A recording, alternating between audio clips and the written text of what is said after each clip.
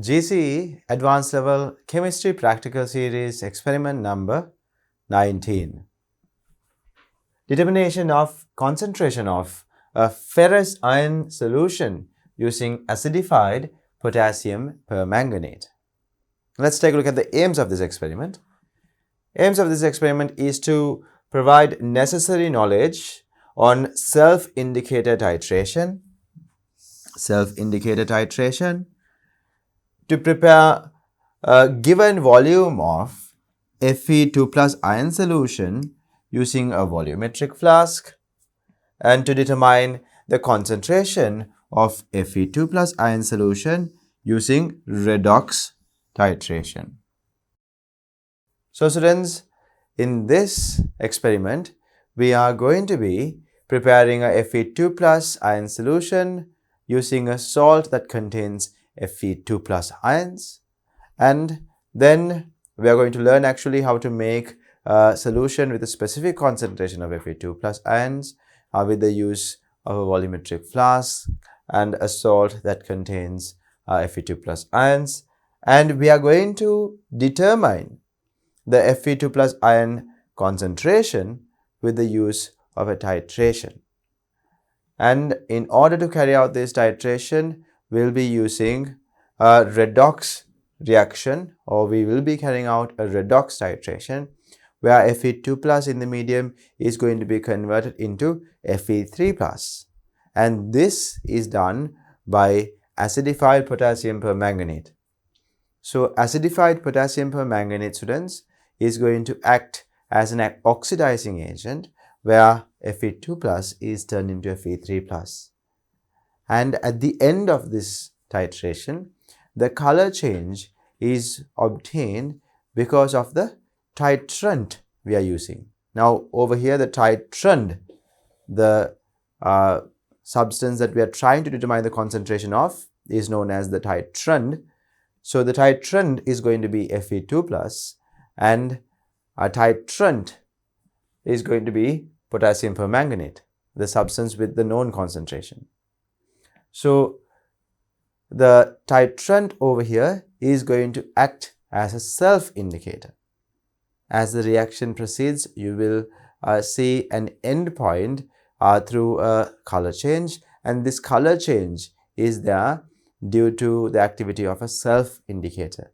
And today we will be learning about this experiment as well as how to read the end point based on the color change.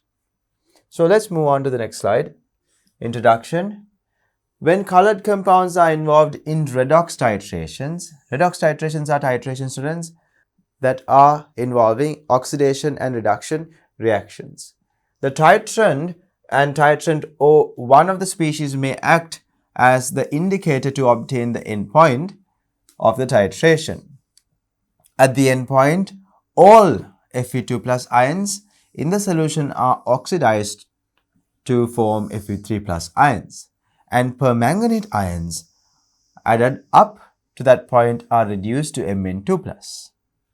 So students, in the titration flask, we will have Fe2 plus ion solution, and we will be adding potassium permanganate, not just any potassium permanganate, acidified potassium permanganate into this. So when we keep on adding our potassium permanganate, the oxidation reaction will take place where Fe2 plus will turn into Fe3 plus. And as potassium permanganate oxidizes Fe2 plus, potassium permanganate or permanganate ion itself will undergo reduction to form Mn2 plus.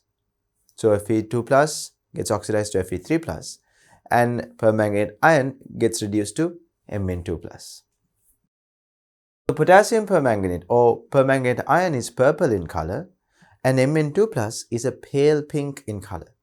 Now this pale pink color is very difficult to observe, so you will observe the solution as a colorless solution when permanganate ions turn into Mn2 plus.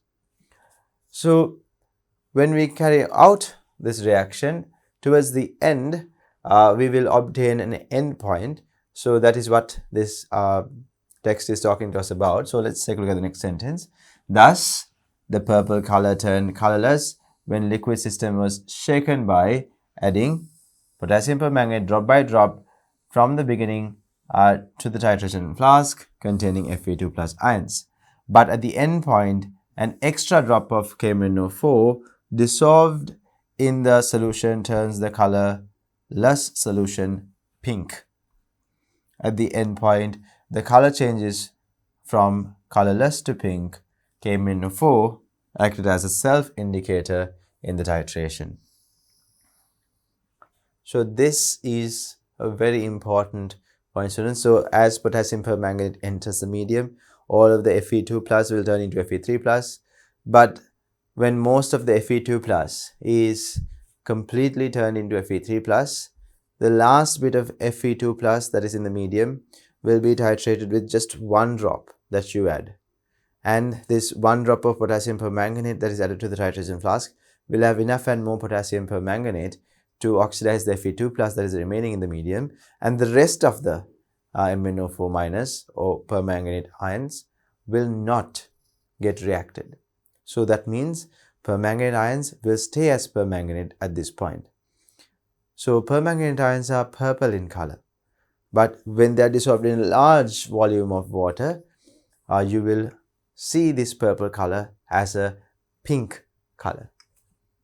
You would expect to see a pale purple. However, since this single drop of potassium permanganate or permanganate ions are entering a large volume of aqueous solution, when the single drop dissolves in this large volume of aqueous solution, it is going to give out a purple color. So this is going to be your color change at the end point. So at the end point, you are going to see a color change from colorless to pink. Colorless to pink. So these are some of the information that you should know going into this reaction. The reaction that take place in the redox titration are Fe2 plus ions oxidized to Fe3 plus and MnO4 minus ions reduced to Mn2 plus. So you can see over here, students, our ferrous ions, they get converted into ferric ions. Ferrous to ferric, Fe2 plus to Fe3 plus. And when this reaction happens, an electron will be removed from ferrous. So therefore, this is an oxidation reaction. So this oxidation was done by our potassium permanganate or permanganate ions. Permanganate ions acted as the oxidizing agent. So that means permanganate ions underwent a reduction. So you can see permanganate ions here turn into Mn2 plus. Permanganate ions turns into Mn2 plus. And when you're trying to balance it off, you will see there are 4 oxygens here. So you will have to add 4 water molecules to balance it off. So that will introduce 8 hydrogens. To balance off the 8 hydrogens, you will have to add 8 H pluses. And then when you're trying to balance off your charges on either side, you will have to add 5 electrons to the left hand side. So this is the balance half equation where MnO4 minus or permanganate ions reduces to form Mn2 plus. So we have oxidation half equation and reduction half equation. When you add them together, you get the full ionic equation where you can see actually to add them together, you need to make sure the electron number that is released from the oxidation reaction as well as the electron number that is taken in by the reducing reaction has to be the same. So in order to make sure the number of electrons are the same, we have multiplied this first reaction by 5. When you multiply the first reaction by 5, then the number of electrons released will be 5. And then we add them together, first and the second reaction, to get to this third reaction. Actually, the third reaction is the ionic equation for the reaction that is taking place. You can see 5 Fe2 plus will react with mainly 1 MnO4 minus in acidic medium. H plus denotes acidic medium and will turn into 5 Fe3 plus and Mn2 plus. So the colors of these ions are very clearly given here. You need to note this down. So Fe2 plus is pale green and MnO4 minus is purple in color, and when it comes to Fe3 plus it's yellow brown and Mn2 plus is light pink. But this light pink color will usually be observed as colorless, but it doesn't mean Mn2 plus doesn't have a color. Usually students, when the Mn2 plus concentrations are somewhat moderate, you don't see this light pink color or pale pink color in the medium. But if the Mn2 plus concentration is quite high in the aqueous medium, then you can very clearly observe this pale pink color. But at the end point, the pink color that we observe in this particular titration is not due to Mn2 plus. When you are observing the end point purple color is due to excess MnO4 minus that you have added into the medium, right? So we will be adding one extra drop after all of the Fe2 plus is reacted, because we have no way of telling whether all of the Fe2 plus has reacted. So to get to the end point, when we are adding one additional drop, that drop will dissolve in the aqueous medium. Actually, it will dissolve in a large volume, like about 30 to 40 milliliters of an aqueous medium. And then this single drop of MnO4 minus dissolves in this large volume of water. Although MnO4 minus is usually purple in color, since just one drop is dissolving in a really large volume of water, it will appear pink in color. So the endpoint pink color is not due to Mn2 plus. Although Mn2 plus aqueous solutions are supposed to be pink in color, it is not the species that is going to give us our endpoint color change. Endpoint color change is obtained by us adding a extra drop of MnO4 minus. Now let's move on to this titration over here. You can see we have this particular setup. We have the burette filled with our solution with the known concentration. This is our titrant, and what you have here in our conical flask is our titrant. So titrant is acidified potassium permanganate, and we know the concentration of this acidified potassium permanganate. And when it comes to our Fe2 plus aqueous solution, we do not know the concentration of this Fe2 plus ion solution, because some of the Fe2 plus might have undergone oxidation to form Fe3 plus.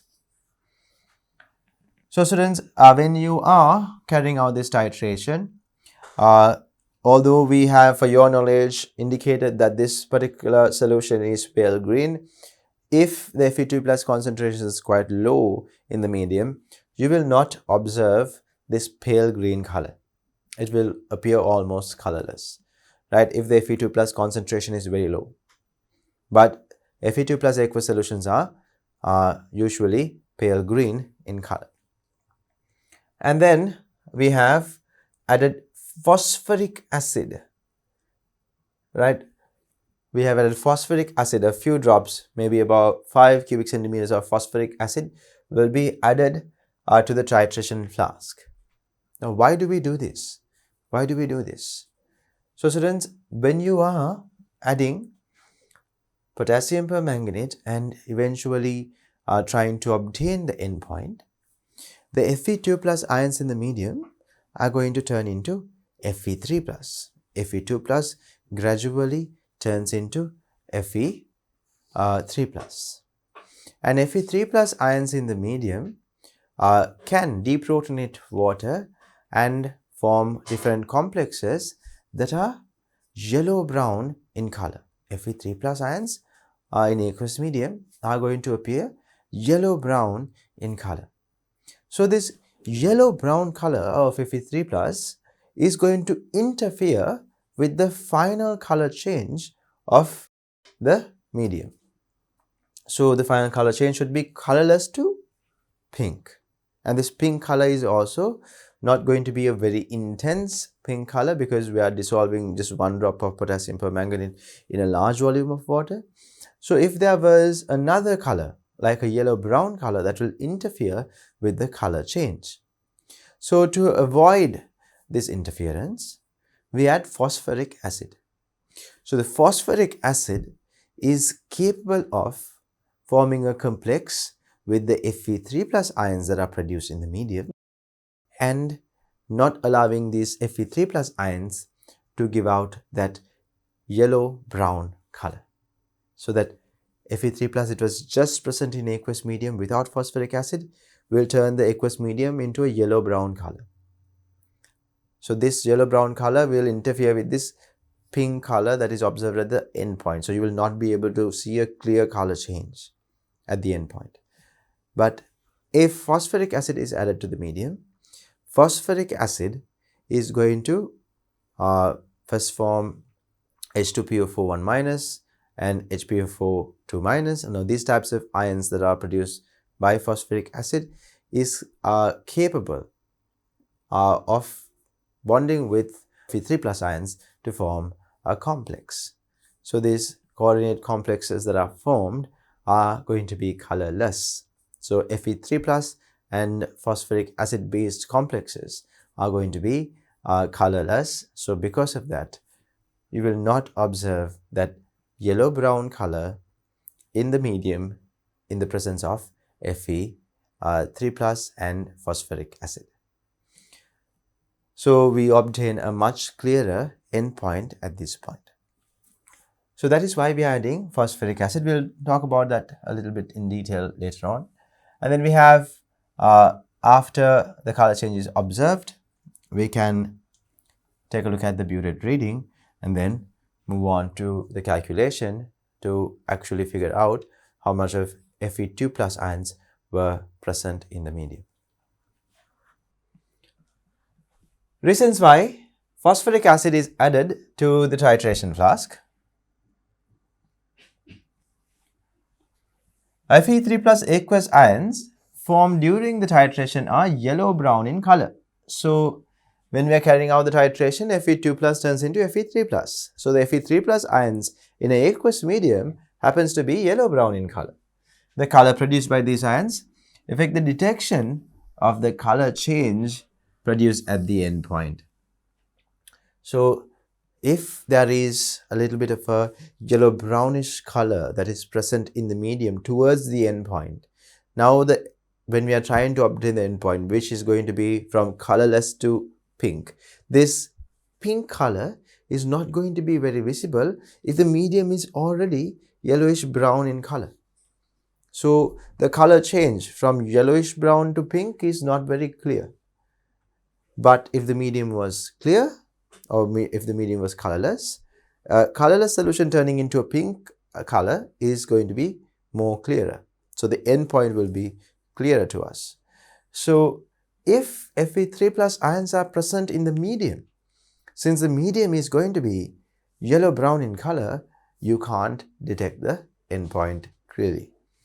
So thus, when phosphoric acid is added, the Fe3 plus ions form complexes with phosphoric acid and become colorless.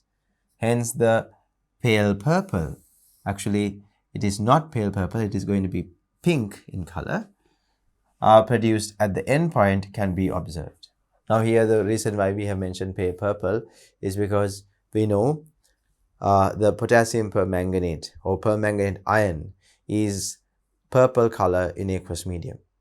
But at the end point, what happens is a single drop of potassium permanganate gets dissolved in about 40 cubic centimeters of aqueous solution or 40 cubic centimeters of water. So this is an extreme dilution. So at that point, the purple color won't necessarily appear pale purple. It will appear pink. But I want you to keep in mind, students, usually potassium permanganate ions are purple in color when the concentration is moderate in the aqueous medium.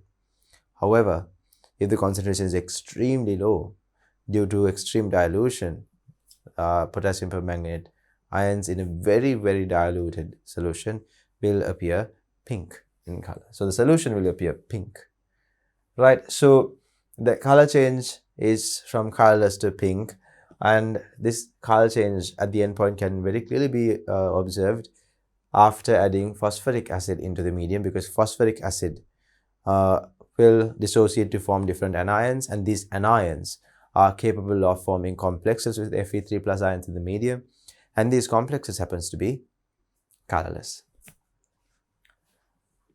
So this text below explains what takes place when we add phosphoric acid. Aqueous solutions of Fe3 plus develop a yellow-brown color because of these two complexes being formed. So let's take a look at that.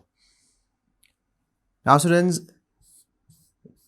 due to the high charge density on Fe3 plus ion, Fe3 plus ion is capable of deprotonating the water ligands attached to them. So let's say if you add Fe3 plus into an aqueous medium, it will first form a complex FeH2O 6. But this complex can undergo deprotonation to form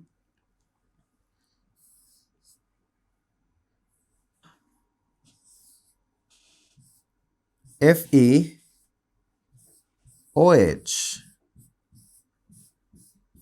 H2O 5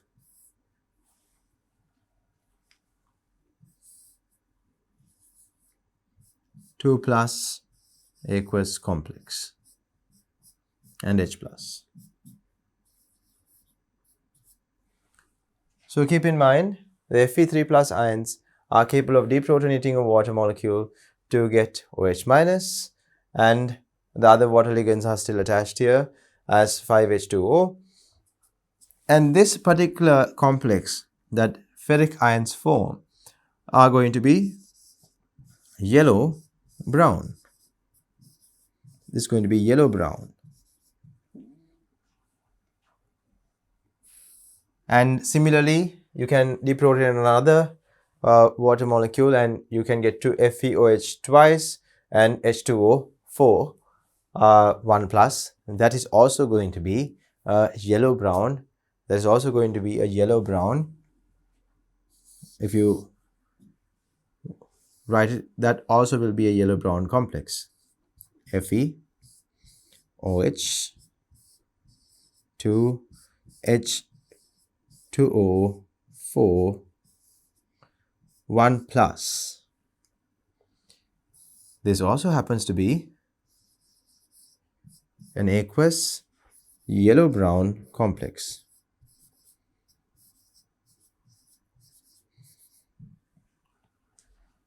So these complexes are the ones that are turning the Fe3 plus aqueous ion solutions yellow brown in color. However, if phosphoric acid is added, now phosphoric acid is a weak acid, so it can undergo dissociation to form H2 PO4 1 minus and H plus,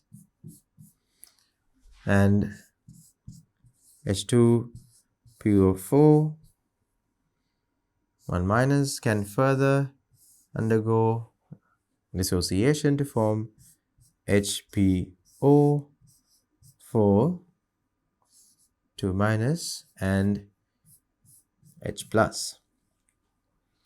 Now these anions, they can form complexes with ferric ions to form the complexes that are given here. And these complexes are going to be colorless. These complexes are going to be colorless. So let's write one equation. Since phosphoric acid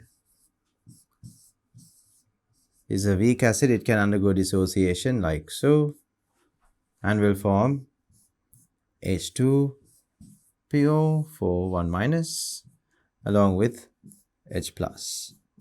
And this anion that is formed here can form a complex with Fe3 plus. So now Fe3 plus ions in the medium will be present in this form, OH. So hydroxide ions are here, and H2O 5, and this is going to be 2 plus. And when phosphoric acid, an ion, H2 PO4 1 minus is in the medium, the OH ion in the complex can get replaced to form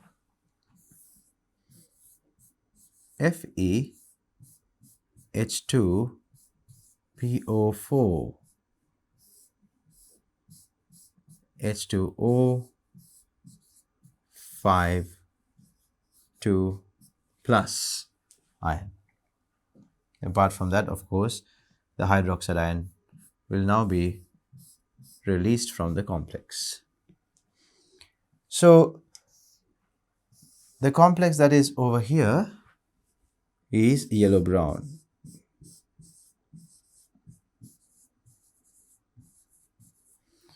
And the complex that you have over here is colorless.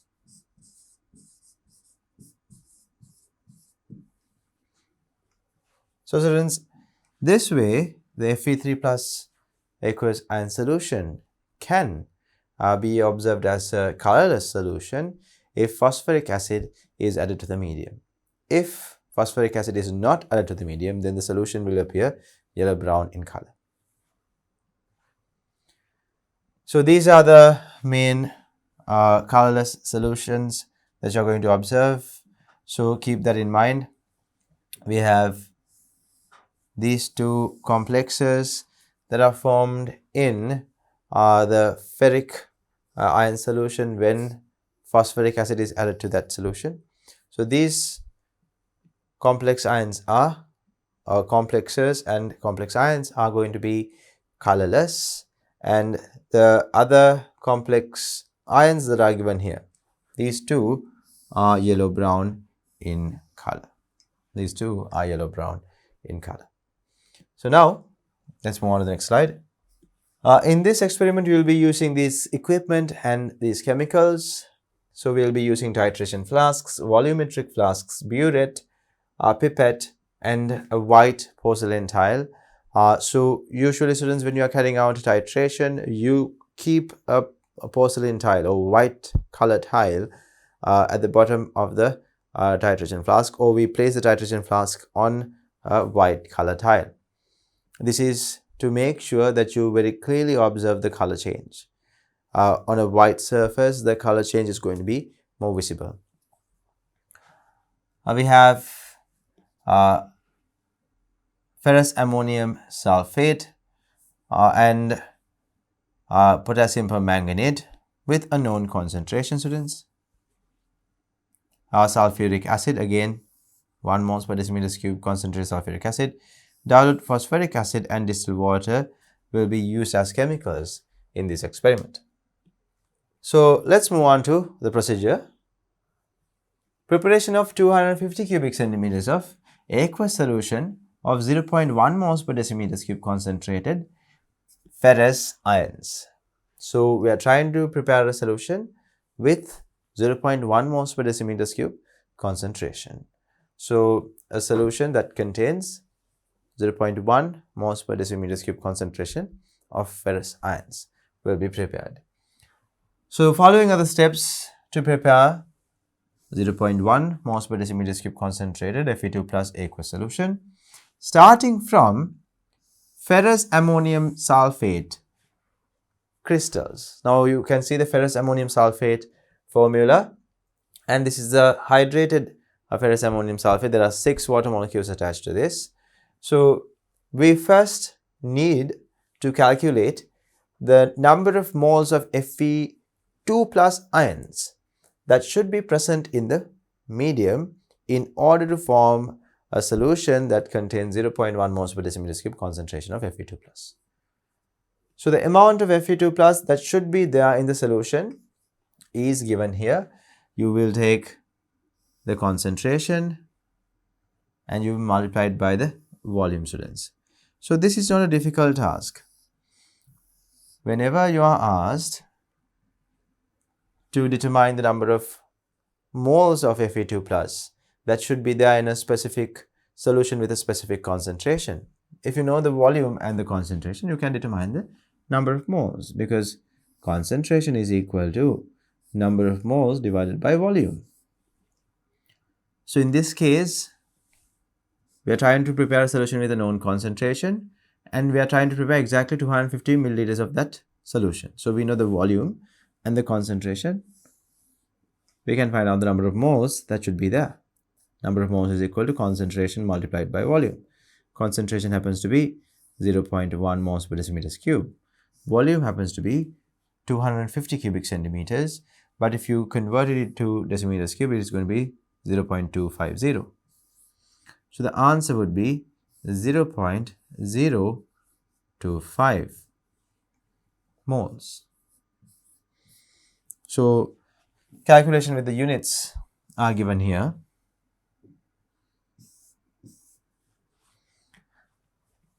And then we need to find out the molar mass of ammonium ferrous sulfate.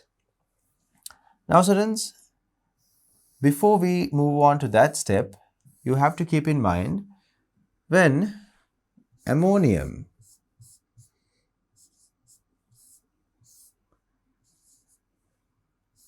ferrous sulfate is, or ferrous ammonium sulfate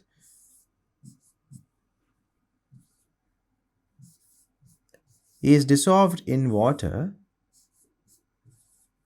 you need to see per single ferrous ammonium sulfate how many Fe2 plus ions are coming into the medium. So if you dissolve this in water,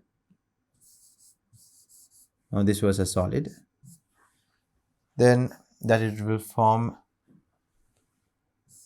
Fe2 plus aqueous ions. We will have 2 sulfate ions. I'm writing it broken down into ions because we need to observe how many Fe2 plus ions are released per ferrous ammonium sulfate solid. So there are 2 sulfate ions, and apart from that there are 2 ammonium ions,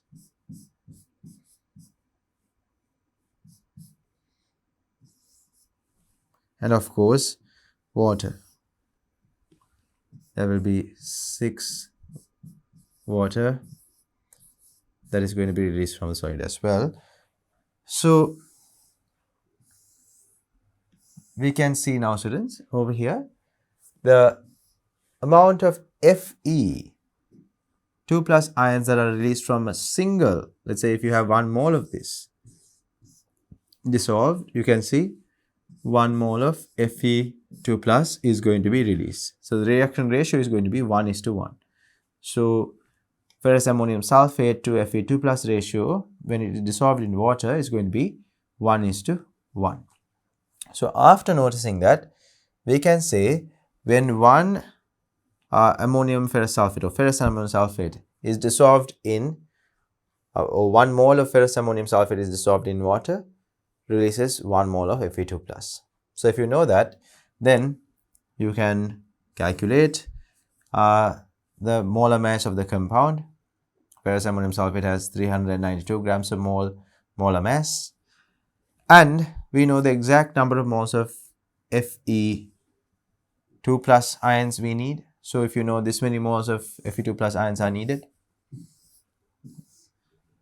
if you know 0.025 moles of Fe2 plus ions are needed, we can write 0.025 moles of ferrous ammonium sulfate should be taken and dissolved in water. So that is what we have done here. We have taken that many moles of ferrous ammonium sulfate and multiplied it with the molar mass to obtain the overall mass of the solid that we should measure, which is 9.8 grams. So if the hydrated crystals have this formula, then the mass of the ferrous ammonium sulfate you should measure is going to be 9.8 grams. Now let's move on to the next slide. Weighing the mass of a watch glass by a triple beam balance. Now students, when you're trying to measure this 9.8 grams in the lab, you can use a triple beam balance.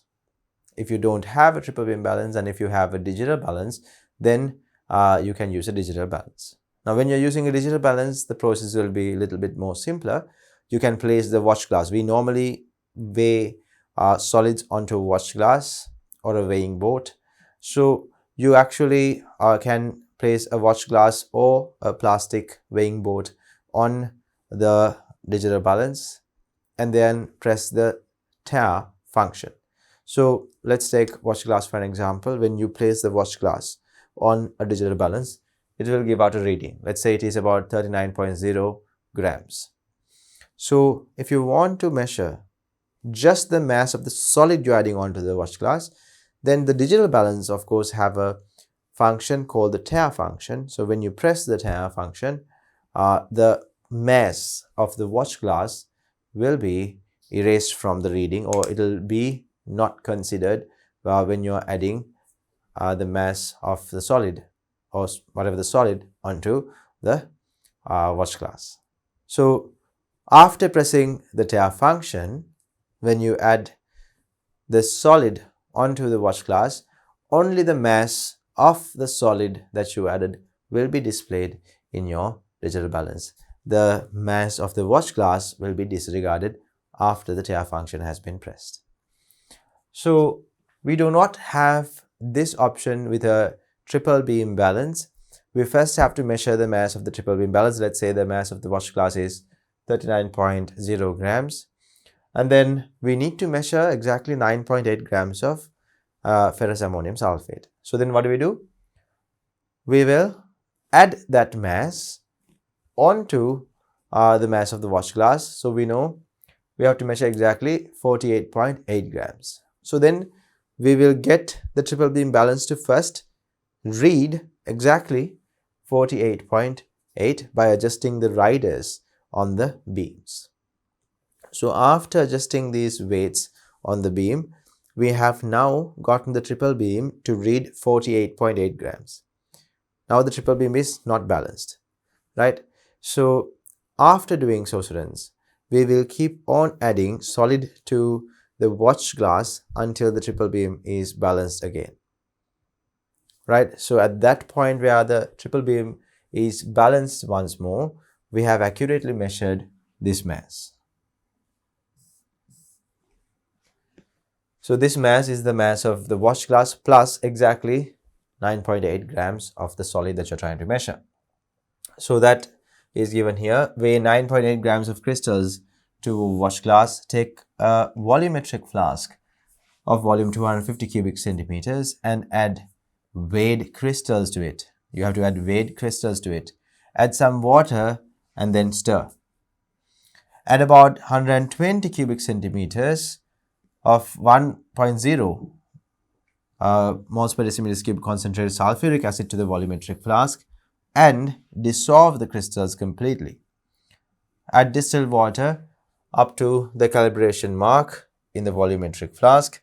This way an acidic aqueous solution of Fe2 plus 0.1 moles per decimeter cube concentrated Fe2 plus solution can be formed. So over here, if you noticed when we are going through these instructions, you would have noticed that we are dissolving this ferrous salt in water and we are making sure that this particular solution is acidic by dissolving it in 120. cubic centimeters of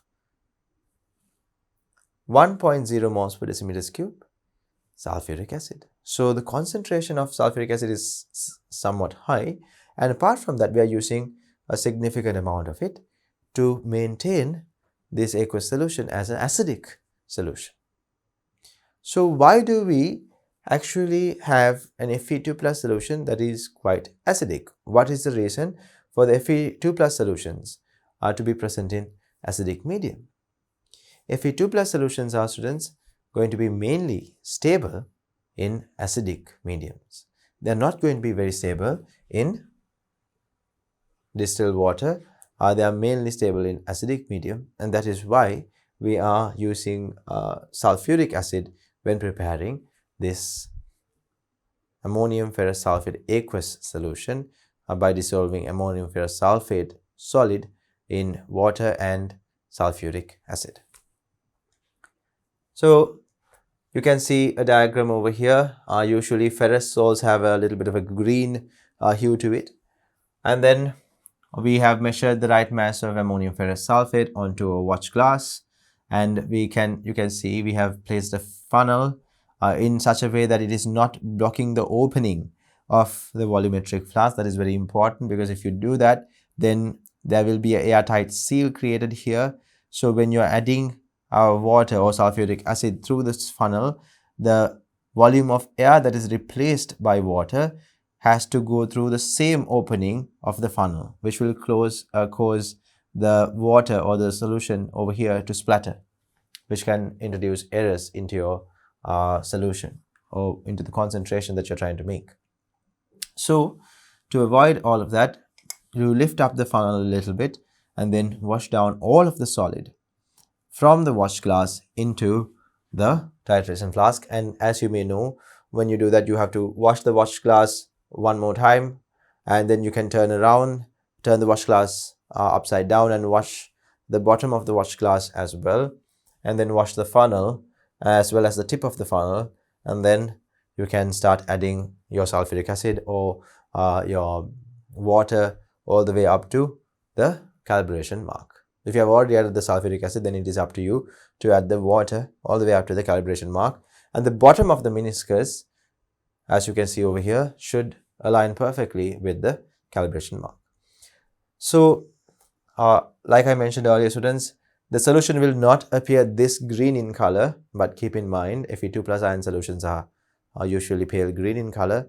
Just to give you a reminder, we have colored this in a bit of a more clear green color, but when you're producing this solution in the lab, since the concentration of Fe2 plus is not that high, you will not observe this intense of a green color. It will be quite pale green, or sometimes it will appear very close to being colorless. Then we are moving on to measuring the right amount of mass to prepare our potassium permanganate solution. So you can see we will need exactly 0.005 moles of potassium permanganate to produce 0.2 moles per decimeters cube concentrated potassium permanganate solution with a volume of 250 cubic centimeters. So we know the volume, we know the concentration, so we can multiply concentration by volume to get to the number of moles of potassium permanganate we need. And we know the molar mass of potassium permanganate. 1 mole of potassium permanganate weighs 158 grams. And we only need this many moles. So we can calculate the mass of potassium permanganate we should measure. 0.79 grams. So with the use of a digital balance or a triple beam balance, whichever is available to you in the lab, can be used. Actually, if you have analytical balance, you can use that to accurately measure 0.79 grams of this potassium permanganate solid, and then just the way that we displayed earlier, we can transfer this potassium permanganate into a volumetric flask with the use of a wash bottle, a funnel, and a wash glass. Now in this case, the potassium permanganate is not going to be acidic because we have not added sulfuric acid here, but we have added sulfuric acid to the Fe2 plus solution. So Fe2 plus solution is quite acidic. So that acidity is required for another reason, because when we are trying to carry out a titration, the potassium permanganate is going to act as an oxidizing agent in acidic medium. So the medium is already acidic when you are titrating potassium permanganate against Fe2 plus solution. So Fe2 plus solution is already acidic and we are adding potassium permanganate to it. So in the medium that potassium permanganate is added to, the reaction mixture is going to be acidic.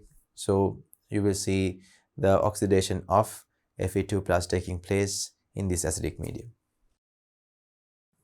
So take a clean volumetric flask of volume 250 cubic centimeters and add the weighed crystals to it and dissolve it in about 100 cubic centimeters of distilled water. Then fill the volumetric flask with distilled water all the way up to the calibration mark. This way you can prepare a solution of potassium permanganate with this particular concentration. So the concentration is 0.02 moles per decimeters cube. So the concentration here is incorrect, students. It is 0.02 moles per decimeters cube. This concentration is correct. So keep in mind, we are having a potassium permanganate solution of 0.02 moles per decimeters cube prepared with the use of 0.005 moles of potassium permanganate. Now let's move on to the next part. So this shows how our 0.002 moles per decimeters cube concentrated potassium permanganate was prepared. So we take the solid, we wash it down with distilled water into a funnel, and the funnel we direct it to our volumetric flask here. And like I mentioned earlier, you have to clean the wash glass as well as the funnel after the transferring is complete, and then you can fill water all the way up to the calibration mark, and the bottom of the meniscus should align perfectly with the calibration mark of the titration flask. Afterwards, students, you can place the stopper that you have over here and then turn the volumetric flask upside down a couple of times until we have produced a homogeneous solution of potassium permanganate. Now this step has to be done whenever you are producing a solution with the use of a volumetric flask. You need to fill the liquid level all the way up to the calibration mark where the meniscus or bottom of the meniscus aligns perfectly with the calibration mark, and then you place a stopper and you turn it upside down multiple times until you have mixed the solution really well to produce a homogeneous solution. Now let's move on to the next slide. Cleaning of the titration equipment. Rinse the pipette with distilled water. So when you are carrying out a titration, we need to measure the volume of the titrant accurately. So we use a pipette, right? We do not use measuring cylinders. Measuring cylinders accuracy is not high enough. So we use a pipette.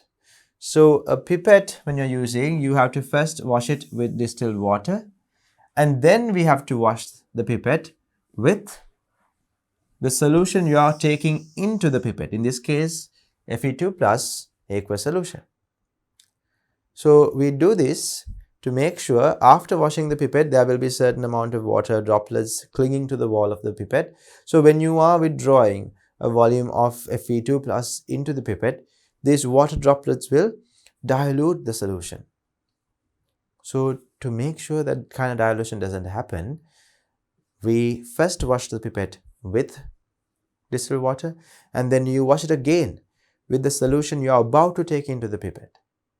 So now, after washing it a second time with our solution, now even if you see water droplets clinging on to the internal walls of the pipette, those droplets are not water, they're actually your solution droplets. They are not just water droplets, they are your Fe2 plus solution droplets. So when you're withdrawing a solution into your pipette, when you're actually trying to measure the correct value of volume of your Fe2 plus solution, these droplets will not dilute your solution.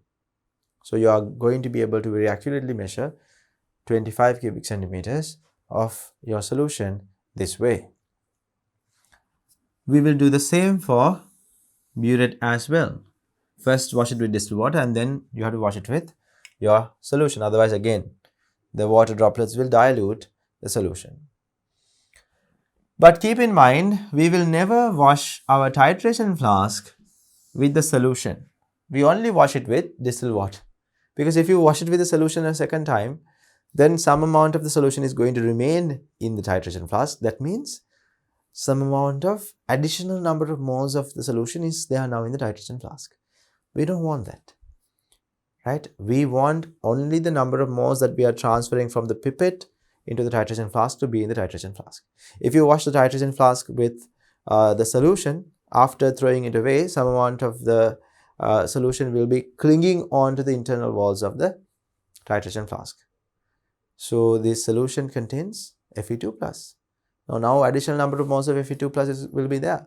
So we don't want that to happen. So whenever you are carrying out a titration, we always wash the pipette and the burette with first distilled water and then the solution that we are about to take into this equipment. But we will never wash the titration flask with anything other than distilled water. Always only distilled water will be used for washing the titration flask when it comes to aqueous titrations. So when it comes to aqueous titrations, we only wash the titration flask with distilled water. You do not wash it with the solution. So now we have a diagram of the setup here. We have a burette filled with potassium permanganate with a concentration 0.02, and we have a ferrous iron solution which is acidified and which is added with phosphoric acid. So addition of phosphoric acid is done to make sure the end point is very clear.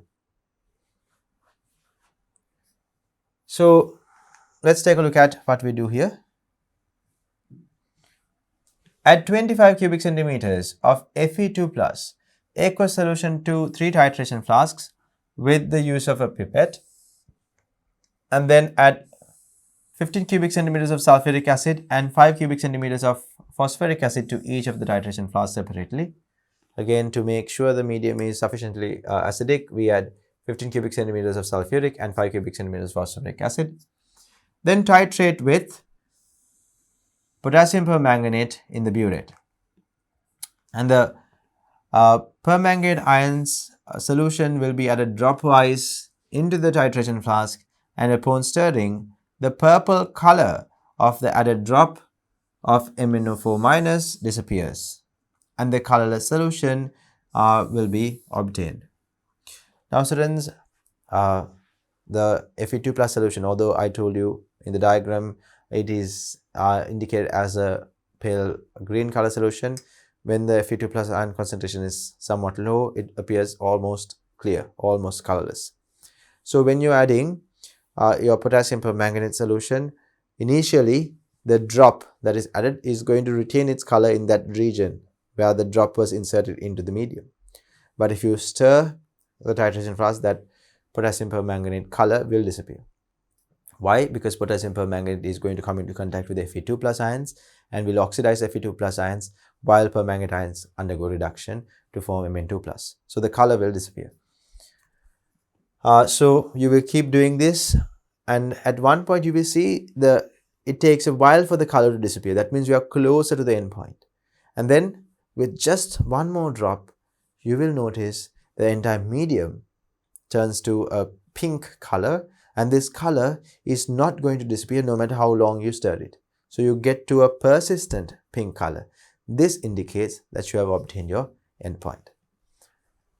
But at a certain point, a drop of potassium permanganate turns the solution pink or a pale purple color. Like I mentioned here, it is going to be appearing a pink color. It is the end point of the titration, hence the color change is from, it's very important, colorless to pink. color change is from colorless to pink. Below are the volume readings used in the titration. So we are going to take a look at how the calculation is done. So let's take a look at the calculation. So imagine we obtain volume reading of potassium permanganate spent on titration. So students, when you are carrying out this titration, you are usually doing 3 trials. So we'll have trial 1, 2 and 3. And for each trial, there will be a certain amount of potassium permanganate spent, the volume of potassium permanganate spent. So we will have few different volumes, let's say 24, or we'll just use arbitrary values, right? So there are few different values of potassium permanganate that is going to be spent on each of these trials or each of these titrations. Then we are going to observe whether these trials or titrations are concordant. That means they don't have a greater difference than 0.1 cubic centimeter difference. So if the readings are within a difference of 0.1, if it is not greater than 0.1 of a difference, at that point, students, we say that these readings are concordant. So if all of the readings are concordant, at that point we can add them together and find the mean titer volume. That means the mean volume of potassium permanganate that was spent on these titrations. So you add all of the volume values, and the total volume value should be divided by the number of trials you carried out, in this case 3. So you add all 3 together, and then the total value is going to be divided by 3. You get to the average or mean titer volume. So the volume of MnO4 minus spent is going to be given as V. So V over here is our average or mean titer volume. You will only use the concordant titer volumes to calculate the mean. Imagine one, let's say the first titration volume was extremely large and the other 2 were close enough to be considered concordant. So then you only use the second and the third trials titer volumes, not the first one. First one will be considered an anomaly, or it will be something that is wrong. So therefore, you will only be using second and third titrations titer volumes to get to the mean titer volume. And we saw in the initial parts of today's experiment, we discussed the reaction between Fe2 plus and MnO4 minus. And the reaction ratio was 5:1. 5 Fe2 plus reacts with 1 permanganate ion. So the reaction ratio is 5:1.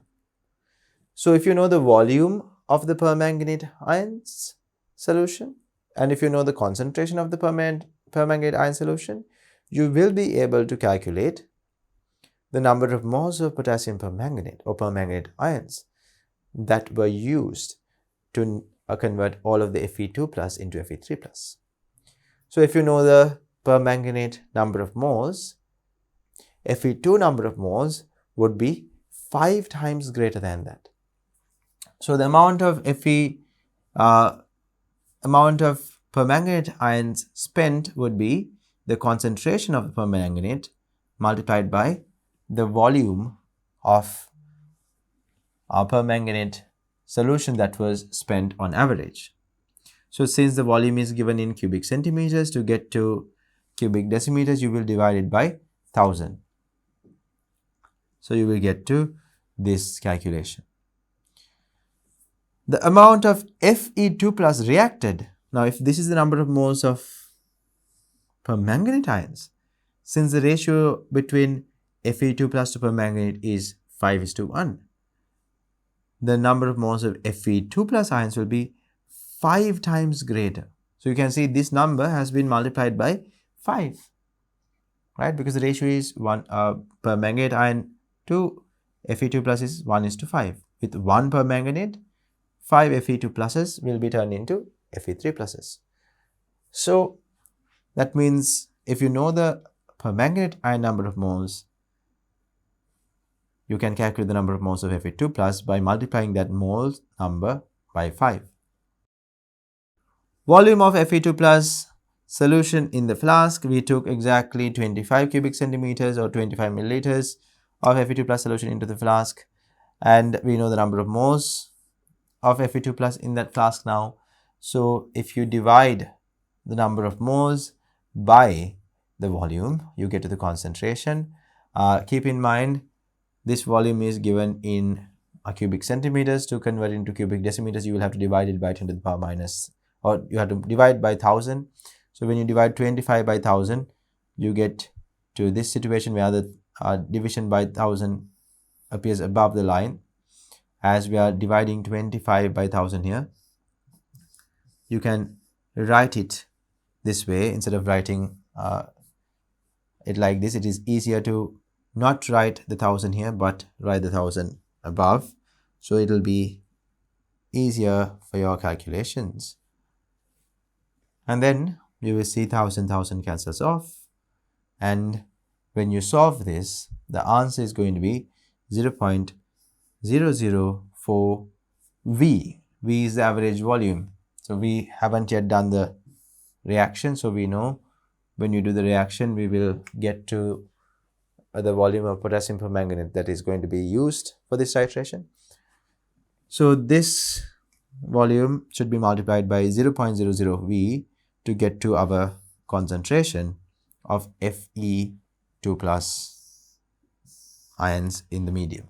So Fe2 plus ion solution concentration is going to be 0.004 multiplied by the volume that was spent in the titration. So this is going to be how we calculate our Fe2 plus ion concentration. Now the redox reaction that is taking place is given here. We have substituted some sample values, right? So redox reaction that takes place is 5 Fe2 plus, 1 MnO4 minus, and 8 H plus turns into 5 Fe3 plus, Mn2 plus, and 4 water molecules. So you can very clearly see again here the ratio 5:1 ratio is very clearly seen here. And let's substitute some values like 26.4, 26.35, and 26.35. And the difference between each of these values are not greater than 0.1 cubic centimeters. So these three values are concordant. So you add them all together, divide by 3, and you get to your volume of KMnO4 spent, actually average volume or mean titer value of KMnO4 is this. We can round it off to 26.37. And then using the average or mean titer volume, you can calculate the amount of MnO4 minus spent. Amount of MnO4 minus spent is going to be 0.02 divided by 1000 multiplied by this volume.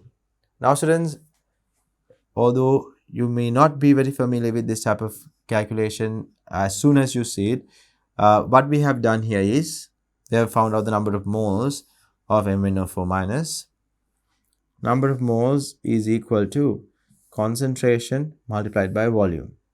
Now concentration is 0.02 and the volume is 26.37. But this is in cubic centimeters. This is in cubic centimeters. We'll actually substitute the units as well so that you are going to be much more clear about this. This is moles per decimeters cube. And volume is going to be in cubic centimeters, so we have to convert into cubic decimeters. So 26.37 into 10 to the power minus 3 decimeters cube. Some of you might be more familiar with this format, but you can write the same thing this way: 0.02 moles per decimeters cube multiplied by 26.37 divided by 1000. These two things mean the same. Now I have divided 26.37 by 1000 to convert into decimeters cube. Over here I have done the same, but I have written it as a exponential number. So 10 to the power minus 3. You can see units cancel off, leaving only moles behind. So over here also the same situation takes place. Students, division by 1000 essentially means 10 to the power minus 3. So that is what we have written here. Actually written here in this case. So with that calculation we can find out, this is the expression for your number of moles of permanganate ions, and you know permanganate to Fe2 plus ratio is, permanganate to Fe2 plus ratio is 1:5. With 1 permanganate, 5 Fe2 plus will react. So if you know the number of permanganate ions, Fe2 plus ion number will be 5 times that. So we have multiplied with 5 here. And we have developed the expression for the number of moles of Fe2 plus. And this many moles of Fe2 plus is present in 25 cubic centimeters. So again, if you divide this number of moles by the volume 25 cubic centimeters, which we have done here, you get to the concentration of Fe2 plus. So students, what you see here is an arbitrary calculation by substituting some potassium permanganate solution titer values that we have guessed and written, so that you can have a good understanding about how the calculation is done. So the concentration according to the calculation that we just carried out is 0.11 moles per decimeters cube. Now we move on to the next part of this experiment. How to determine if the ferrous sulfate sample used for the experiment is pure. How do we know if it is pure or not? So dissolve the sample in water first. After measuring, you can dissolve the sample in water and add a little amount of ammonium thiocyanate or potassium thiocyanate. If a red color precipitate appears in the solution, it is confirmed that Fe3 plus ions has been formed.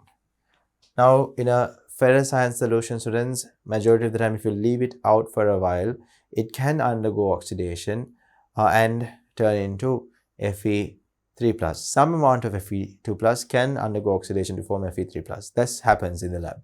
If you prepare a Fe2 plus solution and leave it out for a long period of time, you will see even the color gradually changing. So to determine if Fe3 plus ions are actually present in the Fe2 plus solution, we can add thiocyanate ions, SCN minus ions. So Fe3 plus and thiocyanate ions form a complex that is going to be red in color.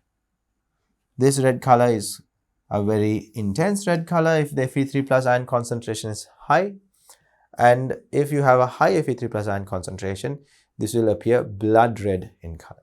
However, the solution will turn red if Fe3 plus ion solution is present. However, if Fe3 plus ions are present in the medium, solution will turn red, and this will act as an indicator to inform you that there are Fe3 plus ions in the medium. That means some of the Fe2 plus has turned into Fe3 plus. And if there are no Fe3 plus ions in the medium, then there won't be a red color formed. If there is only Fe2 plus, there won't be a red color formed. You can easily confirm the presence of Fe3 plus ions with this experiment. If the solution turns red, it can be concluded that a fraction of ferrous sulfate sample has been oxidized to form Fe3 plus. If there is no color change in the solution during the above experiment, it can be confirmed that the initial sample was not impure or contaminated with Fe3 plus ions. So this is a good example of a good test that can be carried out to detect the presence of Fe3 plus. Now in a ferrous sample, if you have Fe3 plus, and if you are under the impression your solution only contains Fe2 plus, if you want to double check if you do have any Fe3 plus in the medium, you can easily conduct this experiment and determine whether Fe3 plus was present in your medium. Reasons for using dilute sulfuric acid in preparing Fe2 plus ion solution. I told you earlier, ferrous ion solutions are stable in acidic medium, and therefore we were using a sulfuric acid medium when preparing our ferrous ion solution. So we are going to take a look at this reaction that is taking place. Fe2 plus ions are more stable in aqueous phase in acidic medium, that is at a low pH value. Aqueous Fe2 plus ions are oxidized to Fe3 plus by oxygen, which is an oxidant that is present in air. Air is a mixture of nitrogen, oxygen, and some other gases, and oxygen, which is an oxidant, can oxidize Fe2 plus in a medium into Fe3 plus. So if you take a look at the reaction that is taking place, students, Fe2 plus can be oxidized to Fe3 plus with the use of oxygen, and oxygen undergoes this reduction reaction where one oxygen molecule reacts with two water molecules, taking 4 electrons, turning into 4 hydroxide ions. So this reduction reaction takes place. So this reduction reaction, if you observe here, forms eventually ferric hydroxide, which is going to be again yellow brown color. So over here, students, this particular reaction is going to be more feasible in a basic or neutral medium. In an acidic medium, this reaction is not going to be very feasible. So therefore, in the presence of an acidic medium, this reaction will not proceed. If Fe2 plus aqueous solution is at a low pH, that means an acidic medium, the above reduction reaction will not occur. But when the acidity of the medium gradually decreases for it to be neutral or more basic, when the pH value increases, water insoluble ferric hydroxide can be formed. So when you gradually increase the pH value, that means when you gradually make the medium more and more basic, then what happens?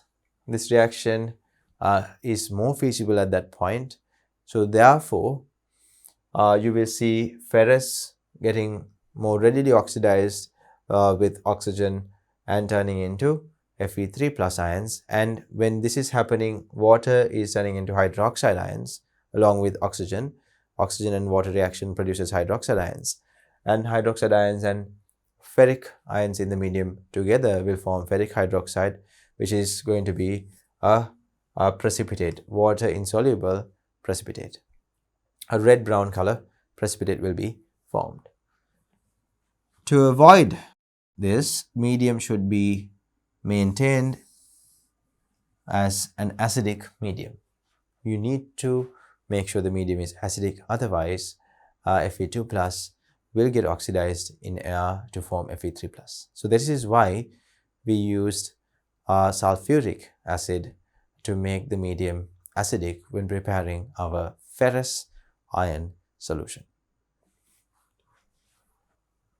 Finding the concentration of Fe2 plus and Fe3 plus in solution using titrations when both ions are present in the medium. Now sometimes certain solutions contain both Fe3 plus and Fe2 plus, both of them, not just Fe2 plus, not just Fe3 plus, but a mixture of the two. So at that point, how do we determine the concentration of each of these ions? So there are a few methods. We are going to take a look at a few methods here. So the first method has two titrations done. So first titration is mainly done to find the concentration of Fe2 plus. So what we do is, like we did in the previous instances, we are going to measure exactly 25 cubic centimeters of this said solution that contains both Fe2 plus and Fe3 plus. So we measure a known volume of that solution and transfer it into a titration flask. And just to make sure that the endpoint will be obtained clearly, we will be adding phosphoric acid as well. So, and we will be acidifying the medium, and then we will be titrating this with 0.02 moles per decimeter cube concentrated potassium permanganate, or you can say we are titrating it against a potassium permanganate solution with a known concentration. It doesn't have to be exactly 0.02, but you have to know the concentration of the potassium permanganate. Otherwise, you will not be able to find the number of moles of Fe2 plus present in the medium over here. So that is the first step. Add 25 cubic centimeters of aqueous solution containing both Fe2 plus and Fe3 plus ions to a titration flask, and then titrate the solution with 0.02 moles per decimeter cube concentrated acidified potassium permanganate.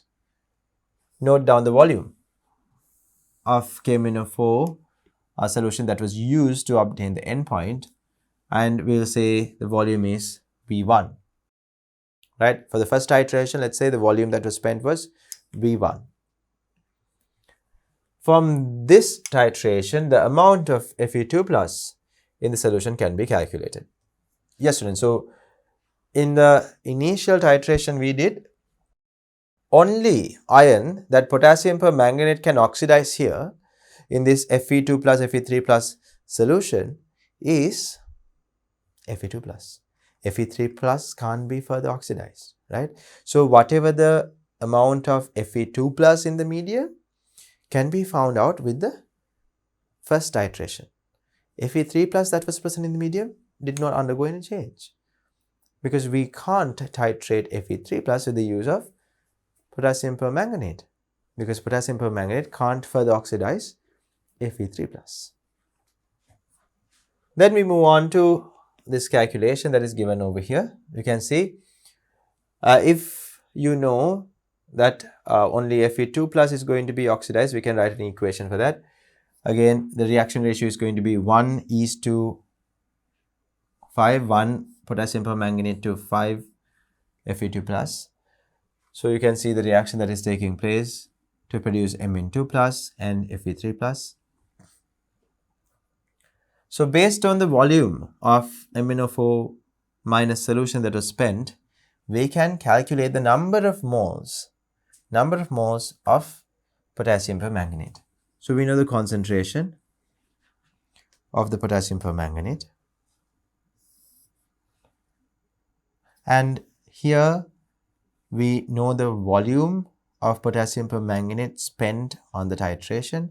So this volume we consider to be V1, but we consider that V1 is a cubic centimeter volume. That means if you want to convert it into cubic decimeters, you need to divide by 1000, or you need to multiply it with 10 to the power minus 3. And when you do that, you get to this number of moles. 2 multiplied by 10 to the power minus 5 into V1. So that is an expression that can lead to the number of moles of potassium permanganate that was used to obtain the endpoint in the first titration.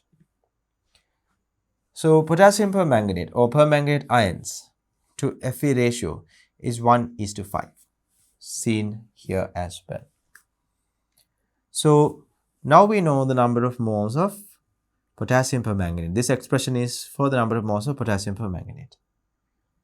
So if you multiply this number of moles by 5, you get to the number of moles of Fe2 plus that was present in the medium, which is this. You have multiplied this expression by 5. When you do that, you get to this many number of moles, 1.0 V1 into 10 to the power minus 4 moles.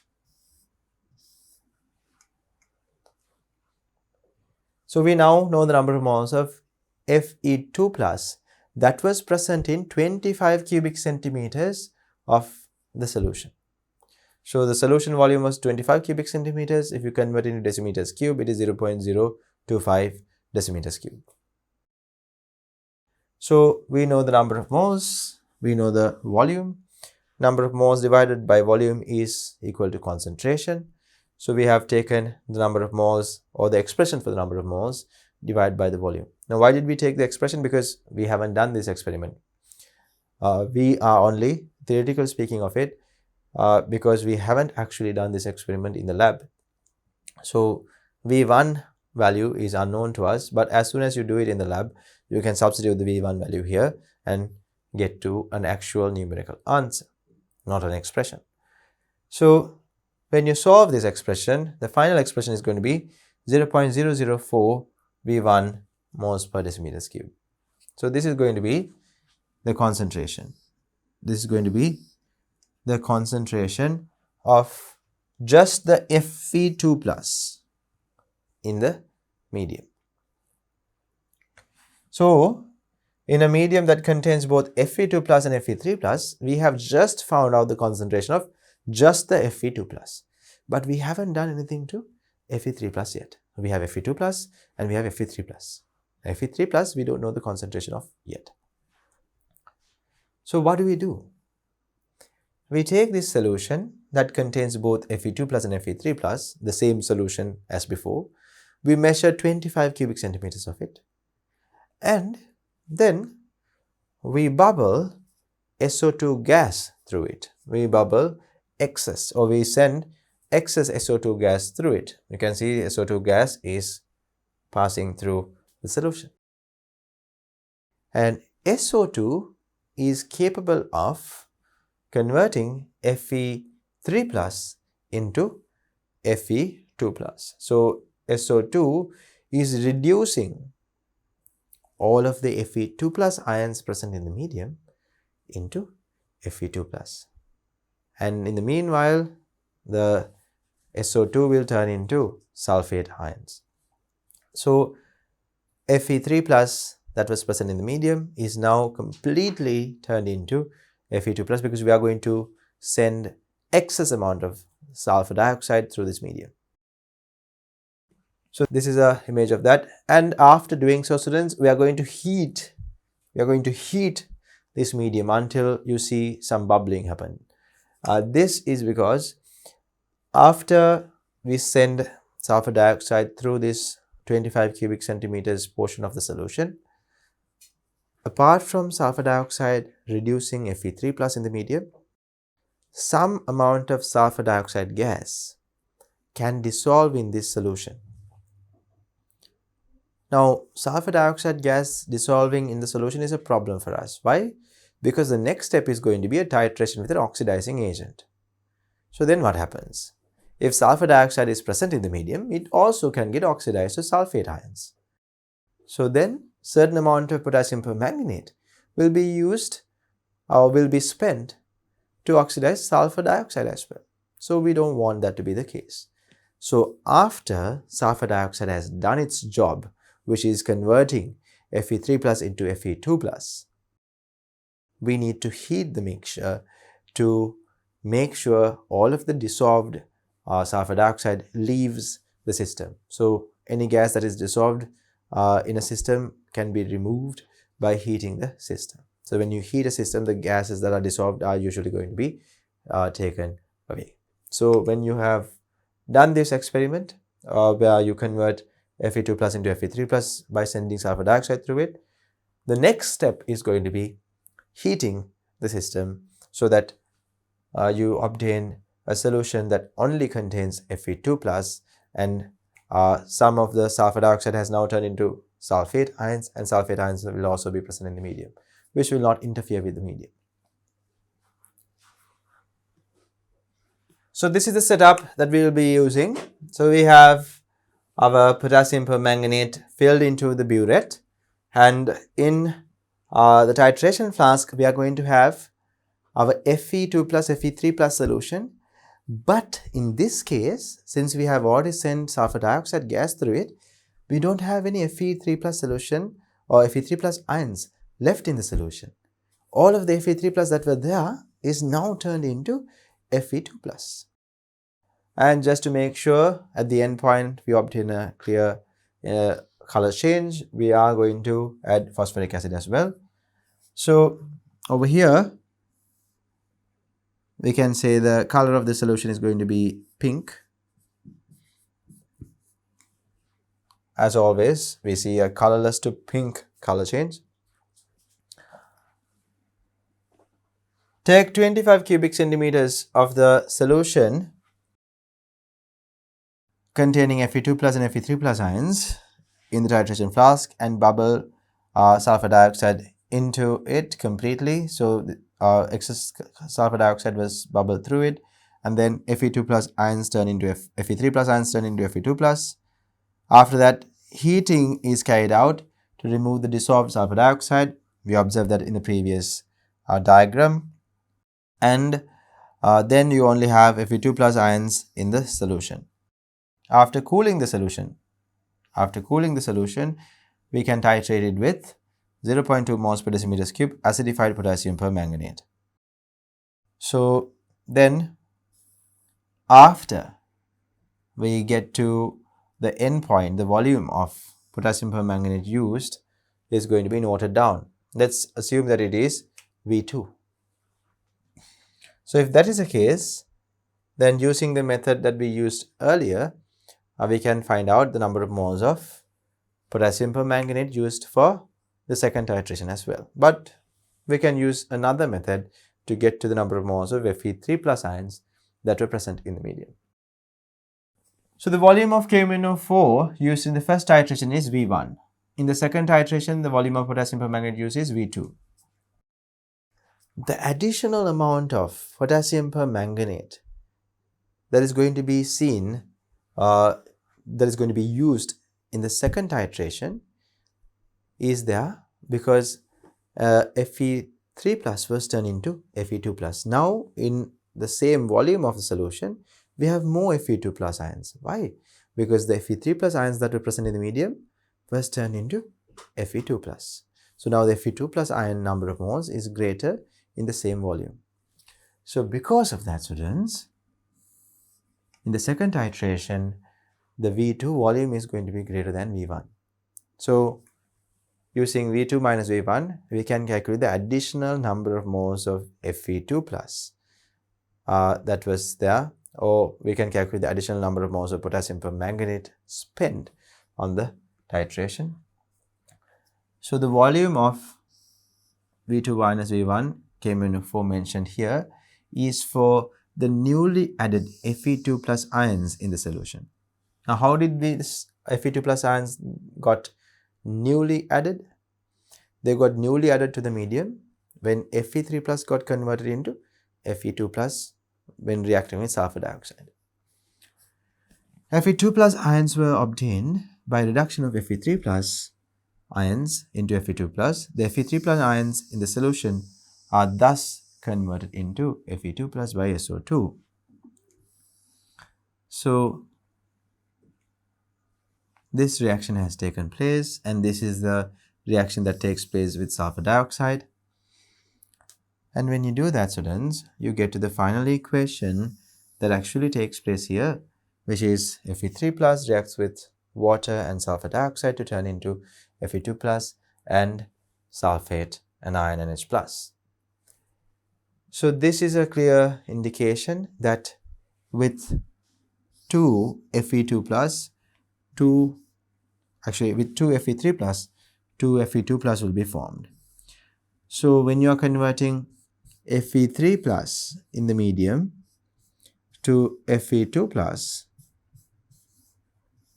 their reaction ratio is of course 1:1. So now students, this is the reaction that happens with sulfur dioxide. So just to get a very clear picture of what is taking place, if you take 25, we'll take a different color here. If you take 25 cubic centimeters of the solution, now this solution contains both Fe2 plus and it also has certain amount of Fe3 plus.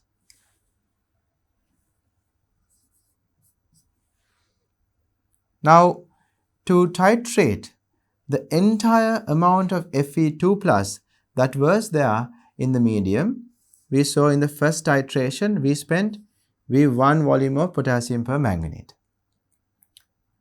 And in the second titration what we did was we had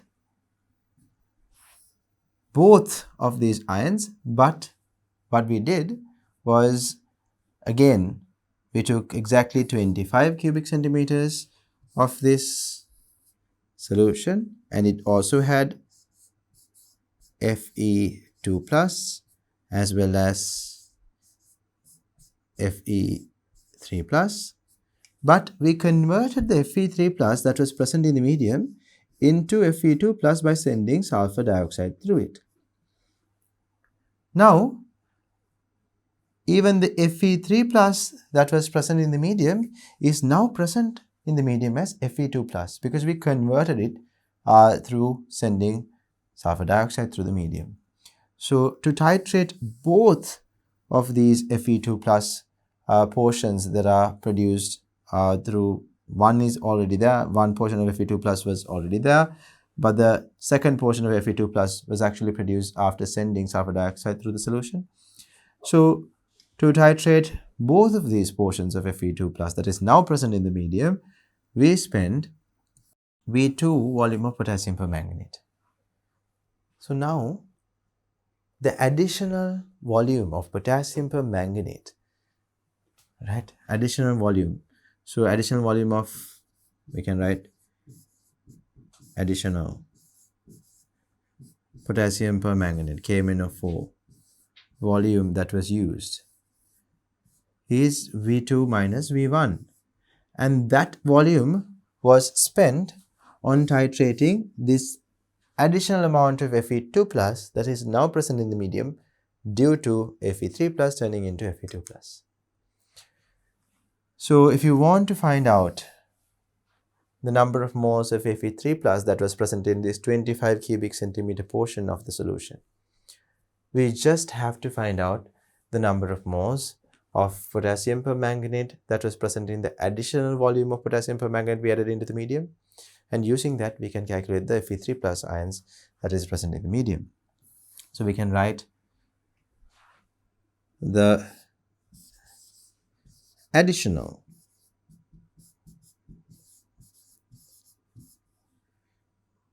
amount of KMnO4 spent or used to obtain the endpoint is going to be equal to the concentration of potassium permanganate, in this case 0.02 moles per decimeters cube, multiplied by the additional volume, which is V2 minus V1. So this is in cubic centimeters. So to convert into cubic decimeters, we have to divide it by 1000. So this many moles of potassium permanganate were additionally used. So then again we saw that Fe3 plus was turned into, bear with me, Fe2 plus first, and then Fe2 plus is reacted with potassium permanganate to again turn into Fe3 plus. So here what we should be writing here is reaction with MnO4 minus. Okay, so then we turned it again into Fe3 plus. Now we know with one MnO4 minus, 5 of these will be reacted, and we can get to the reaction ratio here.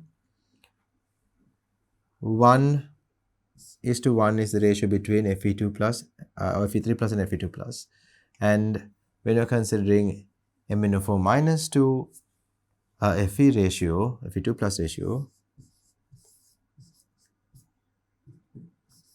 Fe2 plus ratio, that was 1:5. So now we have already found out the number of moles of MnO4 minus, so we can find out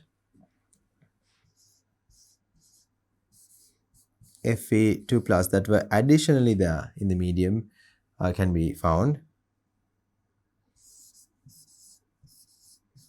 added by Fe3 plus is going to be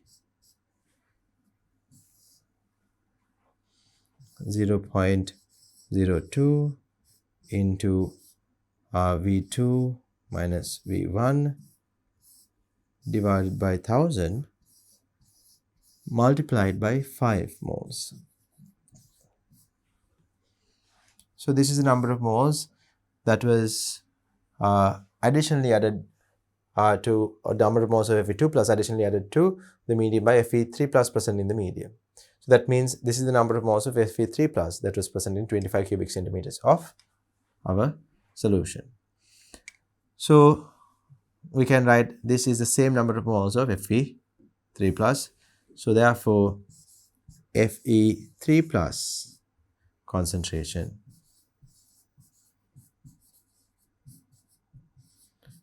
is going to be equal to 0.02 V2 minus V1 multiplied by 5 divided by 1000. It should be, this is the number of moles, they should be divided by the volume 25 cubic centimeters. When you do that, you get 25 over here, 25 cubic centimeters. When you want to turn it into cubic decimeters, you have to divide this by 1000, and that 1000 will be written above. So you can see these cancel off and these cancel off, leaving behind 0.02 V2 minus V1 divided by 5. So this is the concentration in moles per decimeters cube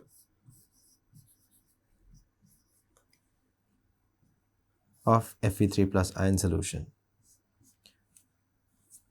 And you can, if you prefer, you can leave it this way as well, 0.004 V2 V1 moles per decimeters cube.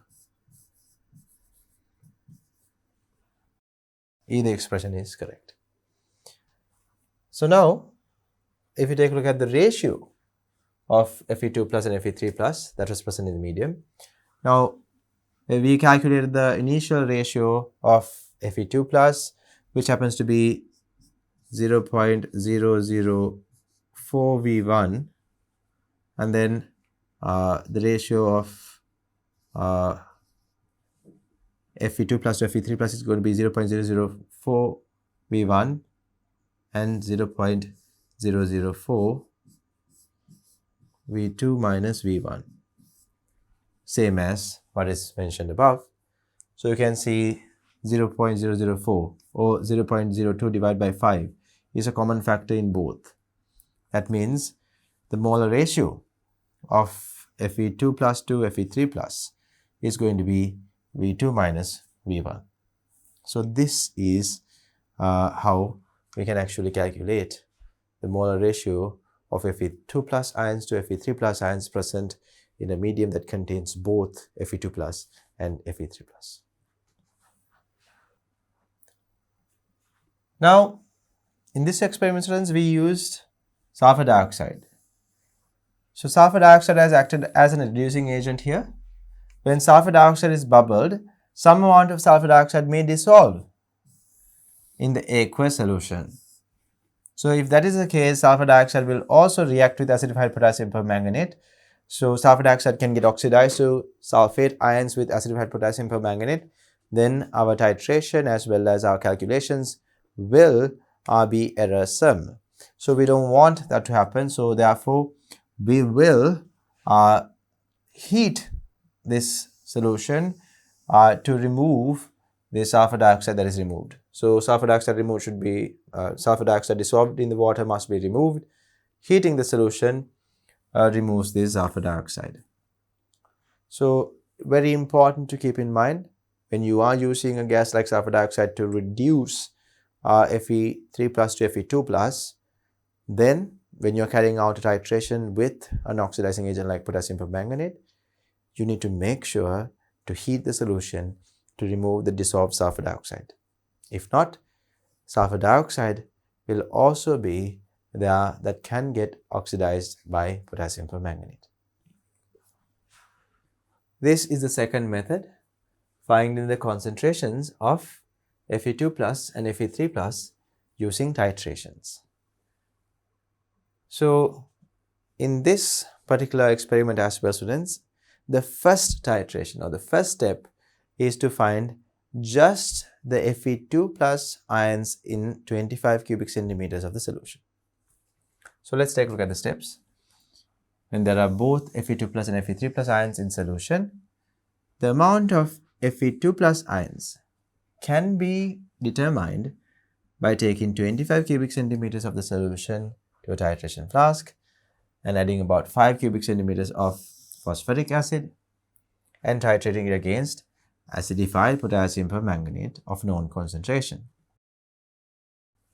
Now with this we can find the concentration of Fe2 plus ions in the medium. Just the Fe2 plus ions in the medium. Now there are Fe3 plus ions as well. We haven't gotten into that yet. So the first titration we carry out will give us the Fe2 plus ion concentration in the medium. And we know the calculation for that. Then how do we find the Fe3 plus ion concentration in the medium? So the next step is going to be focusing on that. We take 25 cubic centimeters of a solution containing both the ions into titration flask and add excess potassium iodide. Very important. Excess potassium iodide is going to be added. Then Fe3 plus ions in the solution oxidize the I minus to I2 and Fe3 plus turns into Fe2 plus. So when you add excess potassium iodide in an acidic medium, this will happen in acidic medium, when excess potassium iodide is added to Fe3 plus, Fe2 plus will be formed and iodide ions will turn into iodine. So I minus or iodide ions will get oxidized to form iodine, while Fe3 plus ions in the medium will reduce to form Fe2 plus. The solution turns yellow-brown color due to the formation of iodine. So iodine present in the medium, you will observe a brownish color in the medium or yellow-brown color in the medium due to iodine dissolving in water. To find the amount of iodine formed, titrate with known concentration of sodium thiosulfate and then the amount of sodium thiosulfate consumed can be found. Using starch as an indicator for titration with sodium thiosulfate, here the color change at the end point is from blue to colorless.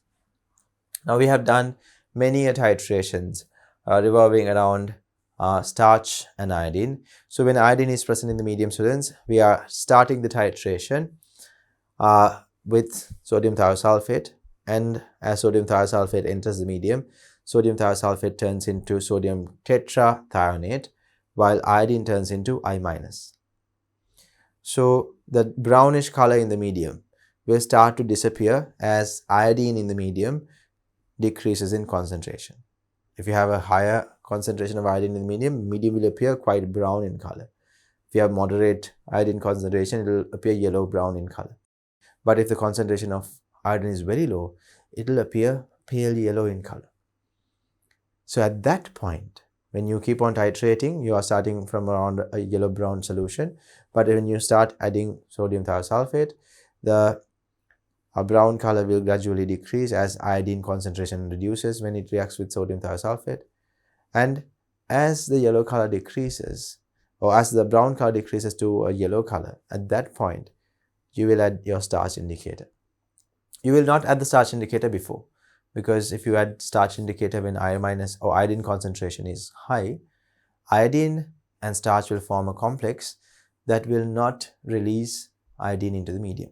But when you add starch when the iodine concentration is low, the complex that is formed will dissociate when we further carry out the titration and will give us a color change.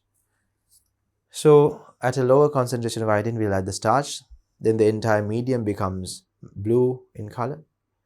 And if you keep on adding sodium thiosulfate, at one point, this entire blue color will disappear when all of the iodine is reacted. So at that point, we can determine the amount of iodine that was produced with the use of sodium thiosulfate that was spent for the titration. So then the amount of iodine that is produced will lead us to the amount of Fe3 plus that was present in the medium. You can see Fe3 plus will take an electron to be Fe2 plus, and two I minuses will release 2 electrons to produce 1 iodine. So if you add these half equations together, you can get the full ionic equation. You can see Fe3 plus to I minus ratio is going to be actually Fe3 plus to iodine ratio. That is what we are concerned about. We need to know Fe3 plus and iodine ratio. Fe3 plus to iodine ratio is going to be 2:1. Fe3 plus to iodine ratio is going to be 2:1, and Fe3 plus to Fe2 plus ratio in this reaction is 1:1. So this is what we do. We have our ion mixture and we are adding excess potassium iodide. This is our excess potassium iodide.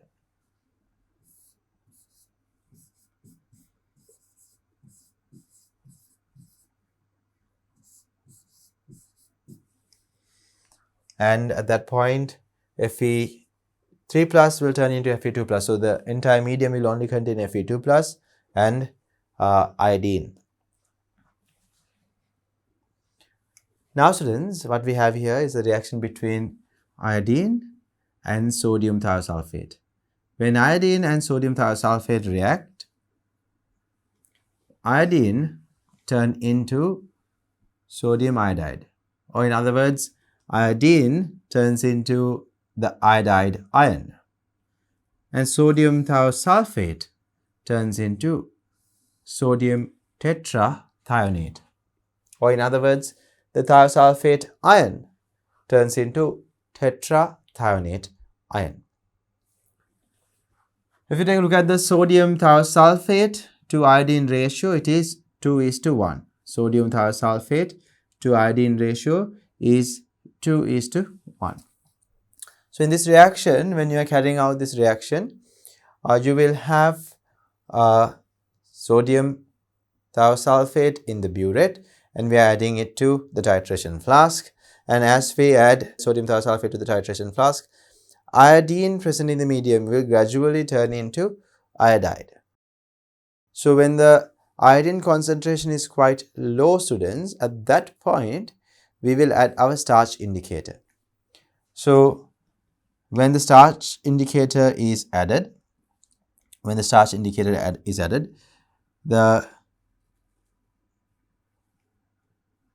contents in the titration flask is going to be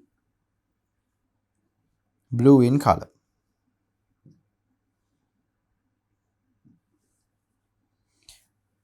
After that, when you further titrate, it will turn into a colorless or clear solution, because this solution contains Fe2 plus ions, iodide ions, and tetrathionate ions. So none of them is going to be giving us a color. Fe2 plus ions usually in aqueous medium is pale green in color, but the concentration of Fe2 plus here is not sufficient to show very strong pale green color. However, when you are carrying out this titration, the blue color that is seen in the starch and iodine complex will completely disappear with the last drop of sodium thiosulfate you add, and will give you a near colorless solution. So that is the color change at the end point. So this titration gives us the Fe3 plus ion concentration. So how do we get to the Fe3 plus ion concentration through this titration? Fe3 plus ions were the ones that converted the iodide ions in the medium into iodine. And then we find out the number of iodine moles that were present in the medium by titrating the iodine present in the medium with sodium thiosulfate. So if you calculate the sodium thiosulfate, you can find out the iodine number of moles. And if you know the iodine number of moles, you can find out the Fe3 plus that was present in the medium. Since Fe3 plus to iodine ratio is 1:1, when the number of moles of iodine formed is determined, an equal amount of Fe3 plus must be present in the medium. The quantity of I2 is determined by titrating it with sodium thiosulfate. Reaction is given below, the same reaction we saw earlier. Suppose 0.05 moles per decimeters cube sodium thiosulfate was used, and the volume of sodium thiosulfate spent on titrating the iodine present in the medium was V, right? V volume was spent. Then the amount or the number of moles of sodium thiosulfate spent would be 0.05 into, this is the concentration into volume.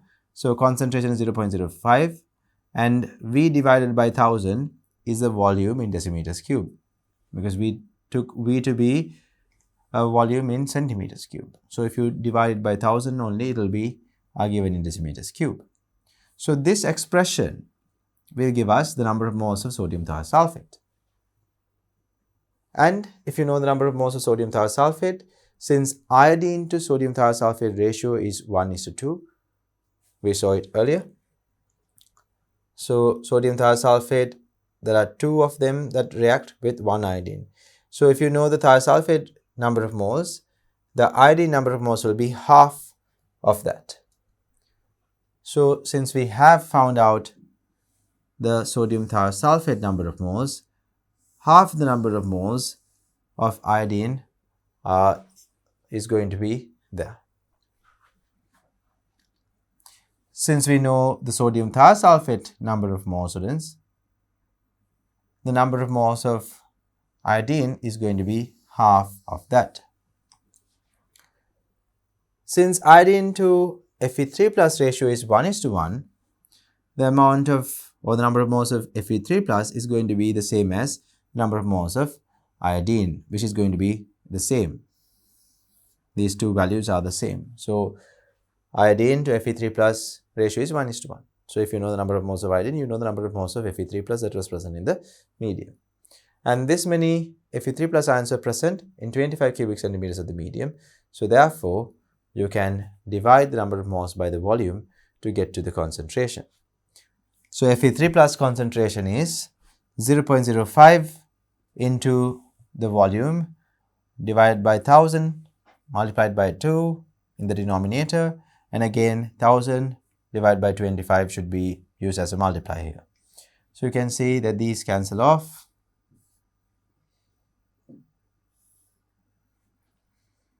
and Here it's going to be 0.01. Here it's going to be 5. So the answer would be concentration of Fe3 plus would be 0.01 V divided by 10.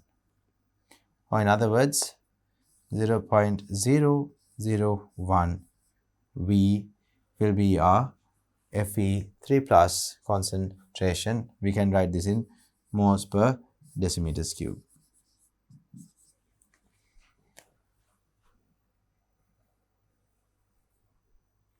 And then we move on to the third method, students. Now, third method is another method that can be used to identify the concentration, actually find out the concentration of Fe3 plus ions in the medium. So we are again carrying out two titrations. The first titration, like we have done in the past, first titration is always done just to find out the Fe2 plus ion concentration in 25 cubic centimeter volume portion of the solution. So we will titrate it against, in this case, potassium permanganate, just to find out the Fe2 plus ion concentration of the medium. So if you take 25 cubic centimeters of the main solution and then you titrate it against potassium permanganate, which is acidified, you can calculate the number of moles of Fe2 plus present in 25 cubic centimeter portion of the volume, which will lead to the concentration of Fe2 plus. Fe2 plus concentration is not so difficult to find. It is Fe3 plus that is going to be difficult to find the concentration of. So Fe3 plus concentration can be found this way. Add 25 cubic centimeters of aqueous solution containing Fe2 plus and Fe3 plus ions into a titration flask, and then add excess pure Fe powder, and then stir it. So you add iron powder and then you stir the solution. So iron powder in acidic medium can be oxidized to Fe2 plus, to ferrous, and Fe3 plus in the medium will undergo reduction when doing this. So iron, which is Fe solid, is going to turn into Fe2 plus, and Fe3 plus in the medium will turn into Fe2 plus. This is a redox reaction we are talking about here. So Fe solid turns into Fe2 plus, releasing 2 electrons, and Fe3 plus in the medium will take those electrons and turn into Fe2 plus. So the entire medium is going to be only containing Fe2 plus at the end of this reaction, right? So when you add the two ionic equations together, 1 Fe solid and 2 Fe3 plus will turn into 3 Fe2 plus. So then we filter, after that we say we filter the solution, remove any Fe powder remaining in the solution. Then the filtrate containing Fe2 plus ions are going to be titrated against acidified potassium permanganate. So the filtrate will contain only Fe2 plus, and we are going to titrate it against acidified potassium permanganate. Now this is like the very first method. Can you remember when we were trying to find out the concentration of Fe3 plus by sending sulfur dioxide through the aqueous solution and turning in all the Fe3 plus into Fe2 plus. Similarly, we turn all the Fe3 plus into Fe2 plus by adding iron solid or iron powder. So when you do this, we need to note that in both the titration we have only taken 25 cubic centimeters of solution, and when you are considering the first titration, the amount of Fe2 plus ions present in the medium can be calculated. So let's say when you calculated the number of Fe2 plus ions in the medium was X, and then when you are carrying out the titration, second titration, we can assume the amount of Fe3 plus that is originally present in the medium is Y. That is originally present in the medium is Y. So due to this reaction, imagine the Y amount of Fe3 plus. Due to this reaction that is taking place, we produce 3 Fe2 plus from 2 Fe3 plus. Now the number of Fe increases here because we have added iron solid. So we just, in this case, Fe3 plus to Fe2 plus in this ratio is 2:3. If you assume the number of moles of Fe3 plus that was present in the medium is Y, number of moles of Fe2 plus that is produced is going to be Y divided by 2 multiplied by 3, which is 3Y divided by 2 or 1.5Y. So you need to keep this in mind. Now, when you talk about the final titration, if you take your final titration, in the final titration, students, you need to have this understanding. You had certain amount of Fe2 plus present in the medium, and let's say that number of moles is X, and there were Fe3 plus ions also present in the medium, and we'll call that number of moles Y, and this Fe3 plus was turned into Fe2 plus by iron solid when treated with iron solid in acidic medium. Since the ratio of this Fe3 plus to Fe2 plus was not 1:1, you don't get exactly Y amount of Fe2 plus here. We actually get 3Y divided by 2 amount of Y, actually more Fe2 plus than the Fe3 plus that was here. So the acidified potassium permanganate is going to titrate both of these Fe2 plus portions that are present in the medium. Both the Fe2 plus that was originally there as well as the Fe2 plus that came into the medium due to reduction of Fe3 plus. So we already know the number of moles of Fe2 plus through the initial titration. Even in this titration we saw, even in this method we saw in the first titration we just carried out a simple titration just to find out the Fe2 plus present in the medium. And then if you know the number of moles of Fe2 plus that was originally present in the medium, then through a calculation you can find out the number of Fe3 plus that is present in the medium.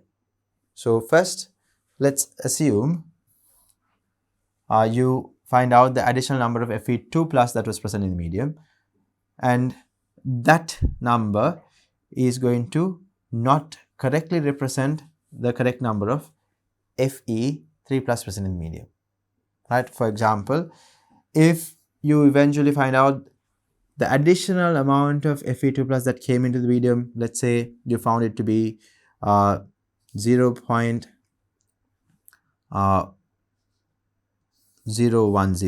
this many moles. You found out the number of moles of Fe2 plus that were additionally present in the medium is 0.010 moles. Now this is equal to 3Y divided by 2. This number of moles don't directly represent the Fe3 plus present in the medium. This number of moles is equal to 3Y divided by 2. Then using that you can find out Y. So you multiply this number by 2 divided by 3. So 0.010 multiplied by 2 divided by 3 is your answer. Do not think directly that additional amount of Fe2 plus that is present in the medium directly represent the Fe3 plus that was present in the medium. Additional Fe2 plus is not directly equal to the Fe3 plus that was in the medium. Their relationship is different, 2:3, or if Y amount of Fe3 plus was there, 3Y divided by 2 amount of Fe2 plus is produced. So therefore, you need to find out the actual Fe3 plus that was present in the medium before communicating the concentration of Fe3 plus ions present in the medium. So that is very important. Do not simply decide that the additional amount of Fe2 plus that is present in the medium is directly equal to Fe3 plus. You shouldn't do that. The amount of Fe2 plus coming into the medium through the reduction of Fe3 plus is equal to 3y divided by 2 or 1.5y. Since X amount of Fe2 plus is already available in the medium, the total Fe2 plus amount, that will be the addition of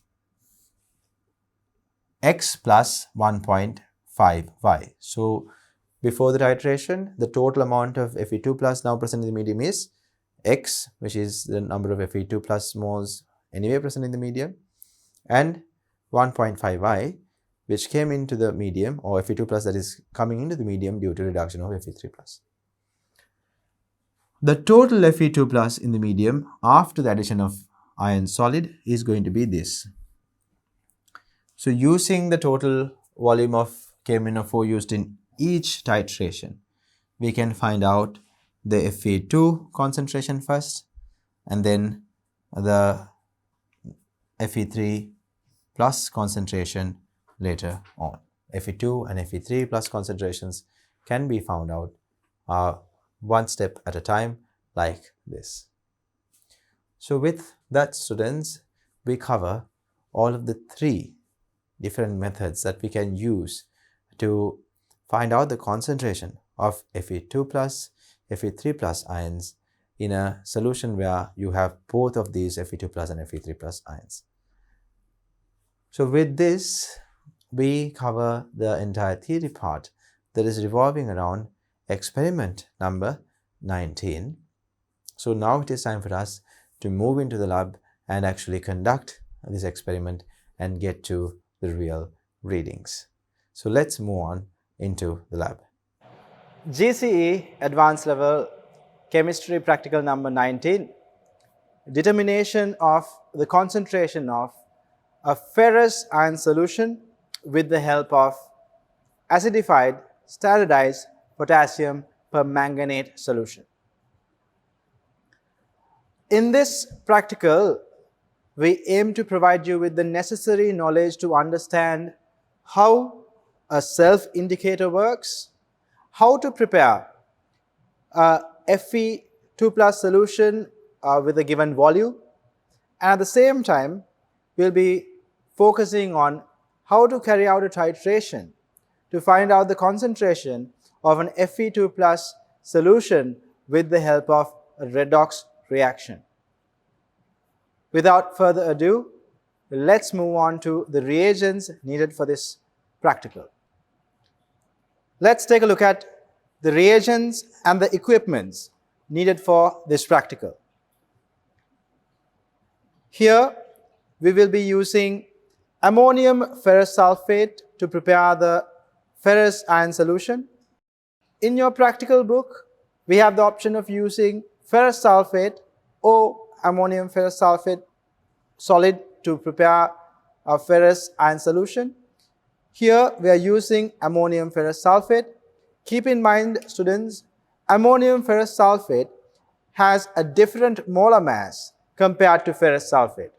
So, when you are measuring ammonium ferrous sulfate, make sure to do the calculations beforehand and measure the right quantity or right mass of ammonium ferrous sulfate to prepare the ferrous ion solution.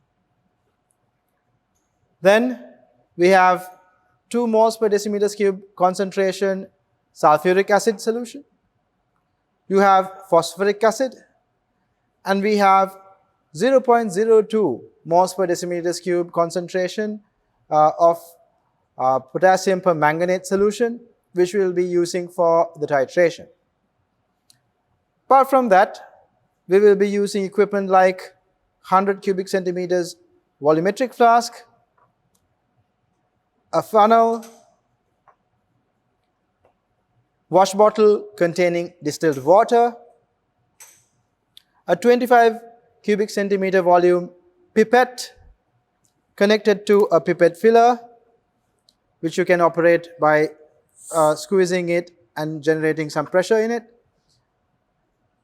I will show you in detail how you can operate it.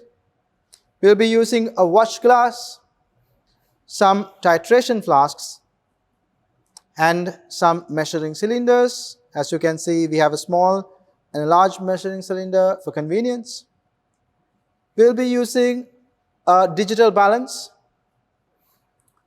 We'll be using a white color tile to compare the color against the titration flasks. So when you're doing the titration, you can see a very clear color change when you compare it against a white color background. So to do that, we have a white color tile. And connected to a retort stand, we have our burette. So we will use this burette to slowly add small quantities of potassium permanganate into the titration flask to carry out the titration. So these are the equipments and the reagents you will be using to do this practical. Let's move on to the practical. Students, let's start our practical. In order to move along with our practical, we need to first make a ferrous iron solution. To make a ferrous iron solution, we can use ferrous sulfate solid or ammonium ferrous sulfate solid. So over here what we have is an ammonium ferrous sulfate solid. So we will take this ammonium ferrous sulfate compound and we will measure 4.5 grams of this ammonium ferrous sulfate and transfer it into a volumetric flask like this. The volume of this volumetric flask is 100 milliliters, and then we will form a solution with the use of 4.5 grams of ammonium ferrous sulfate. Now without further ado, let's move on to measuring that amount. We will take our watch glass and we will place it on our digital balance over here. As you can see, we can see a reading for the mass of the watch glass. We do not need to know the mass of the watch glass because we will be tearing it. So when you press the button tear, the mass of the watch glass will be disregarded. So from here onwards, whenever we add a little bit of ammonium ferrous sulfate onto the watch glass, only the mass of ammonium ferrous sulfate will be recorded here on the digital balance. So now let's move on to add ammonium ferrous sulfate onto the watch glass. We need to measure 4.5 grams of it, actually 4.50 grams of it. We have to be very careful not to spill anything onto the surface of the balance over here, because if you spill anything onto the surface of the balance, what happens is when you remove the watch glass, you are not taking the granules that you have spilled onto the surface, but you calculated the mass of those granules when you were measuring 4.5 grams of ammonium ferrous sulfate. But once you remove the watch glass, you are not taking the granules that are on the surface of the balance, which means you are not transferring the correct amount of the solid onto the volumetric flask. So do not spill anything on the surface of the balance. You should put whatever the solid that you put onto the watch glass.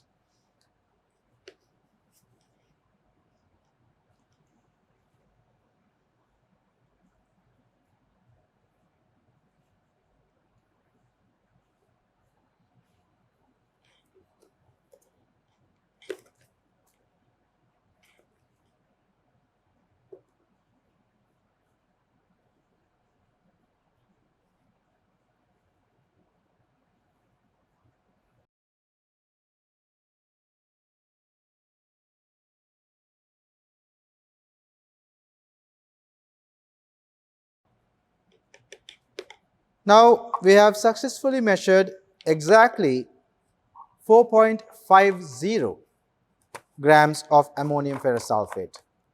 Let me put the ammonium ferrous sulfate bottle away. Now, since we have measured exactly 4.50 grams of ammonium ferrous sulfate, we can now transfer it into our volumetric flask. Now, when you're transferring a solid onto a volumetric flask, you have to be very careful. You should make sure that none of those measured sample is spilled. Now, we no longer need the balance, so we'll keep the balance aside for the time being. So, to make sure you do not spill anything, we have to take a funnel like this. You can place the funnel on the volumetric flask, and then you can take our measured amount of the solid over here and transfer it with the help of a wash bottle. So what you're going to be doing is you will be transferring some distilled water onto the surface of this solid, so that solid will dissolve a little bit over here and will get transferred onto the volumetric flask. So let's go ahead and do that.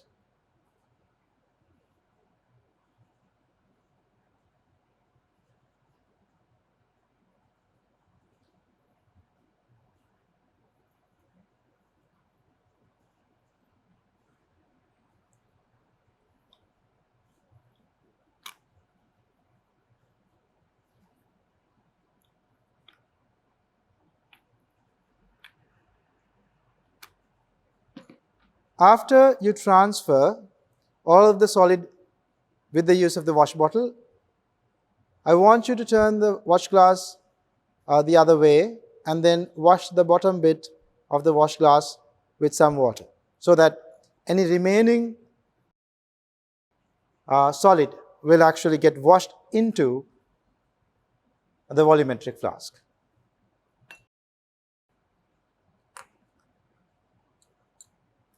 Now it is time for us to add a little bit of 2 moles per decimeters cubed sulfuric acid.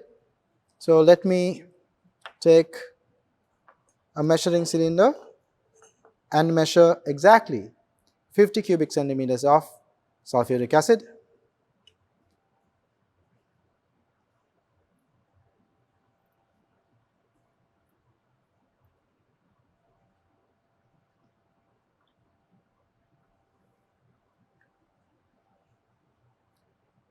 Whenever you are measuring a volume, please make sure that after transferring the right amount of volume, to raise whatever the measuring equipment and keep it at your eye level, so that you can see the gradient lines and the meniscus of the solution aligning with the gradient line.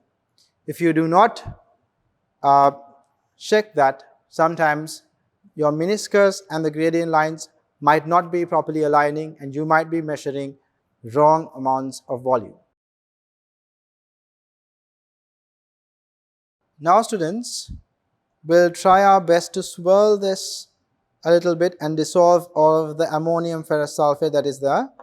And while doing so, let's add a little bit of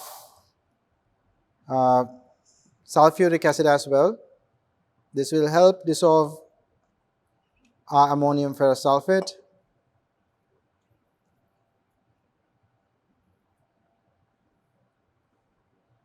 Little by little, we will add sulfuric acid. We have to add exactly 50 cubic centimeters of sulfuric acid.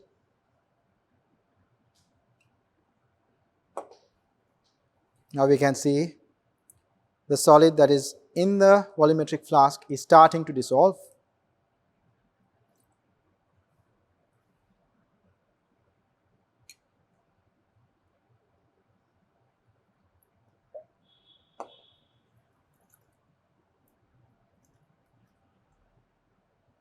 It's almost entirely dissolved, so now we can add the entire amount of the remaining sulfuric acid.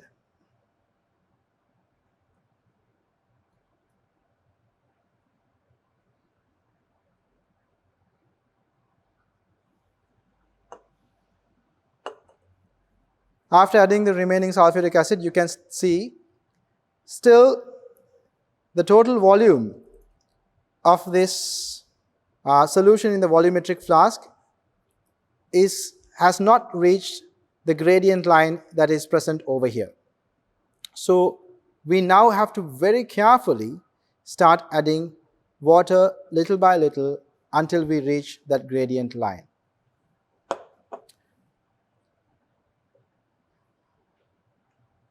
So to do this, we can use a wash bottle like so, and I will squeeze very gently the wash bottle and transfer small amounts of liquid, small amount of water into this volumetric flask.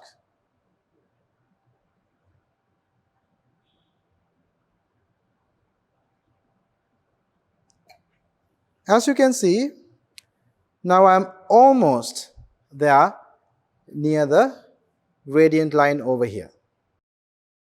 Once you have reached that point, you will no longer add water using the wash bottle. Instead, you will be using a dropper so that you can carefully add correct amount of water or small quantities of water without exceeding the gradient line that is present in the volumetric flask. Now let's take a dropper. Now let's take our water beaker and add some water onto it, distilled water onto it using our wash bottle. Now using this water beaker and the dropper, I'm going to add small amounts of water onto this solution. So we have to be very careful when we're adding the last bit of water. So now I have to bring this up to my eye level and add little amounts of water until the meniscus is aligned exactly with the gradient line. So now I have reached that point where the meniscus of this solution is aligning exactly with the gradient line. I think I can add one more drop of water. It's not quite exactly where I want it to be. Now the bottom of the meniscus is aligning exactly with the gradient line. So let's take a closer look at that. I hope you can see that the meniscus is aligning with the gradient line that is present on the volumetric flask. Now after filling up water up to that level, we have to mix it thoroughly. In order to do that, we can take the stopper of the volumetric flask. You will place the stopper tightly and you can turn this volumetric flask upside down like this a couple of times to make sure the solution is mixed thoroughly. So we'll do it a couple of times like this. Right? So when you do that, you have to make sure that the stopper is tightly closed, otherwise some solution will spill over. We don't want that to happen. Now we have successfully prepared our ferrous iron solution using ammonium ferrous sulfate, 2 m or 2 moles per decimeters cube concentrated sulfuric acid and distilled water.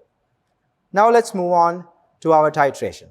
This practical focuses on titrating iron 2 plus iron solution.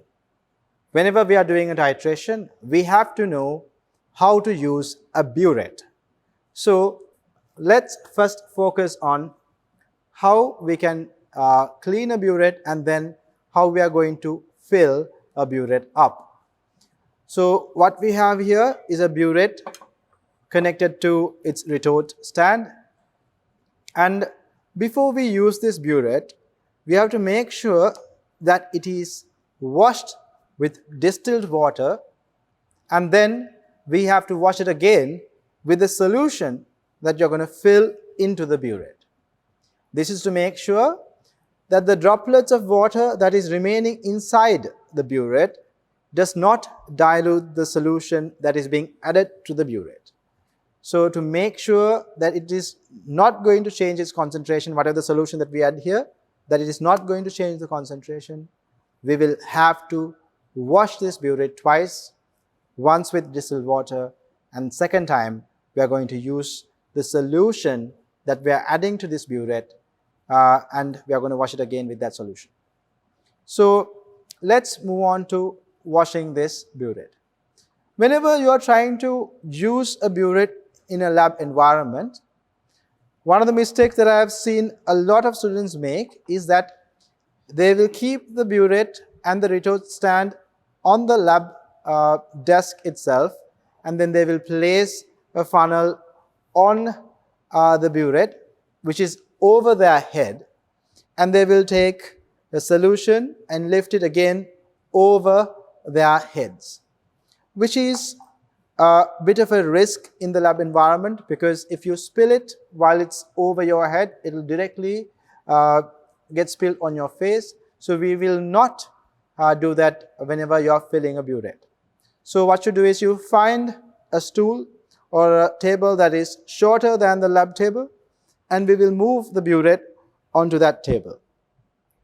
So now the opening of the burette is going to be below your eye level. So now you can take a funnel and place the funnel on the opening of the burette and wash, or actually transfer some water onto the burette. While doing so, please make sure the burette tap is closed. Now I will be adding a little bit of water onto the burette.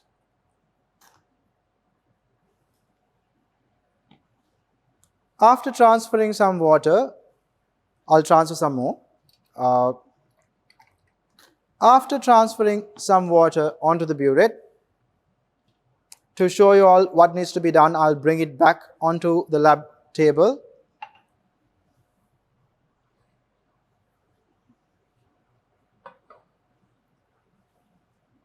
You will take a beaker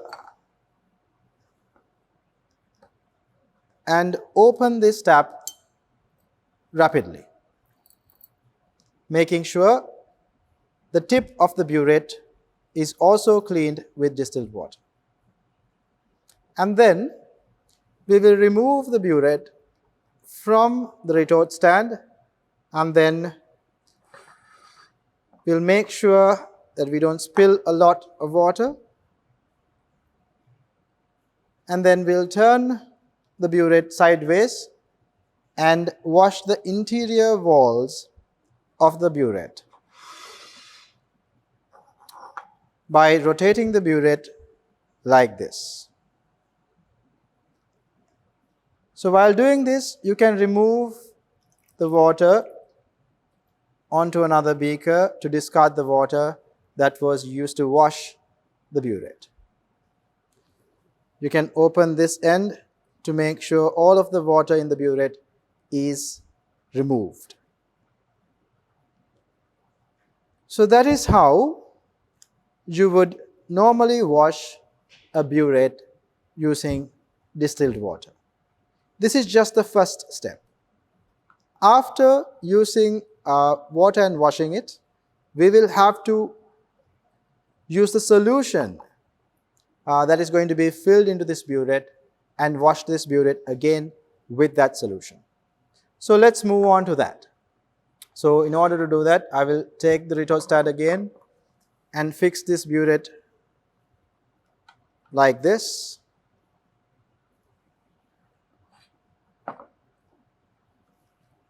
And then transfer some of the solution that will be used to titrate, or that will be used to fill this burette in the titration.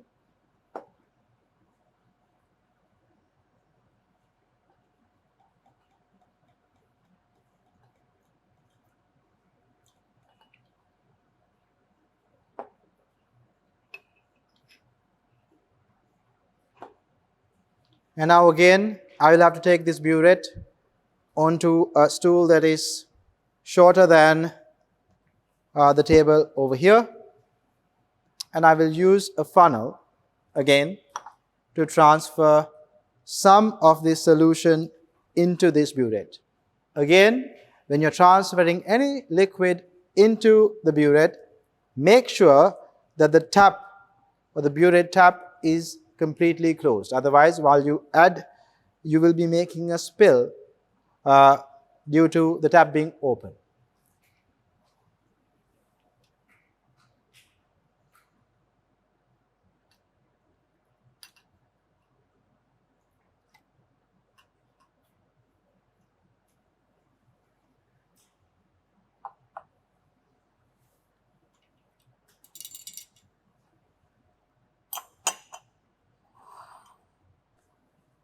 Now I will move this back onto my table.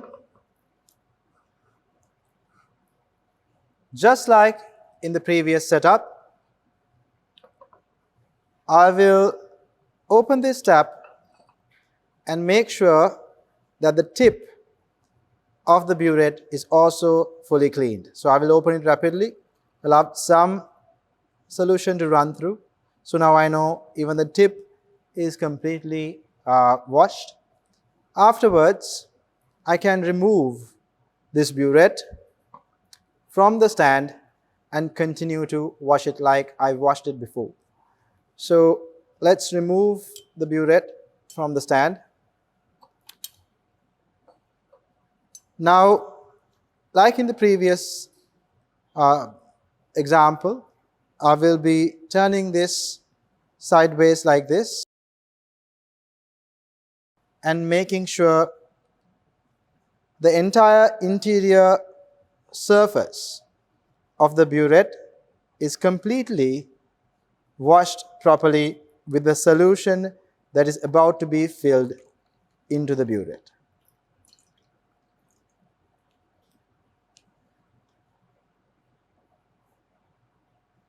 With this, the washing of the burette is complete. One additional step would be to open the burette and let the remainder of the solution run through.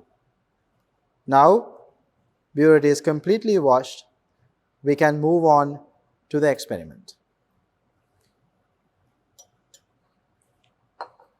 After washing the burette, we will again fix it onto our burette's retort stand,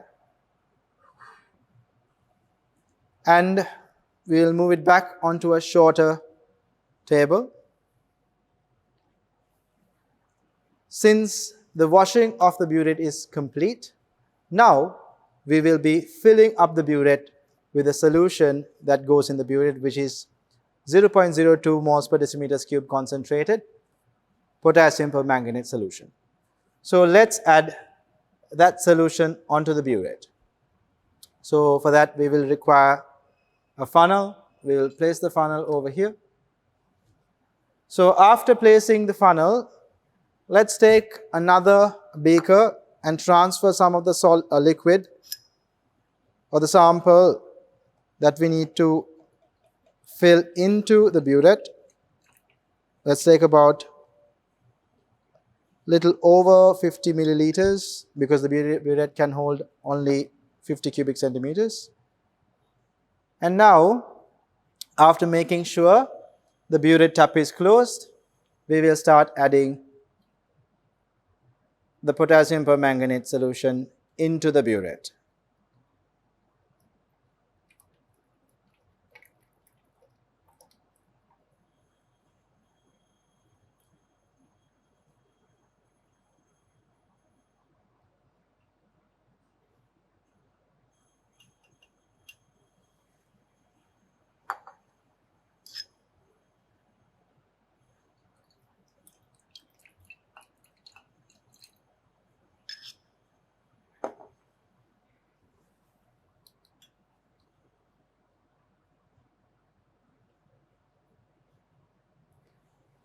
When you are filling a burette, please make sure initially when you're adding the solution to add the solution over the zero line.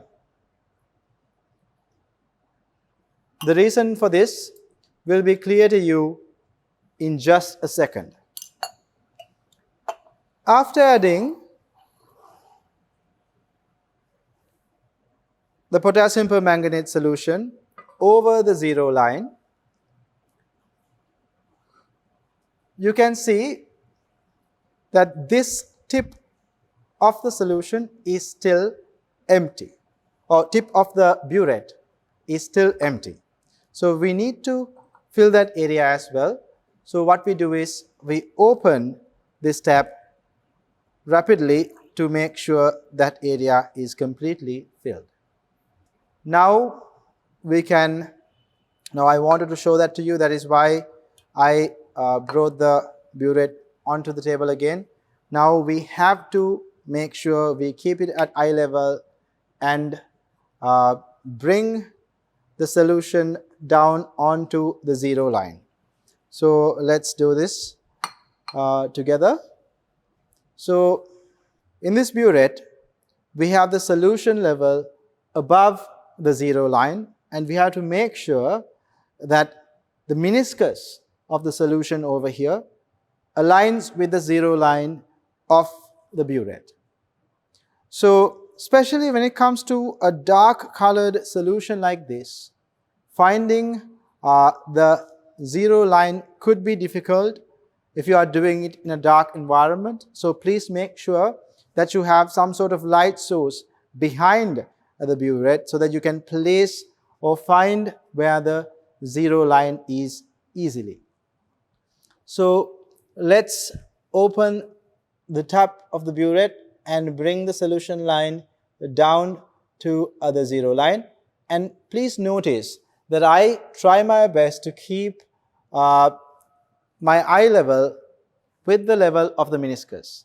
This is done to make sure that the meniscus and the zero line are aligning perfectly.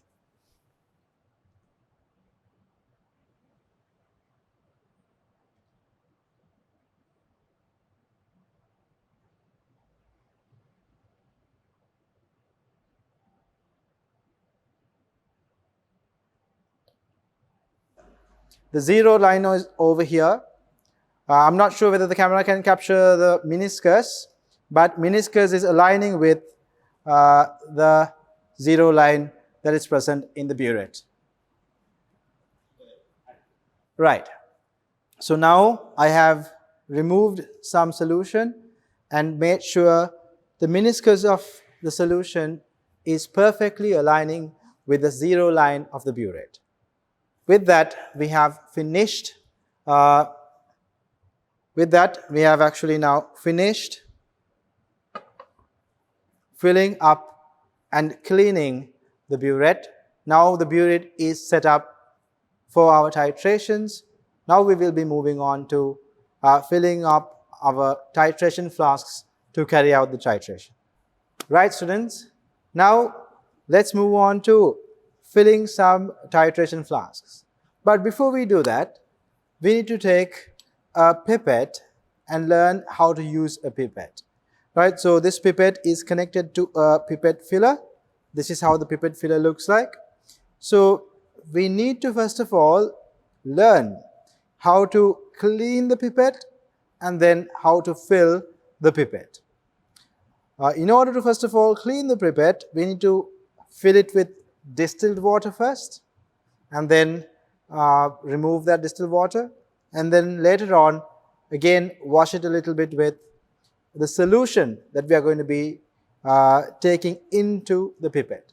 So we have to, just like we did with the burette, we will have to wash it twice, once with distilled water, and the second time we have to wash it with the solution that you're going to be filling into the pipette. So pipette, I have seen in certain labs, certain students, I have seen them filling it with the use of their mouth and creating suction with the mouth. That is extremely dangerous, especially in the lab environment. All the chemicals that you have in the lab, you can consider them to be harmful to your health. So you should never place your mouth on any lab equipment. So to fill the pipette, we have something called the pipette filler. This is what we know as the pipette filler. So over here you have a bulbous section of the pipette filler, which can be squeezed to release air in this area. So in each of these places you have valves. So you can actually squeeze the top valve over here and then remove the air inside this bulbous area and then remove your finger. This will create enough suction for us to draw liquid through this area when it is connected to the pipette. So let's see how we do it.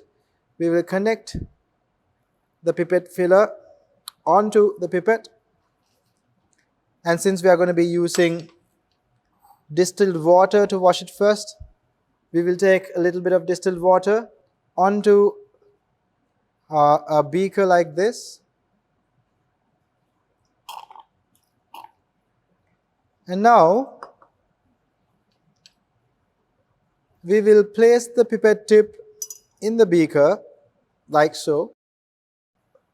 When you are trying to fill the pipette with distilled water, we can first press this topmost part of the pipette filler and then squeeze this bulbous area a little bit, and then if you release it and then press the second section over here, it will draw in some water like so.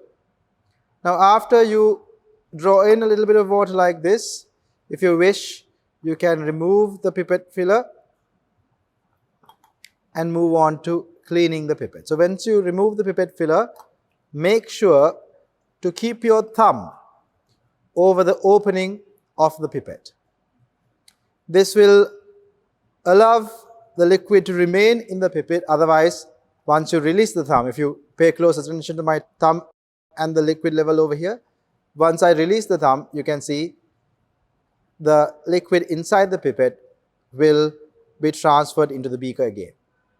So now, after filling the pipette like this, you will have to turn it sideways, and you can swirl it around like this, or actually rotate it around like this, and coat the interior walls of the pipette with distilled water. And the remainder of distilled water can be removed from the top of the pipette like this. So with this process, we are done with the first wash using distilled water. Now we can move on to washing it with the solution that we will be filling it with, which is our ferrous iron solution. Over here we have the ferrous iron solution that we prepared a while back. We will take a small amount of our ferrous iron solution into this small beaker.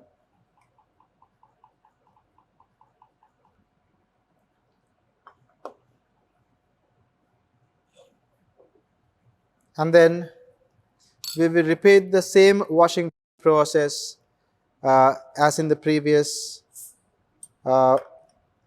example. Now you can see I have taken a little bit of the solution into the pipette. I will now turn it around and wash it carefully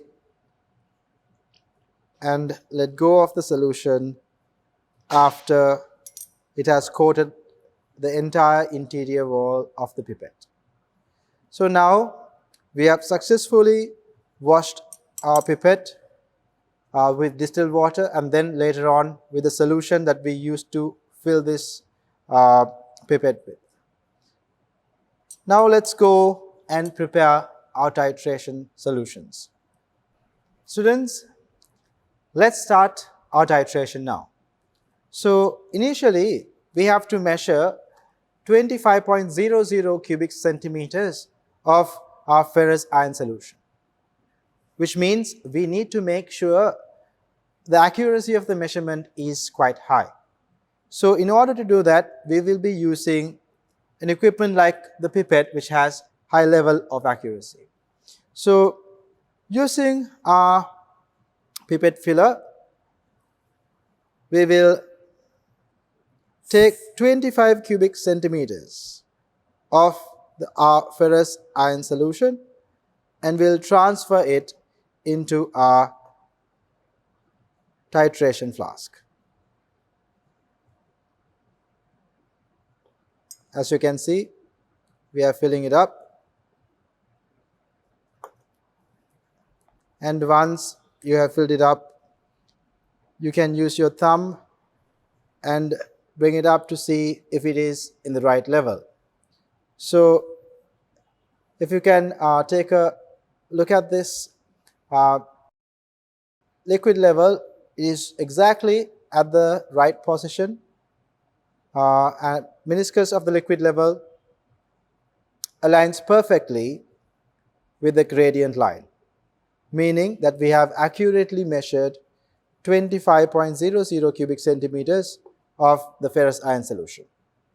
Now, let's see how we transfer the solution into this titration flask.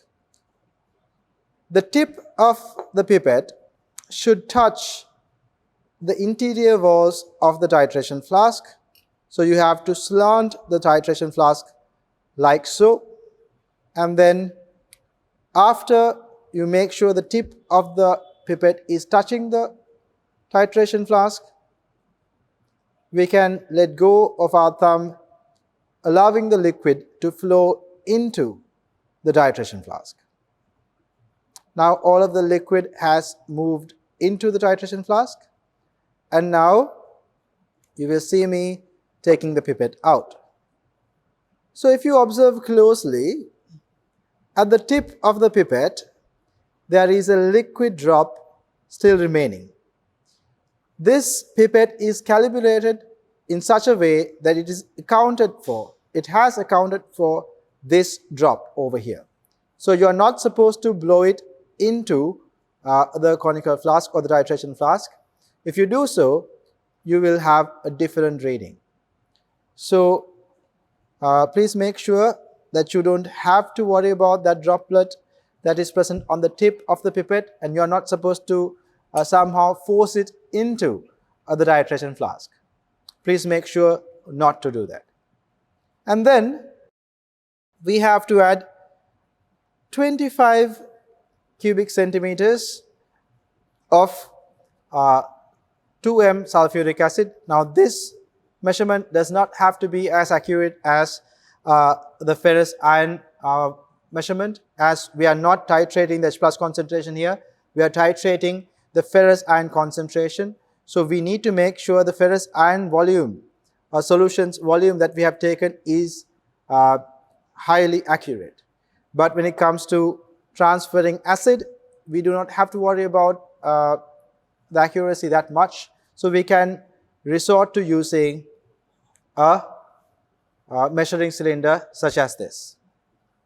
So let's measure 25 cubic centimeters of sulfuric acid.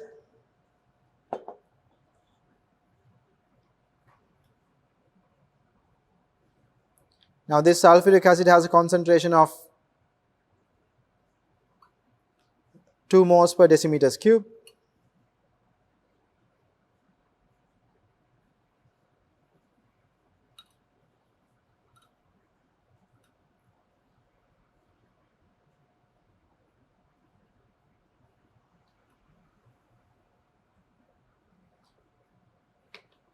We have measured 25 cubic centimeters of sulfuric acid, and now we will add it to our titration flask.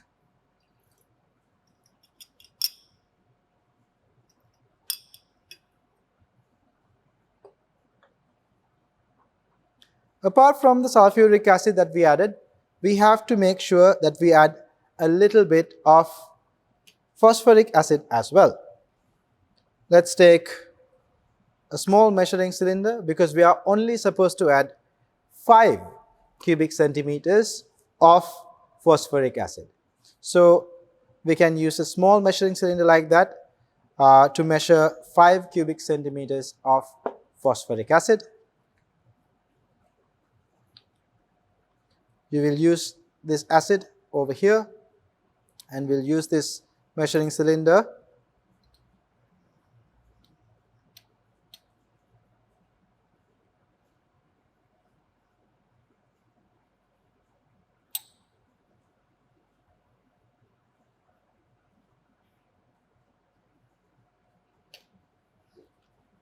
We have measured 5 cubic centimeters of phosphoric acid, which we will now be adding to our titration flask.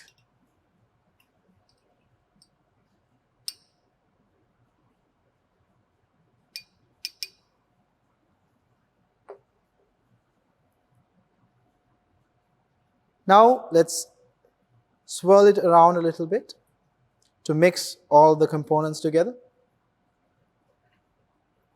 With this, we have prepared our solution for our titration. Now we can go ahead and titrate this solution. Let's move on to our titration. Over here, we have our solution in our titration flask, and we have our burette filled with 0.02 moles per decimeters cube concentrated potassium permanganate. So now all that is left for us to do is to titrate this solution to find out the concentration of Fe2 plus ions. So we will move this titration flask underneath this burette, but before you normally do so, please make sure that the burette reading is at 0. That means the solution meniscus of the burette is aligning perfectly with the 0 line of the burette. After making sure that it has aligned with the 0 line, we can place our titration flask right underneath the burette. Now, we will use our less dominant hand. Actually, our dominant hand will be used to mix whatever the solution that comes into the titration flask, and our less dominant hand will be used like this to control the amount of potassium permanganate added into the titration flask. So when you're holding the tap of the burette, please make sure to hold the tap from the opposite direction, wrapping your hand around the burette so that you don't make any sudden moves. And at the same time, please do not handle the burette tap like this from the same side, right? So you're supposed to hold it like this. And now let's start adding potassium permanganate little by little into this solution. Now if you can see, as soon as potassium permanganate enters this solution in the titration flask, the color of the potassium permanganate disappears. The reason for this is over here we have KMnO4, and the color of this potassium permanganate is due to MnO4 minus ions.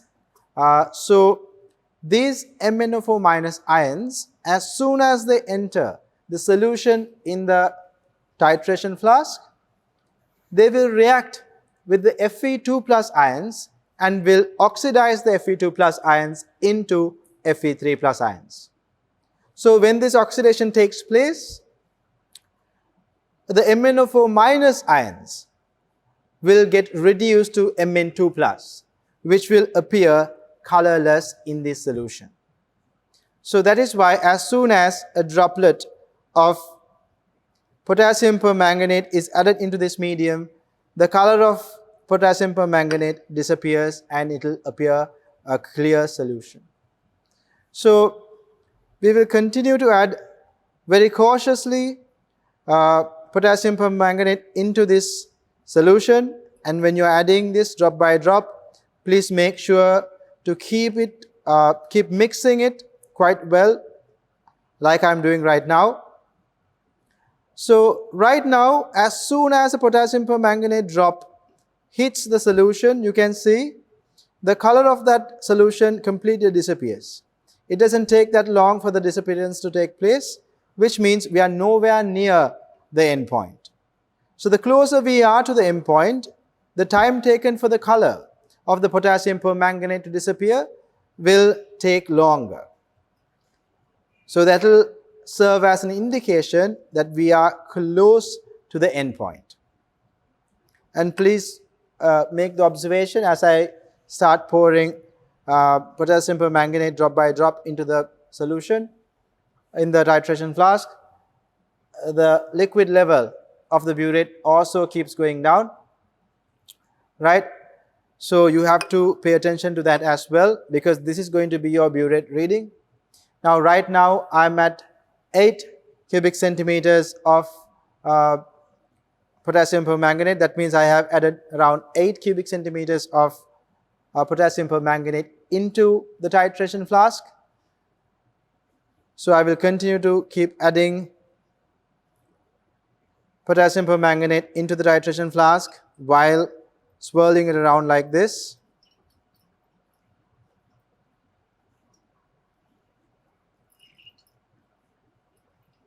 As you can see, little by little, I'm adding and I'm mixing it up to make sure that I am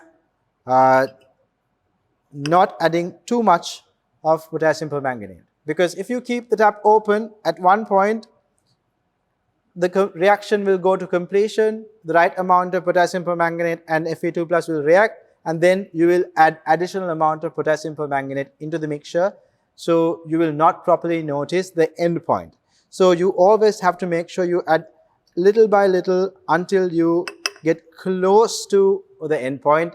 And once you have realized that you have gotten quite close to the end point, you can start adding potassium permanganate drop by drop.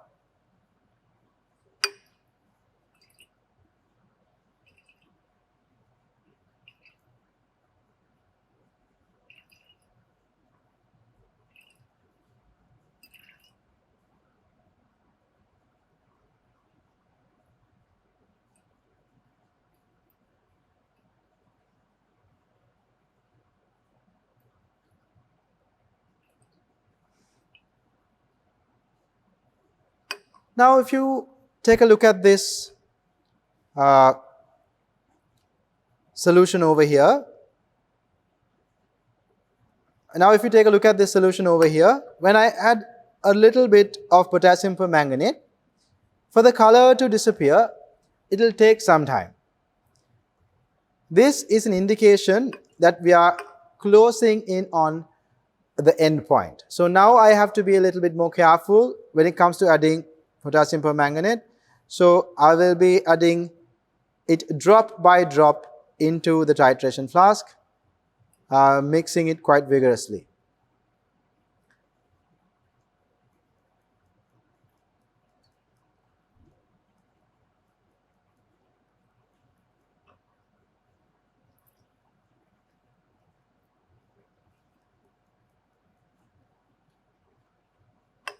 I am getting a feeling that we are very close to the end point.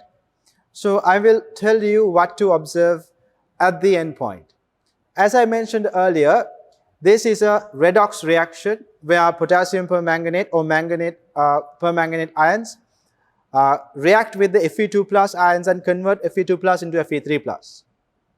And due to this oxidation, potassium permanganate will reduce into Mn2 plus, or permanganate ions, MnO4 minus ions will reduce into Mn2 plus, which is colorless.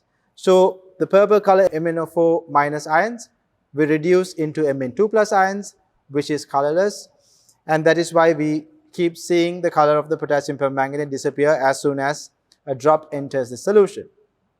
At the end point, however, you will notice when you are reaching the end point, the amount of Fe2 plus in the medium will decrease, and at one point all of the Fe2 plus will convert into Fe3+. And then the next oncoming drop of potassium permanganate will not have any Fe2+ for it to react with. So therefore, the color of MnO4- will remain. It will not undergo any reduction to turn into Mn2+. So therefore, the MnO4- ion's color, which is the purple color, will remain. So you can see a persistent pink color because there's a lot of solution over here and only a drop of MnO4- ions will be entering the solution. So you will not observe a very dark purple color like this. It will be a slight hue of that color. So you will observe that color in the titration flask. So at that point, that color will not disappear, and then at that point, we will realize we have reached our endpoint and all of the Fe2+ ions have reacted with the MnO4- ions. So let's get to the endpoint now.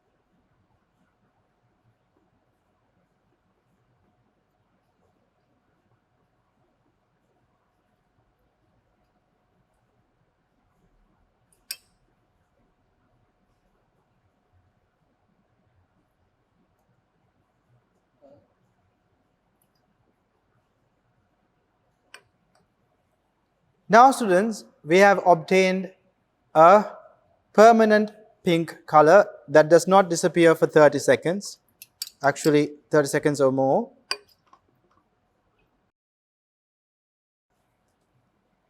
So this is our end point for this particular titration. And now at this point, you can take the reading of the burette. So the burette reading is at 25.8. Our burette reading is at 25.8. So at that point, we have obtained a permanent pink color in the solution, giving us an idea that the reaction has gone to completion, or as the titration is now complete, that all of the Fe2+ ions that was present in the medium is completely reacted to form Fe3+ ions. So the oncoming potassium permanganate or permanganate ions, MnO4- ions, turned this entire solution into a slight hue of pink. So after we are done with a titration such as this one, we need to replicate the same titration 2 more times so that we can get an average value for the titrate volume. So after completing the first experiment, we will go on and do this same titration 2 more times to get 2 more readings to be very clear about the titration and to get very clear readings so that we will know that our reaction has been done correctly without errors. If the readings are quite close to each other, we can determine that our reaction has been precise or the readings have been precise, so that we can move on to the next step of calculating the concentration of the Fe2+ ion solution. So now let's move on to the second titration of Fe2 plus ion solution. Now we are moving on to the second titration. So basically we are repeating the same titration 3 times or actually 2 times. So this is the second time we are doing the same titration. We have prepared the solution as we did before, and we have topped up our burette with the same potassium permanganate solution, 0.02 moles per decimeters cube concentrated potassium permanganate solution. We have filled it up to the 0 level of the burette, and now we can move on to continue our titration. We'll adjust the burette a little bit so that it will be comfortable for me to handle it.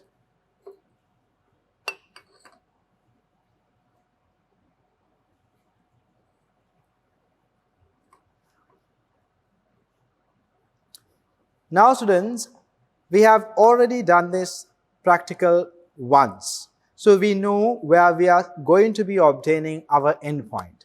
That is somewhere around 25.8 centimeters cube of potassium permanganate. So since we know the endpoint, we can actually speed up this titration by adding potassium permanganate a little bit faster than we did before.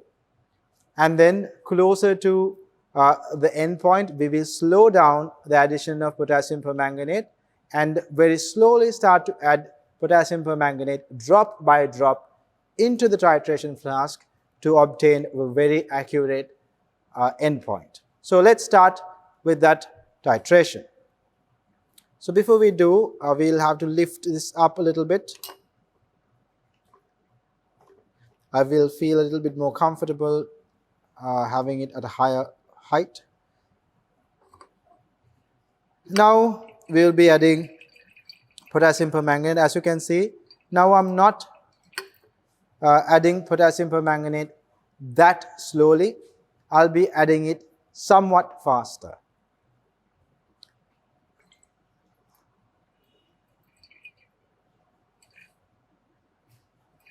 Now potassium permanganate and Fe2 plus reaction is a redox reaction, as you may have heard of it before.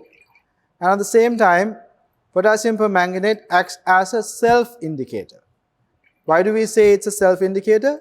We can see that we did not use any additional indicators for this reaction. At the end of the titration, potassium permanganate itself acted as an indicator and gave us the endpoint. So that is why we call this a self-indicator. Now, by now I have added 17 cubic centimeters of potassium permanganate. I will add a little bit more potassium permanganate and then start adding potassium permanganate slowly.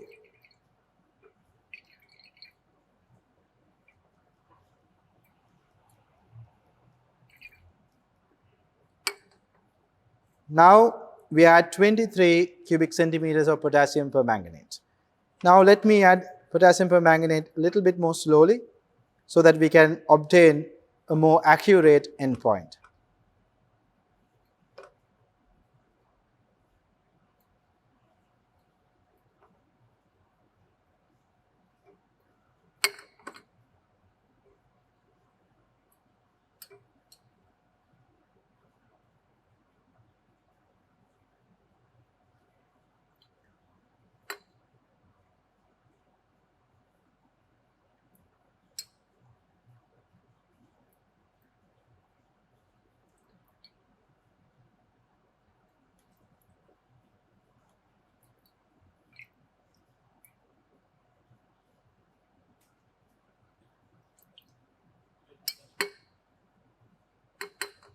Now we have obtained our endpoint at 25.9 cubic centimeters. So the second titration reading was 25.9 cubic centimeters. With that in mind, we can move on to our final titration and get our 3 readings that we will need to continue on to the calculations to find out the concentration of Fe2 plus solution. Now we come to our final titration.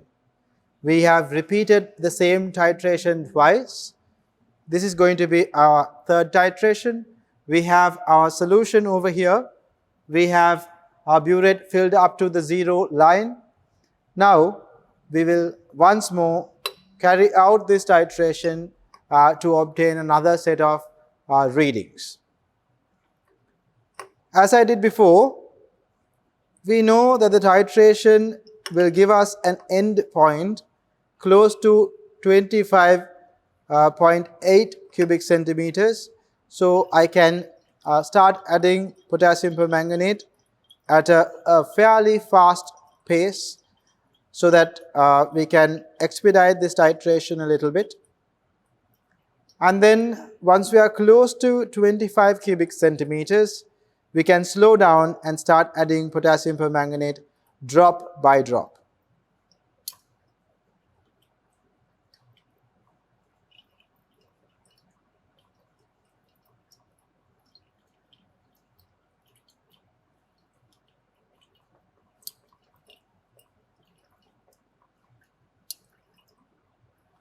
Now I am at 23 cubic centimeters. Now let's slow down.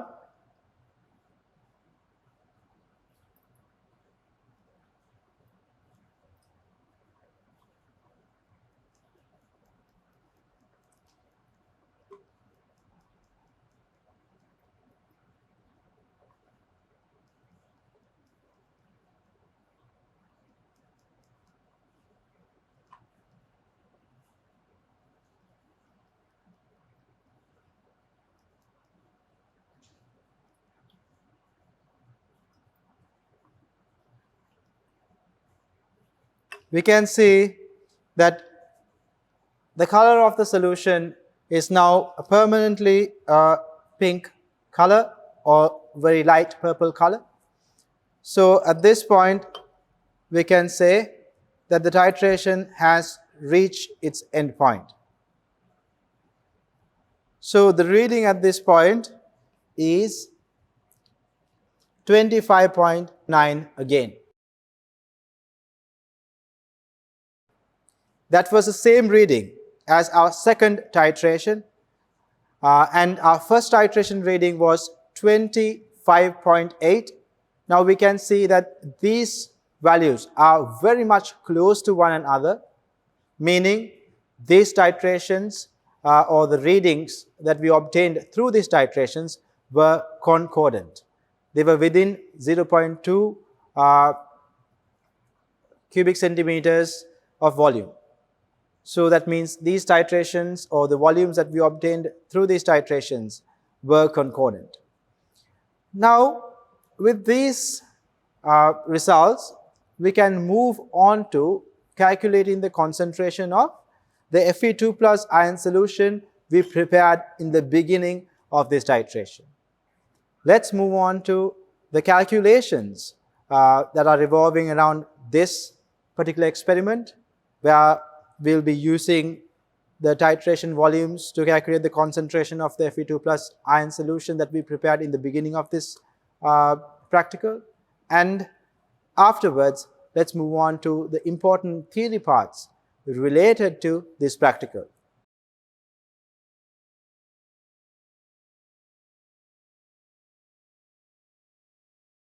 Now, students, we have taken a look at the theory parts revolving around experiment number 19. Then we conducted the practical in the lab. And now we are going to be discussing some questions that are revolving around experiment number 19. Let's take a look at the first question. Magnetite Fe3O4 is a mixed oxide of iron. Write the formula of the constituent oxides of this mineral. Now, this mineral contains both Fe3 plus as well as Fe2 plus, ferric as well as ferrous. So, magnetite's formula, constituent mineral formula, is going to be written this way: FeO Fe2O3. Since we have both ferrous ions as well as ferric here, the formula is going to be FeO and Fe2O3. A mixture contains Fe2O3 and Fe3O4. 5.52 grams sample of this mixture, when dissolved in dilute sulfuric acid, required 20 cubic centimeters of 0.10 moles per decimeter cube concentrated potassium permanganate for complete reaction. Calculate the molar ratio F of Fe2O3 and Fe3O4 in the mixture. And then they have given us the Fe atomic mass and oxygen atomic mass. So now students, when a question like this is given, take a look at the main information that is given. So there is a sample of these two oxides. You have both Fe2O3, this is ferric oxide, and then we have magnetite, Fe3O4. So this is a single mineral that contains both Fe2 plus and Fe3 plus. Right. So the mass of this is 5.52 grams. And then we have dissolved this in dilute sulfuric acid and it required 20 cubic centimeters of acidified potassium permanganate to react with this solution. So potassium permanganate, or we have already acidified the medium, so acidified potassium permanganate is capable of oxidizing iron. So over here we have ferric, and when it comes to magnetite or Fe2 or Fe3 or 4, we have ferrous ions as well. So ferrous ions can get oxidized, but ferric ions, now this mainly contains, if I indicate it in different color, this mainly contains just ferric ions, Fe2O3. But this contains both ferrous and ferric. So ferrous in this can get oxidized by acidified potassium permanganate. And through that, we can find out the overall number of moles of Fe3O4 present in this solid sample. Because you can see when we wrote the formula for Fe, this is the empirical formula, Fe3O4. But constituent oxides were FeO and Fe2O3. So in each Fe3O4, we have one ferrous, one Fe2 plus. So if we can find the number of Fe2 plus ions in this solid, then we can find out the number of moles of Fe2O4 that was present in that solid. So let's move on ahead and do that first. So we have 20 cubic centimeters of 0.1 moles per decimeter cube potassium permanganate was used. So we need to first know the reaction that is taking place. We do know Fe2 plus can get oxidized to form Fe3 plus, releasing an electron, and then we'll call that reaction number 1.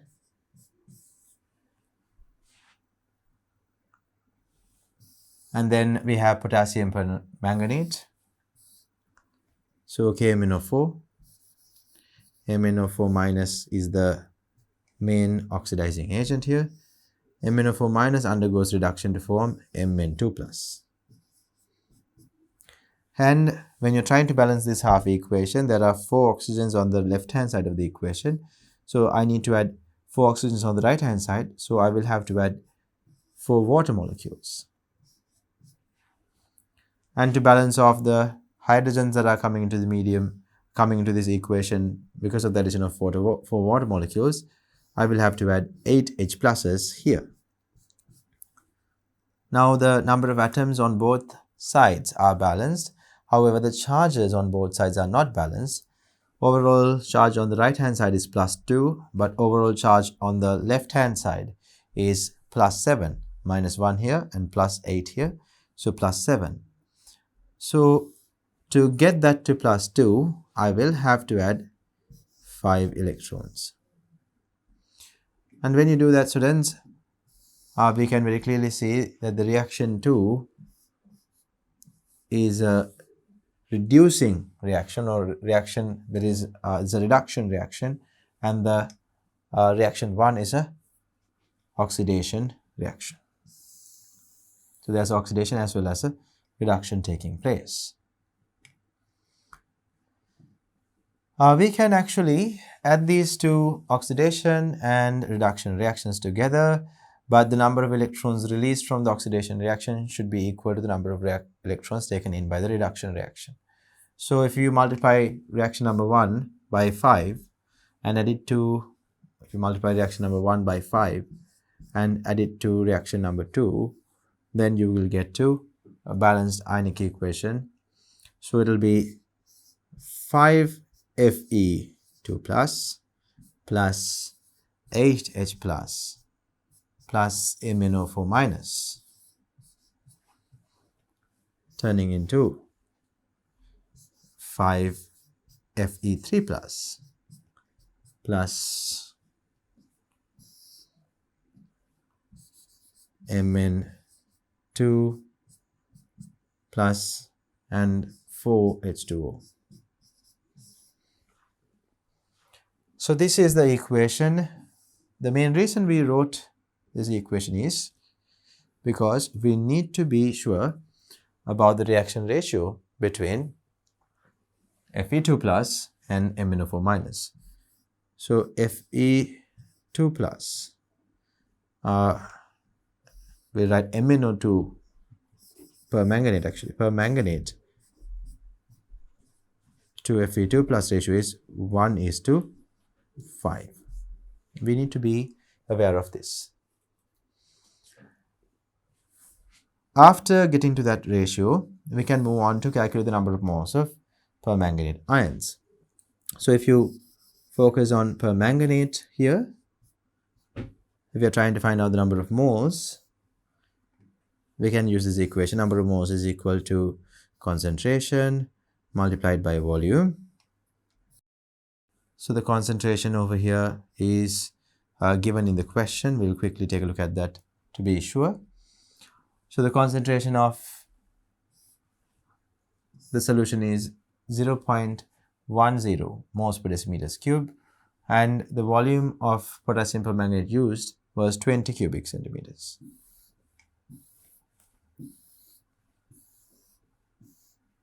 So 0.10 moles per decimeters cube multiplied by 20 cubic centimeters. Now 20 cubic centimeters can be converted into decimeters cube by multiplying it with 10 to the power -3, or you can just divide it by 1000. Either way, you can use the method that is most familiar to you. So you can see decimeters cubes cancel off, and this will give us number of moles, which is 2.0 into 10 to the power -3 many moles. This many moles of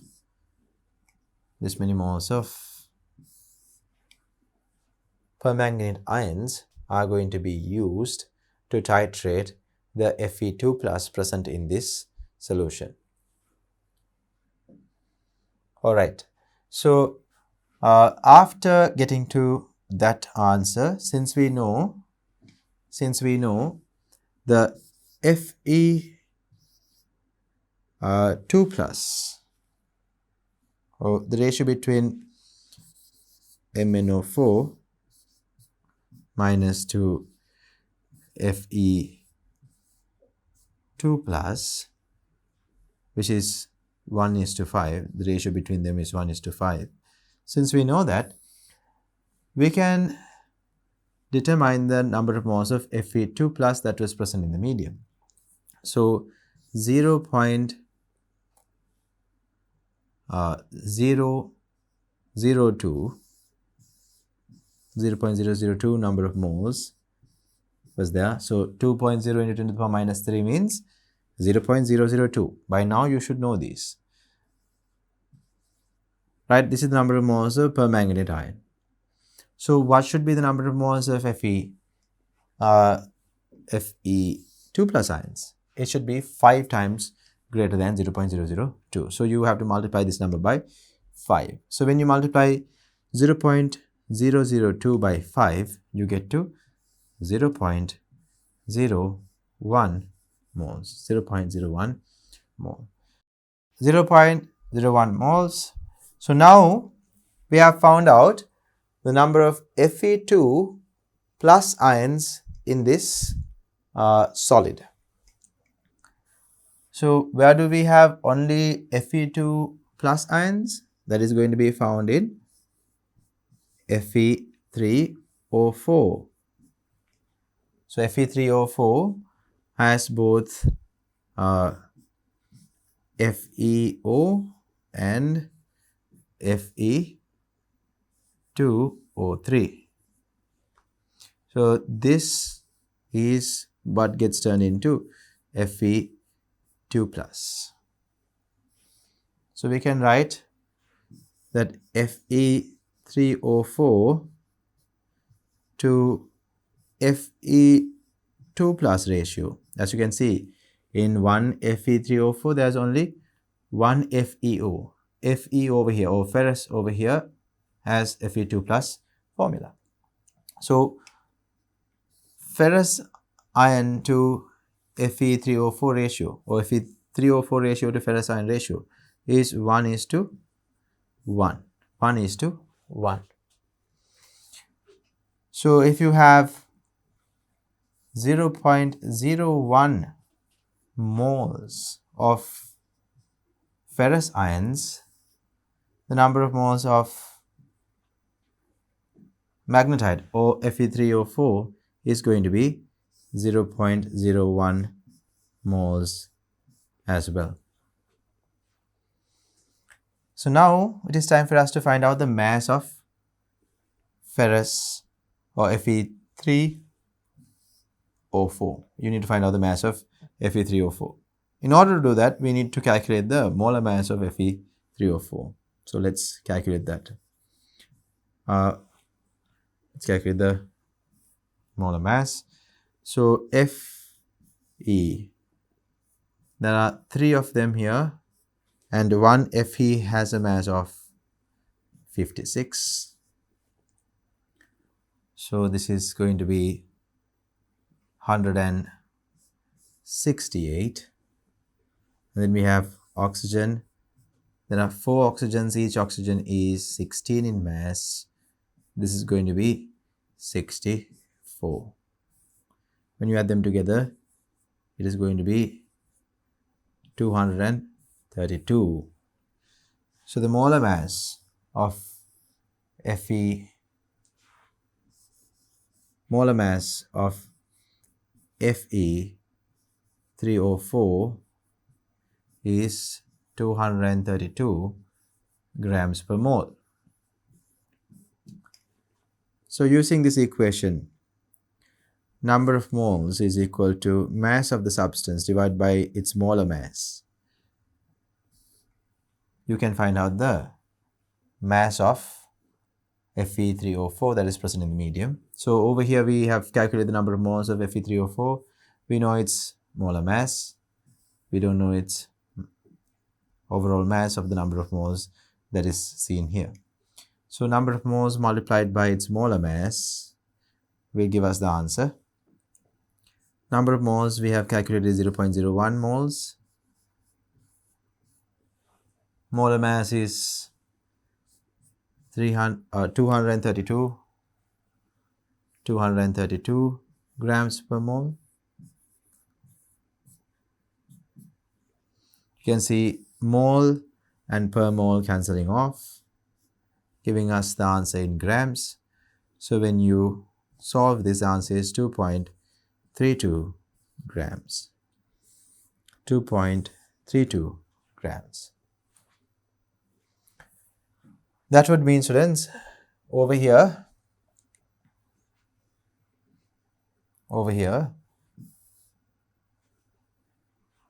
the mass of just Fe3O4, mass of just Fe3O4 is 2.32 grams. 2.32 grams. So then, since we know the overall mass of this solid, we can find out the mass of Fe2O3.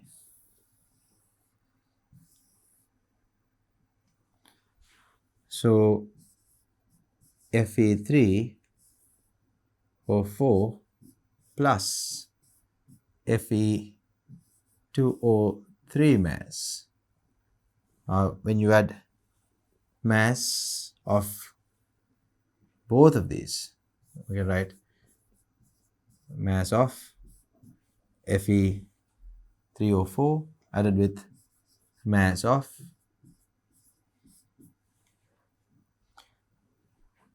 Fe2O3 present in the solid, it's going to be 5.52 grams according to the question. 5.52 grams.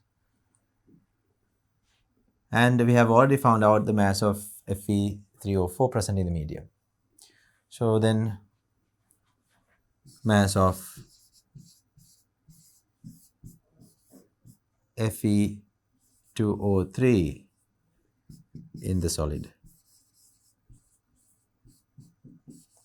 is equal to 5.52 minus 2.32 grams.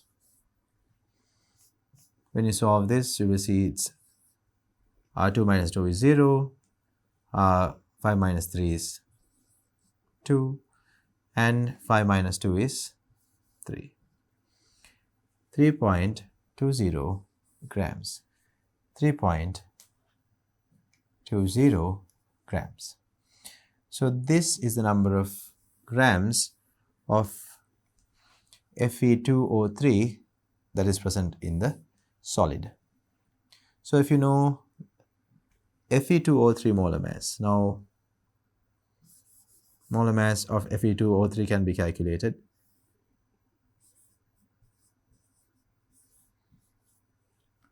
So that will be, if you do it over here, we have Fe, there are two Fe's, I will quickly do this. So 56 multiplied by 2, since there are 2 iron, it's going to be 112.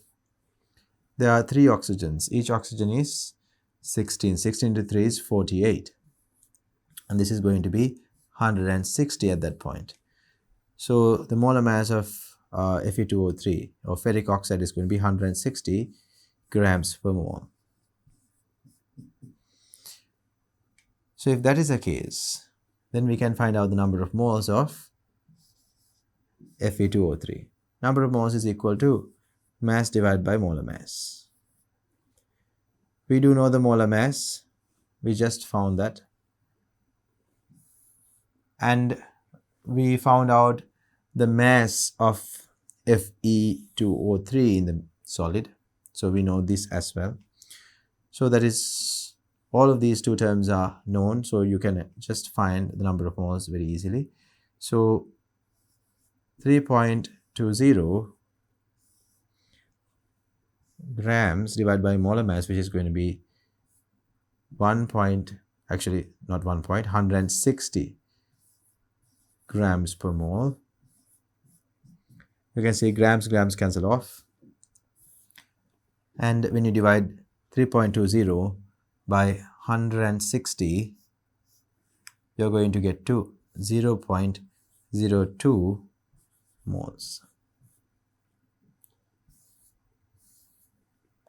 So this is the number of moles of Fe2O3.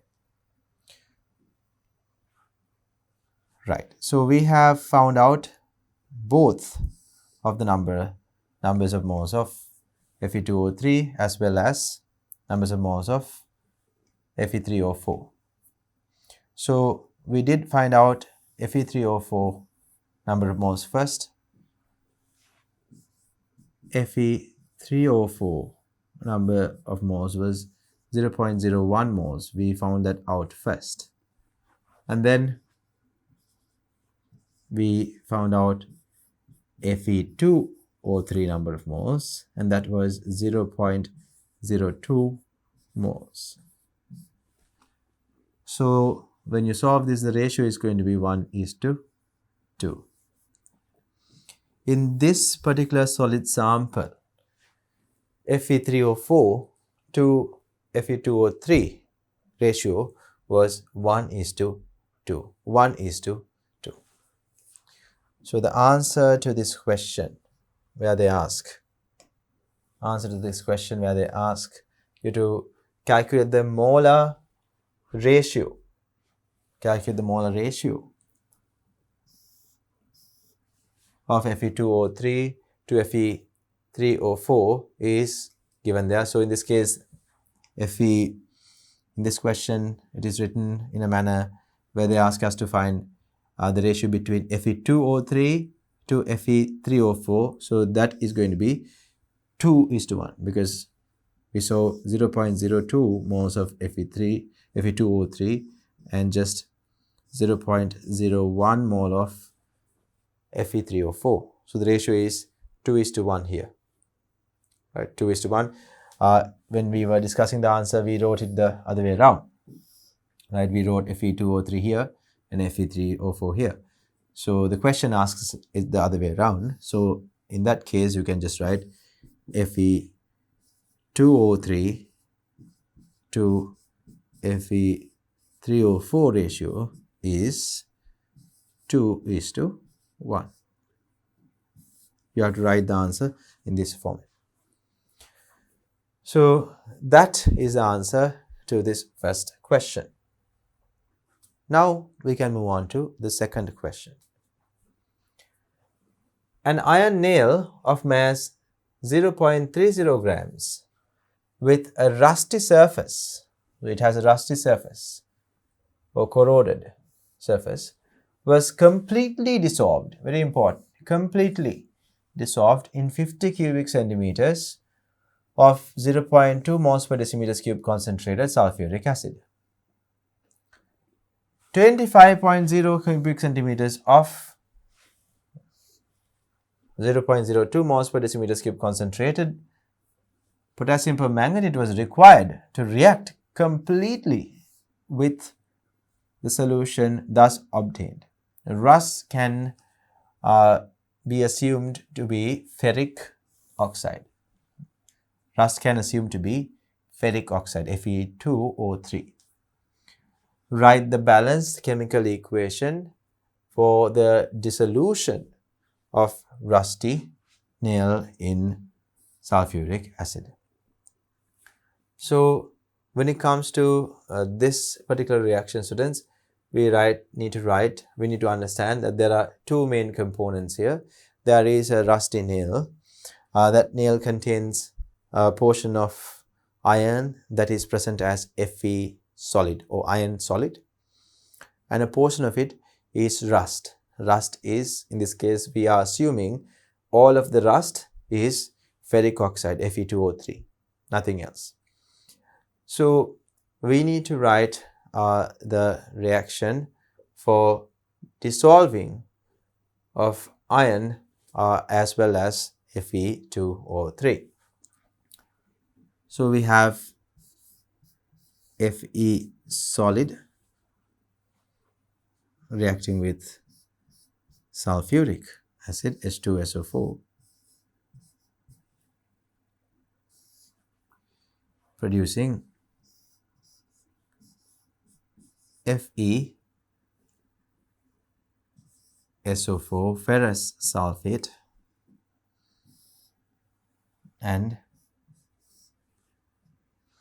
the hydrogens that are here will turn into H2 gas.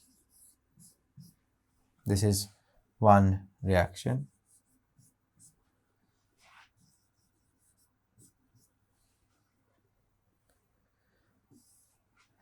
Then we can move on to the second reaction. Fe2O3 ferric oxide will react with sulfuric acid.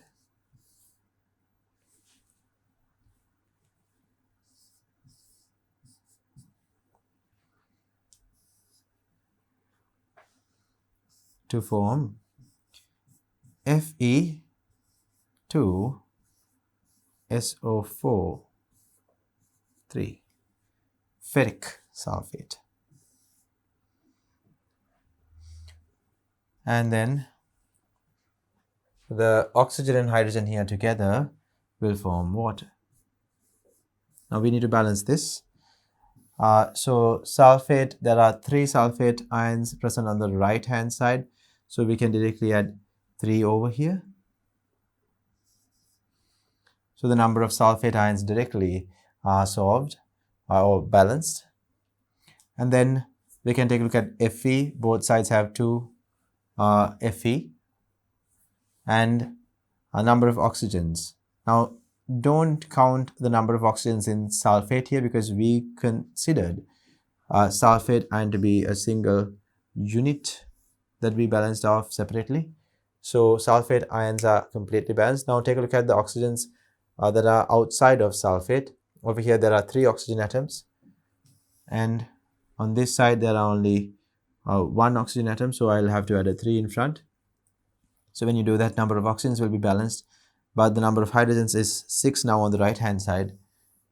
Over here on the left hand side also the number of hydrogens are balanced. So these are the reactions that are taking place. So you can write them as Fe2O3 solid and sulfuric acid is in the aqueous phase, ferrous sulfate aqueous, and water liquid. So these are the balanced chemical equations that you obtain for this reaction. Now let's move on to the next question. Write the balanced chemical equation for the reaction between ferrous and potassium permanganate. So when we dissolve the iron that is present in the nail with sulfuric acid, we formed ferrous sulfate. So over here the iron that is present in Fe2 plus form, or we say present as ferrous. Over here it is present as ferric, Fe3 plus. So now the question asks us to write the balanced chemical equation for between ferrous and potassium permanganate. So we know ferrous will get oxidized to ferric, Fe3 plus. We have written this equation multiple times, so by now you should be familiar with this. And then we have potassium permanganate or permanganate ions reacting in acidic medium, turning into Mn2 plus. Since this is not balanced when it comes to oxygen, we will add 4 water molecules onto the right hand side, and when you do that, to balance off the hydrogens here, you will add 8 H plus here. And finally, to balance off the charges, you will add 5 electrons. Otherwise, without the addition of 5 electrons, you will have 2 positive charges on the right hand side, but on the left hand side, you will have a total of 7 positive charges. So in order to bring it down to plus 2, we are adding 5 electrons to the left hand side. So now 5 electrons are bringing 5 negative charges. MnO4 minus brings in another negative charge. So altogether 6 negative charges along with these 8 positive charges make the overall charge on the left hand side plus 2, and on the right hand side also you can see a plus 2 charge. This is reaction 2. Now if you multiply reaction number 1 by 5 and add it to 2, you get this equation Fe2 plus, now it should be multiplied by 5, plus 8H plus MnO4 minus should be equal to 5 Fe3 plus Mn2 plus and 4 water molecules. So this is our balanced ionic equation that you can get for this particular reaction.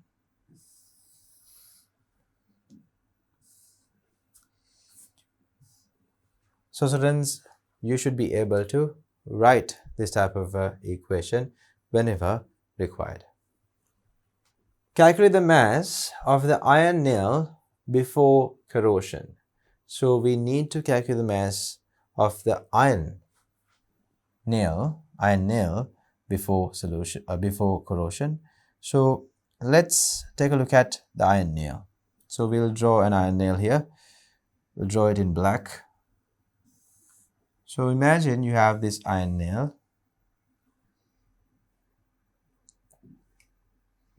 And this iron nail is somewhat, let's say, rusted.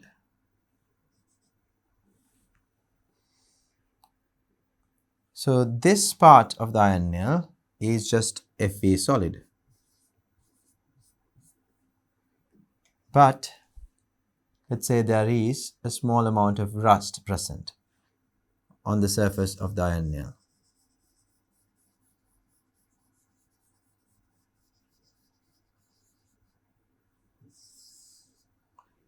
This orange color region is the rust that you observe.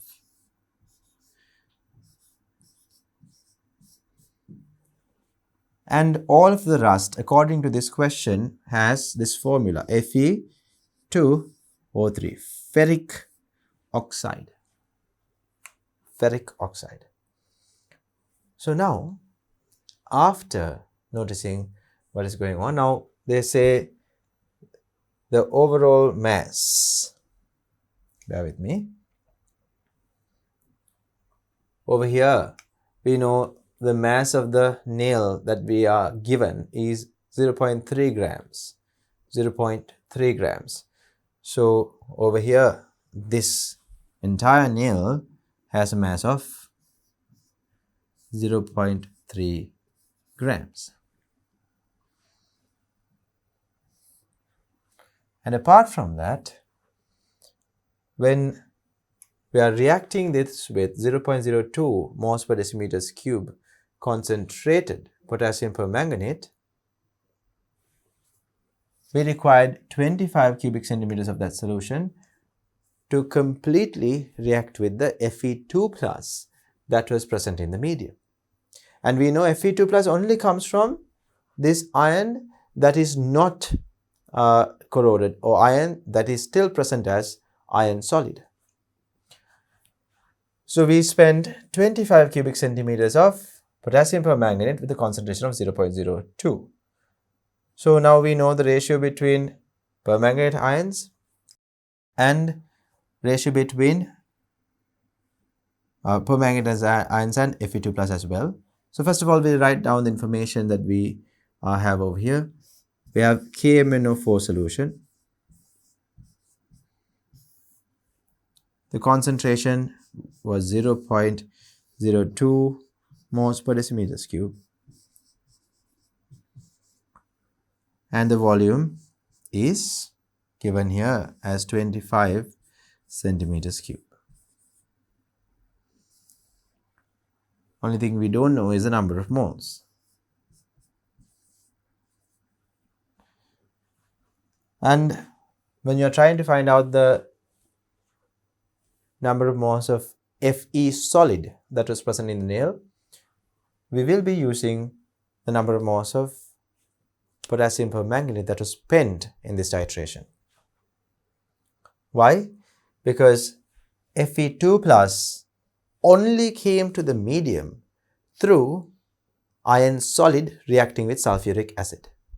When the rust portion of the nail reacted with sulfuric acid, it didn't change its oxidation state. It was in rust, it was ferric oxide, and when it was reacted with sulfuric acid, it still remained its Fe3 plus oxidation state.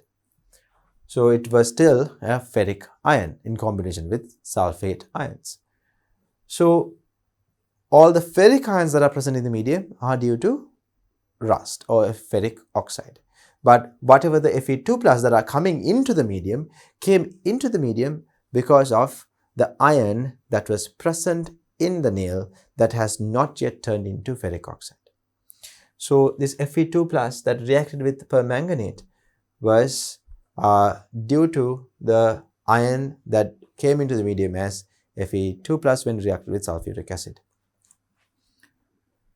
So over here we know that Fe solid turned into Fe2 plus, so their ratio is 1:1. That is not something that is new to you. And then we have permanganate ion again to ferrous or Fe2 plus ratio, which is going to be 1:5. Again, something we have seen in the previous questions as well. So now, if you find the number of moles of potassium permanganate spent in this titration, you can find the number of moles of Fe2 plus that is present in the medium. So let's go ahead and do that. So number of moles is equal to concentration multiplied by volume. Concentration is 0.02 moles per decimeters cube multiplied by volume, which is 25 cubic centimeters. 25 into 10 to the power minus 3 will convert cubic centimeters into decimeters cube. So again, I mention all the time, if you want to convert cubic centimeters into decimeters cube, you can multiply it by 10 to the power minus 3, or you can divide 25 by 1000. Either option is all right. You can see decimeters cube and per decimeters cube cancel one another out. And when you solve this, we have 25 into 10 to the power minus 3 multiplied by 0.02. So when you do that, it becomes 0.5 into 10 to the power minus 3 moles. Or if you want, you can keep it as 5.0 into 10 to the power minus 4. 5.0 into 10 to the power minus 4 moles.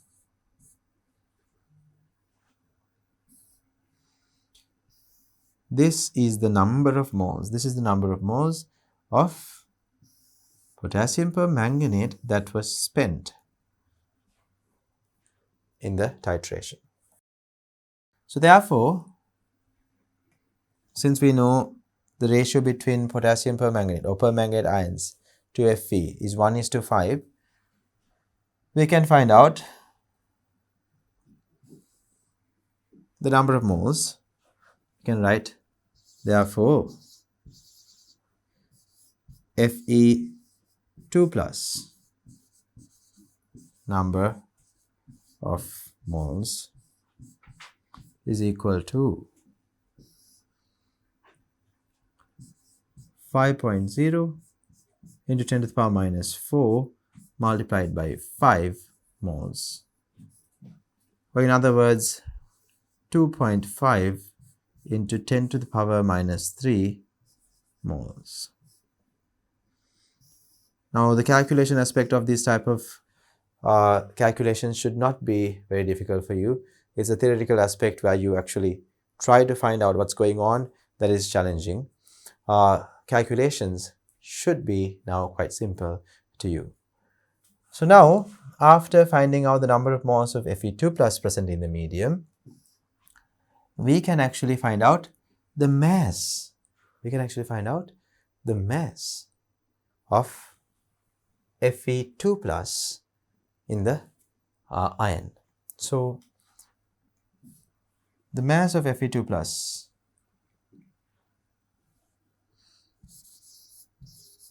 or mass of Fe solid that came from the Fe2 plus that we found out here. Right now, certain amount of iron was there, and when reacted with iron, this Fe solid converted into Fe2 plus, and we have found out the number of moles of Fe2 plus. That means that many Fe solid was also there. So let's first find out the mass of just Fe solid. So again, that can be done by taking the molar mass of iron, which is 56 grams per mole,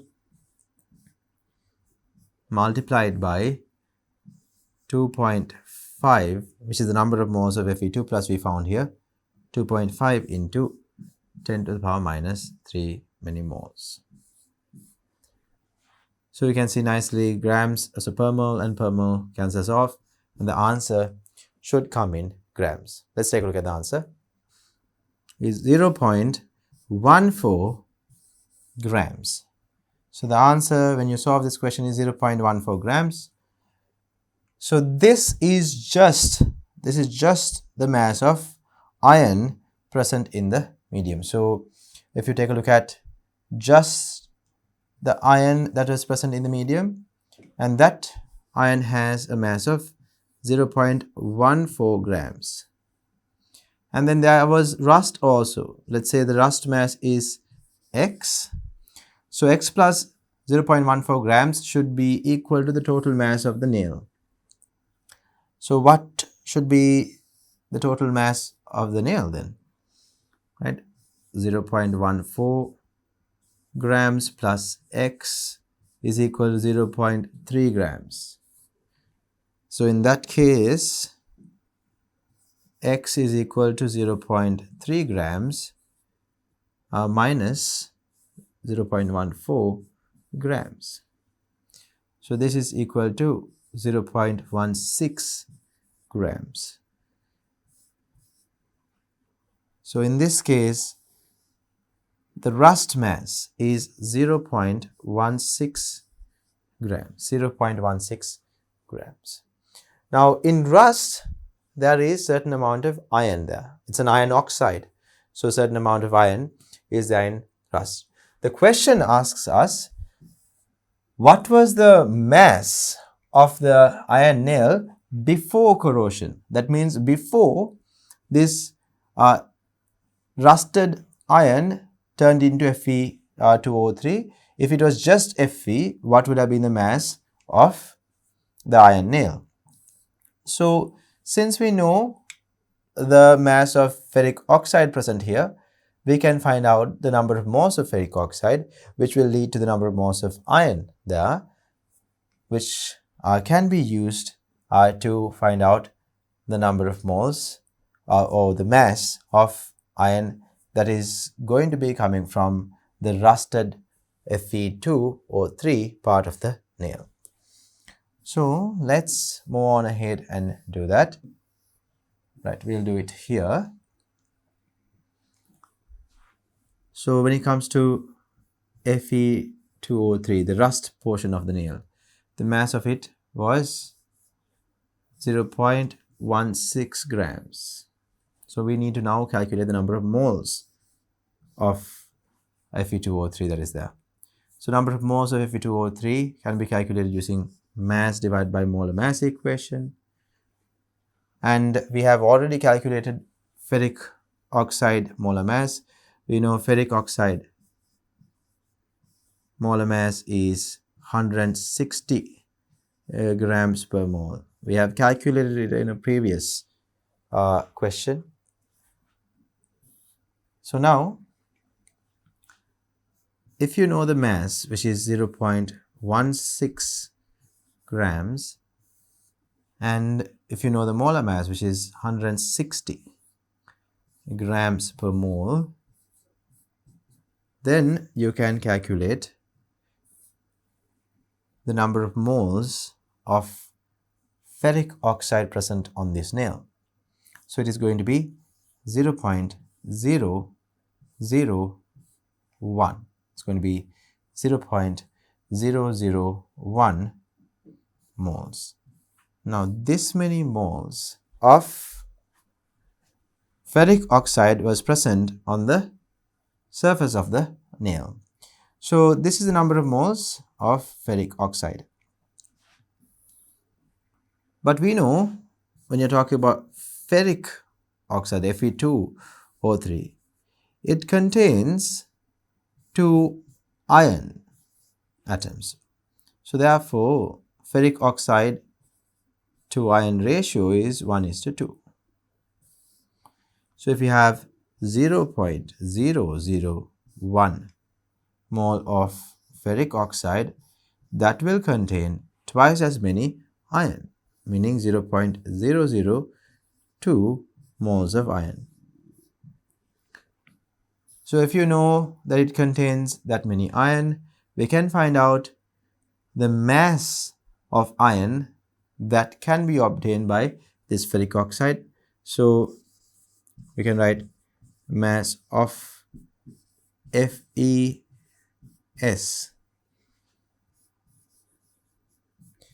that comes from Fe2O3 or rust is going to be 0.02, actually 0.002 moles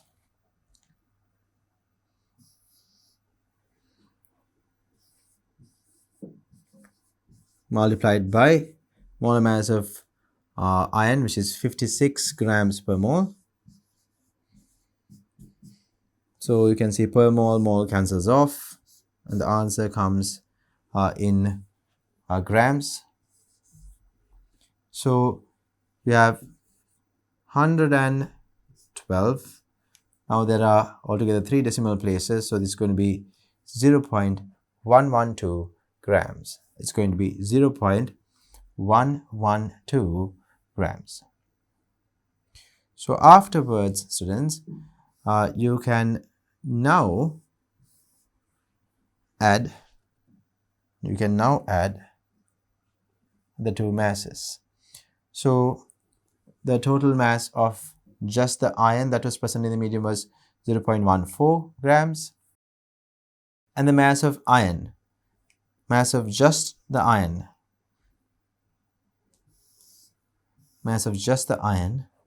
that comes from, if a solid mass just comes from Fe2O3 is 0.112 grams.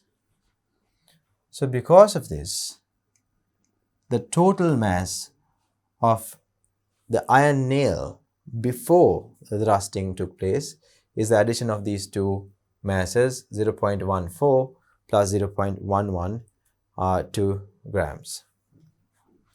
So we can show that over here.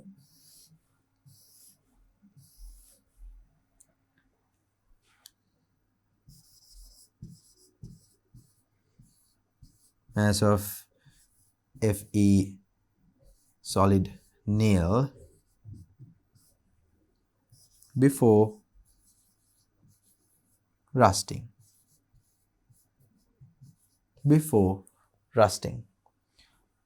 Is equal to 0.14 grams plus 0.112 grams. When you add them together, the answer comes in grams. We have 2 here, 1 plus 4 is 5, and 1 plus 1 is 2. 0.525 grams would be the mass of this iron nail.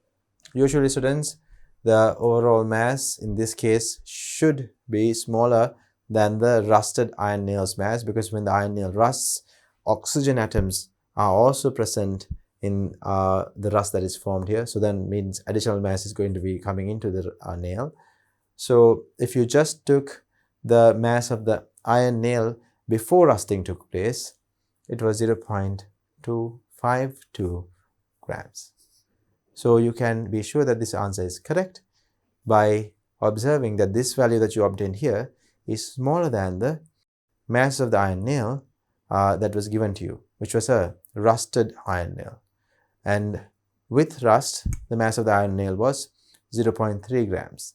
Here, it is smaller than that.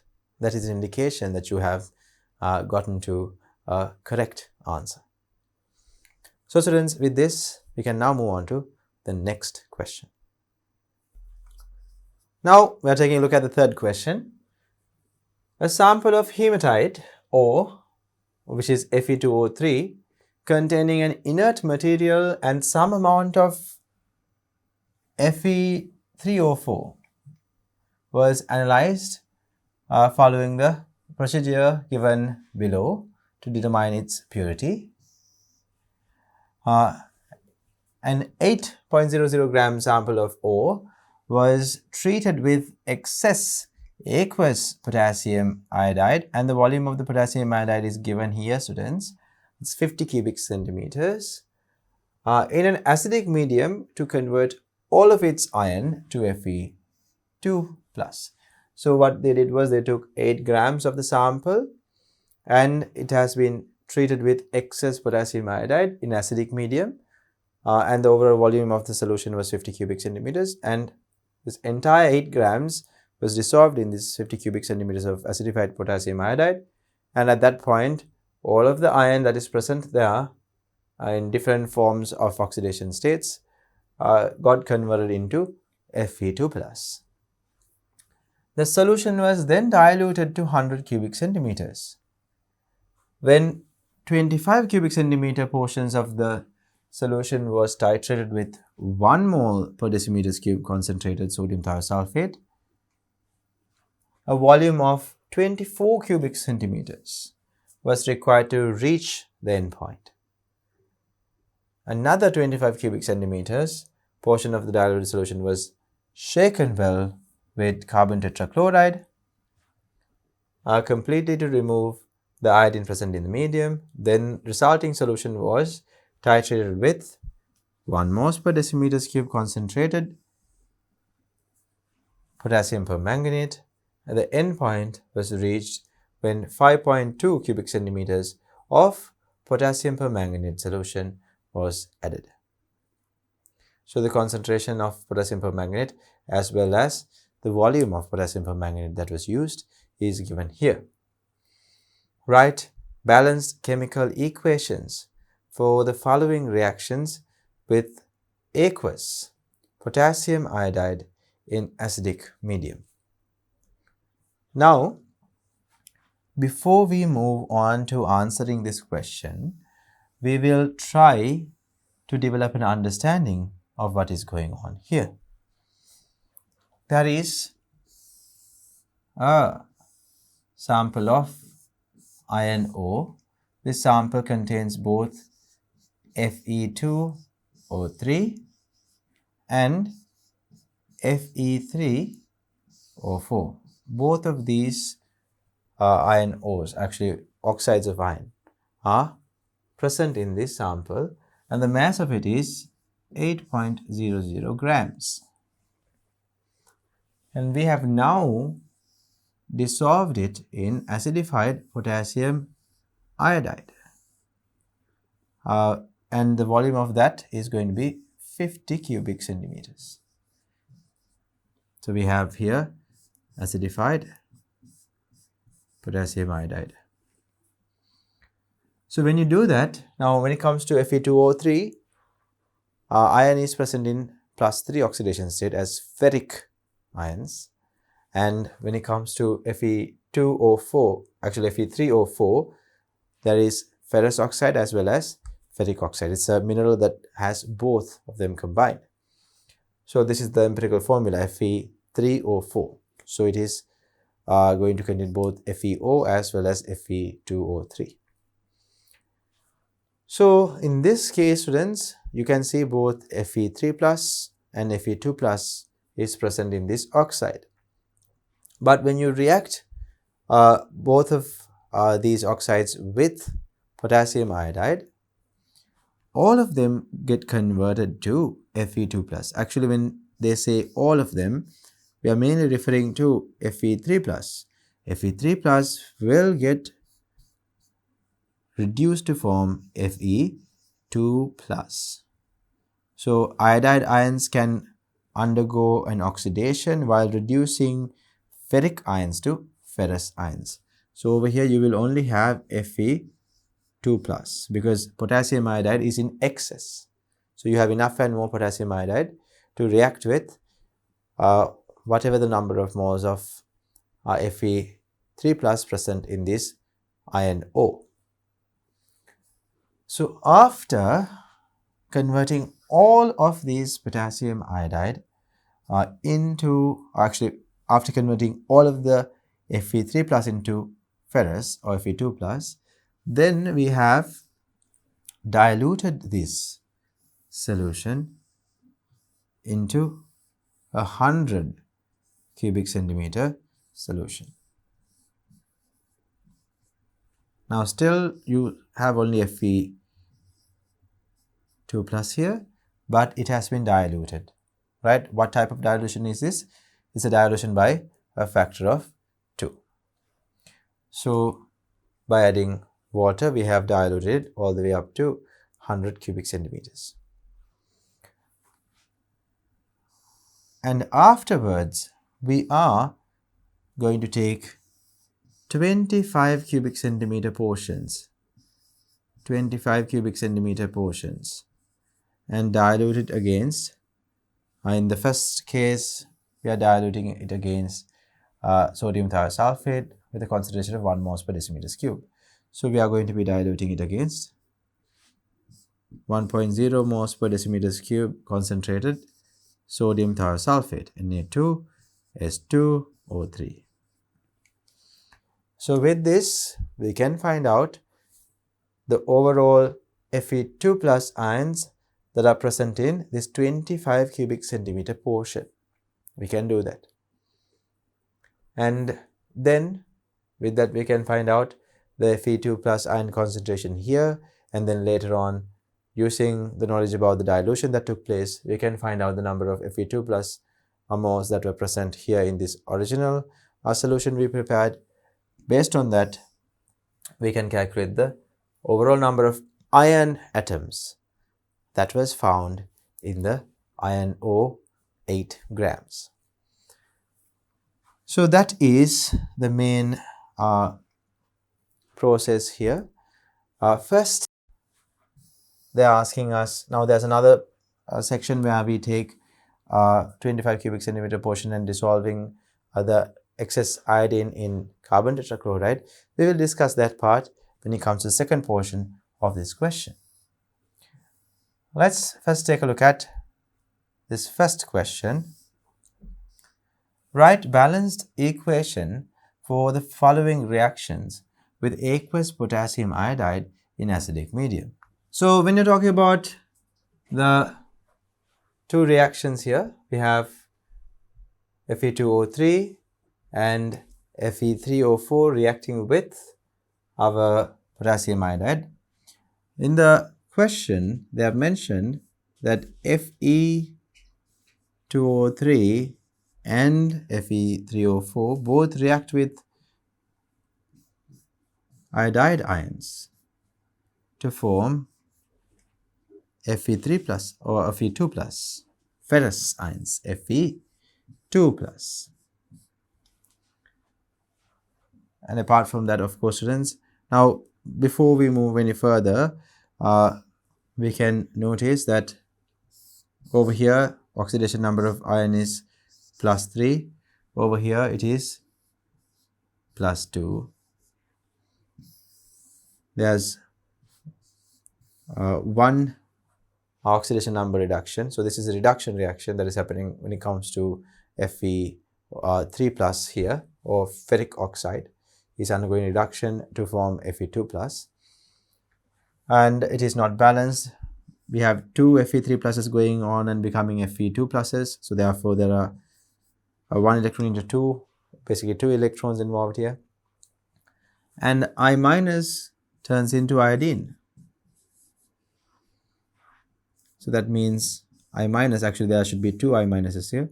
So I minus has an oxidation number of -1 and iodine has an oxidation state of 0, and the difference between the two oxidation state is worth 1 electron. So 1 electron is going to be removed from each iodide ion. So since there are 2 iodide ions, that means 2 electrons are involved. So here this particular reduction and oxidation reactions involve the same number of electrons. So that means 1 ferric oxide will react with 2 iodide ions to form 2 Fe2 plus and 1 iodine molecule. So this is still not balanced, so we can then later on move on to the balanced equation, because you can see the oxygens are not balanced. So if you write the balanced equation, it will be Fe2O3 plus 2 I minuses turns into Fe2 plus iodine. Now this is happening in acidic medium. So on the left hand side there are 3 oxygen atoms. So to balance the 3 oxygen atoms, I can add 3 water molecules here, 3 H2O. And since now the right hand side has 6 hydrogens and left hand side doesn't have any hydrogens, we can add 6 H pluses here. When that happens, this equation is going to be balanced. You can see there are 6 hydrogens here, 3 oxygens here, and number of ion should be 2. Fe2 should be 2 Fe2 plus there. So now it is balanced. If you take a look at the overall charge, there are 6 positive charges as well as 2 negative charges. Altogether +4 will be the charge of the left hand side of the equation, and on the right hand side of the equation there are 2 Fe2 plus ions, so the overall charge there is +4. So +4 here, +4 here, right? +6 minus 2 is +4, over here also +4, so the charges are also balanced. This is one equation out of our way. So this is the balanced equation that you can write for the reaction that is taking place between Fe2O3 and iodide ions. And then we have Fe3O4. Now Fe3O4, students, is FeO and Fe2O3. Oxidation state of ion over here is +2 and oxidation state of ion over here is +3. So this +3 oxidation state ion can undergo reduction. So the number of Fe3 plus present in each of these Fe3O4 is 2. There are 2 ferric ions in each of the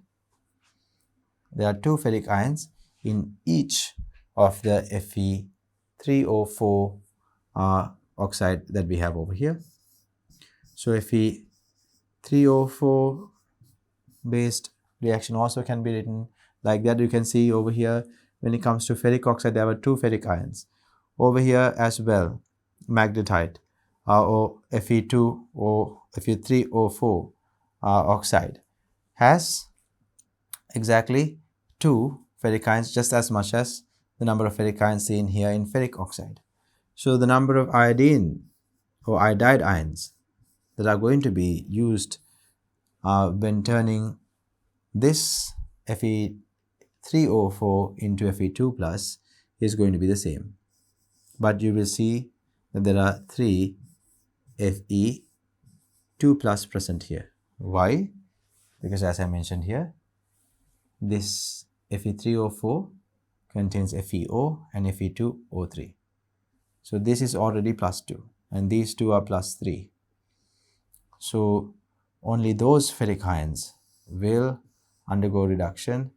The other ferrous ion just comes here to without undergoing any reduction because it is already in the reduced form Fe2 plus. Now, after getting to this point, you have to observe that the oxygen number is not balanced. There are 4 oxygens, so you can add 4 H2O. And to balance off the hydrogens, you can add 8 H pluses here. So this is the equation for the reaction between Fe3O4 and iodide ions in acidic medium. Now we can move on to the next question. Calculate the mass percentage of Fe2O3 in the O. So students, we can first take a look at the titrations that took place here. Then we will slowly build up to the answer. So over here we have taken 25 cubic centimeters of the diluted solution and we are titrating it against sodium thiosulfate S2O3, and here we have in this medium we have our Fe2 plus as well as I2 that is produced. Now we saw when we were talking about these reactions, if now I will change the color of the pen here.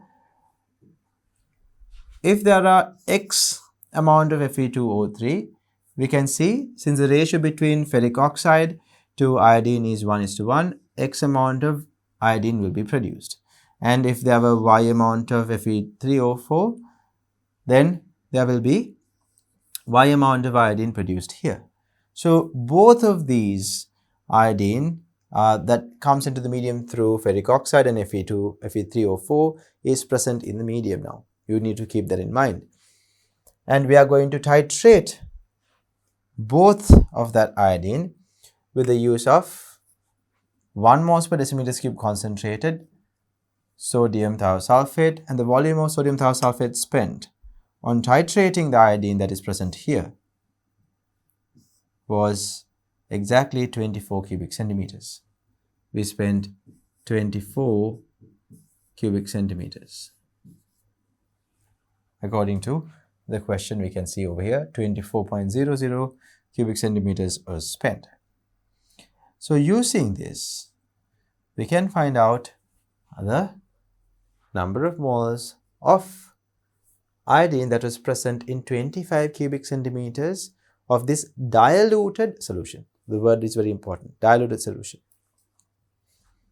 So before we move any further, we need to first find out the number of moles of iodine that was present in this medium. So in order to do that, we need to know the reaction that is taking place. I2 will get reduced to I minus by taking 2 electrons. And sodium thiosulfate, or more importantly, the thiosulfate ion, will get oxidized to form tetrathionate S4O6, 2 minus and 2 electrons. There will be 2 of thiosulfate ions reacting over here to produce this. So you can see the two reactions can be added up very easily.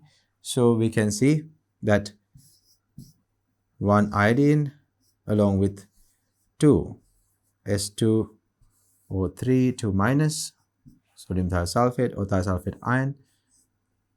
2 thiosulfate ions will react with 1 iodine to produce 2 iodide ions and 1 tetrathionate ion.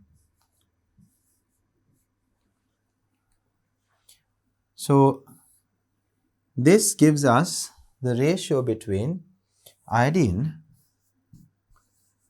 and thiosulfate. With 1 iodine, 2 thiosulfates will react. So iodine to thiosulfate ratio is 1:2. So first we can move on to find out the number of moles of sodium thiosulfate, Na2 S2O3. Sodium thiosulfate that was spent on this titration. So number of moles is equal to concentration multiplied by volume. Concentration happens to be 1.0 moles per decimeters cube. And the volume happens to be, volume over here was 24 centimeters cube. So we can convert it into decimeters cube by multiplying it with 10 to the power minus 3.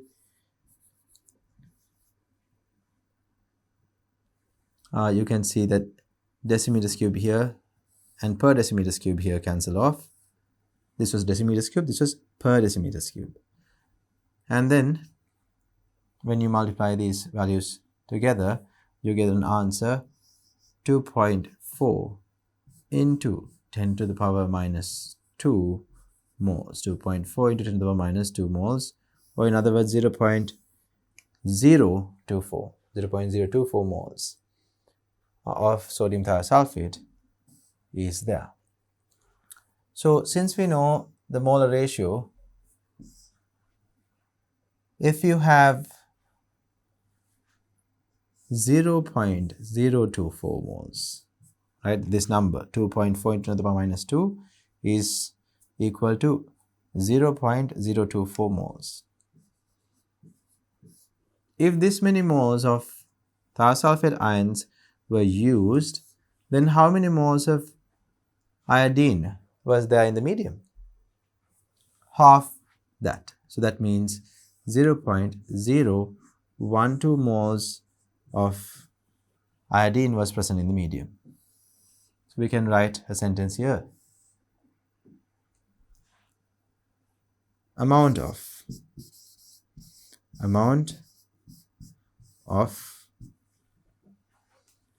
I2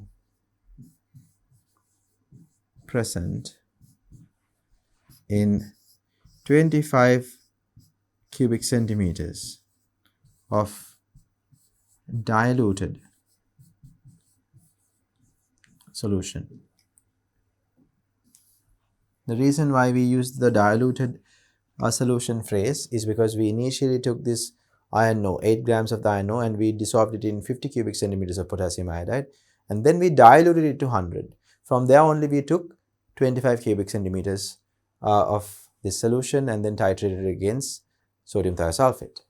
So that's why we use the phrase diluted solution. That happens to be 0.012 moles. So this many moles of iodine is present. So this many moles of iodine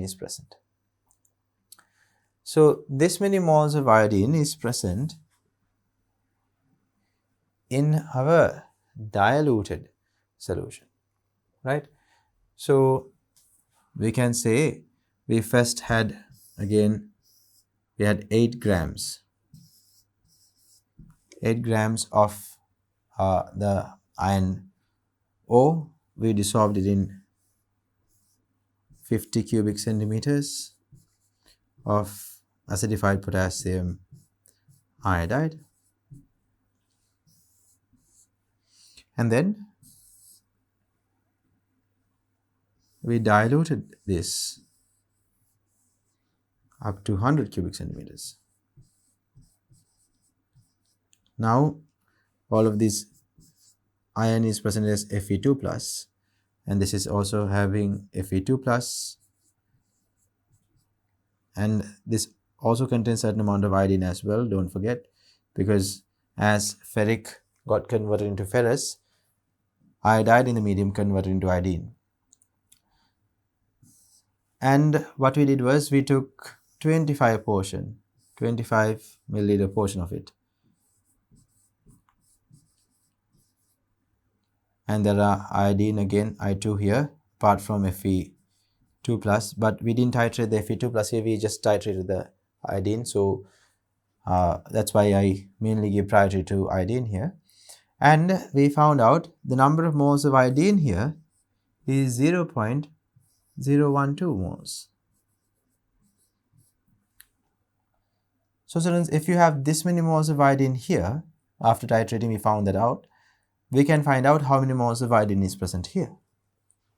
Right? We can write, if in 25 cubic centimeter portion of this solution, if you have 0.1012 moles of iodine, 4 times more iodine should be present in 100 cubic centimeter portion of it. And then if you have that many iodine here, we can actually find out the number of moles of iron that is present here in this solution in Fe2 format. So now if you take this particular number of moles of iodine, we can now write amount of iodine.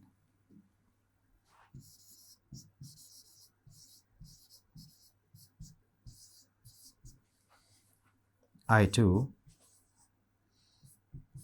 in 100 cubic centimeters of dilute solution. That is going to be 0.012 was present in 25 cubic centimeters. You have to multiply that with 100.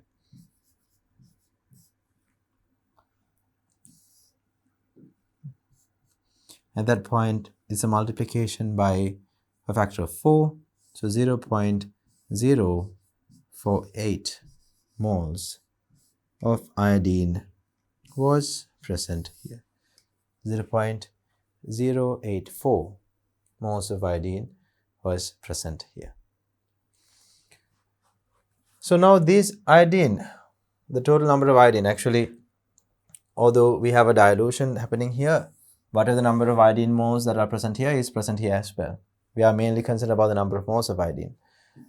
So this many moles of iodine is present in this dilute solution, but the same number of iodine is present here in the solution before dilution as well. You need to keep that in mind, because we didn't do anything to the iodine present in the medium when we were just diluting the solution. Right, so this many moles of iodine is present in the medium. And then if you take a look at the equation that we wrote here, we have this equation. We can see with each of this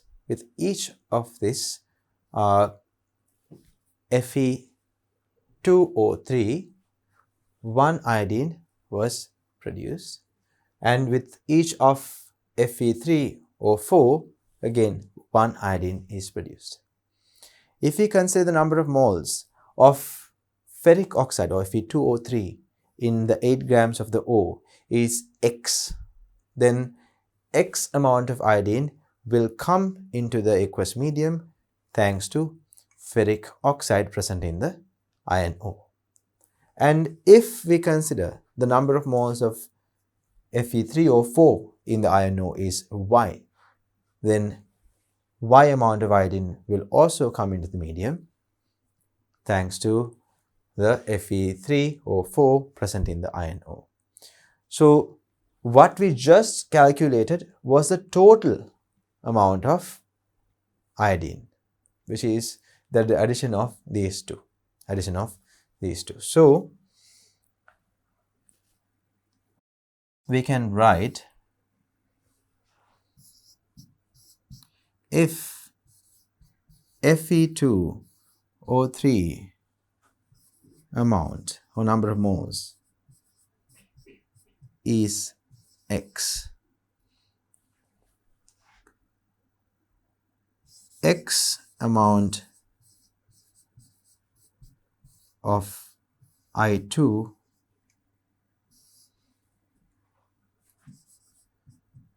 will come into the medium through Fe2O3 or through ferric oxide. This is point number 1. If Fe3O4 amount is Y, then Y amount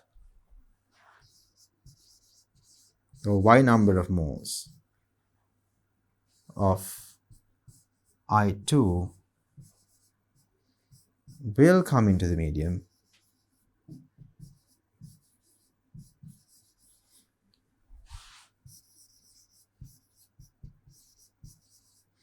through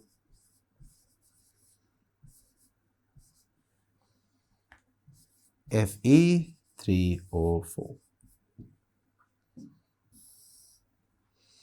So the total amount of iodine that we just found to be present in the diluted solution is the addition of these X and Y number of moles of iodine. So the total number of moles, total amount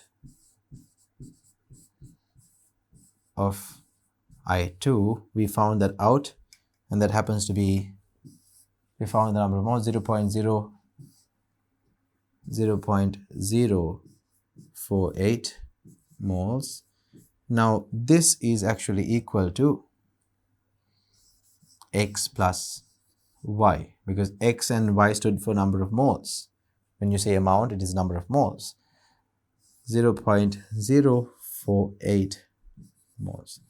So this is our first expression. So we have to develop another expression if you need to solve this expression. Let's go ahead and do that. So in the next part of this experiment, they mention that we have taken 25 cubic centimeter portion of our diluted solution. So in this solution we have Fe2 plus as well as iodine. So all of the ions that are present here is basically Fe2 plus ions and iodine. I2 is present as well as Fe2 plus. But then they say that they're adding carbon tetrachloride, CCl4.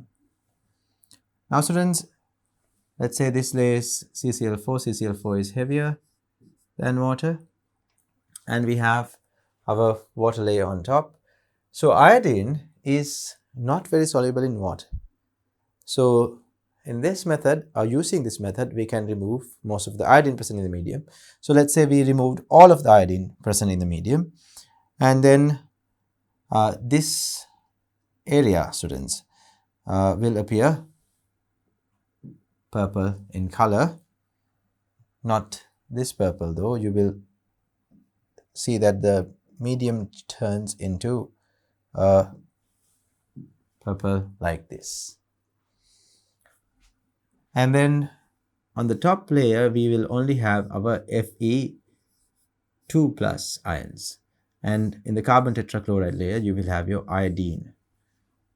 You will have all of the iodine coming into the carbon tetrachloride layer. And then we can separate our Fe2 2 plus aqueous layer into a separate titration flask. So now we have only Fe2 plus here, and we are titrating it against potassium permanganate, acidified potassium permanganate. And the concentration of potassium permanganate is given here.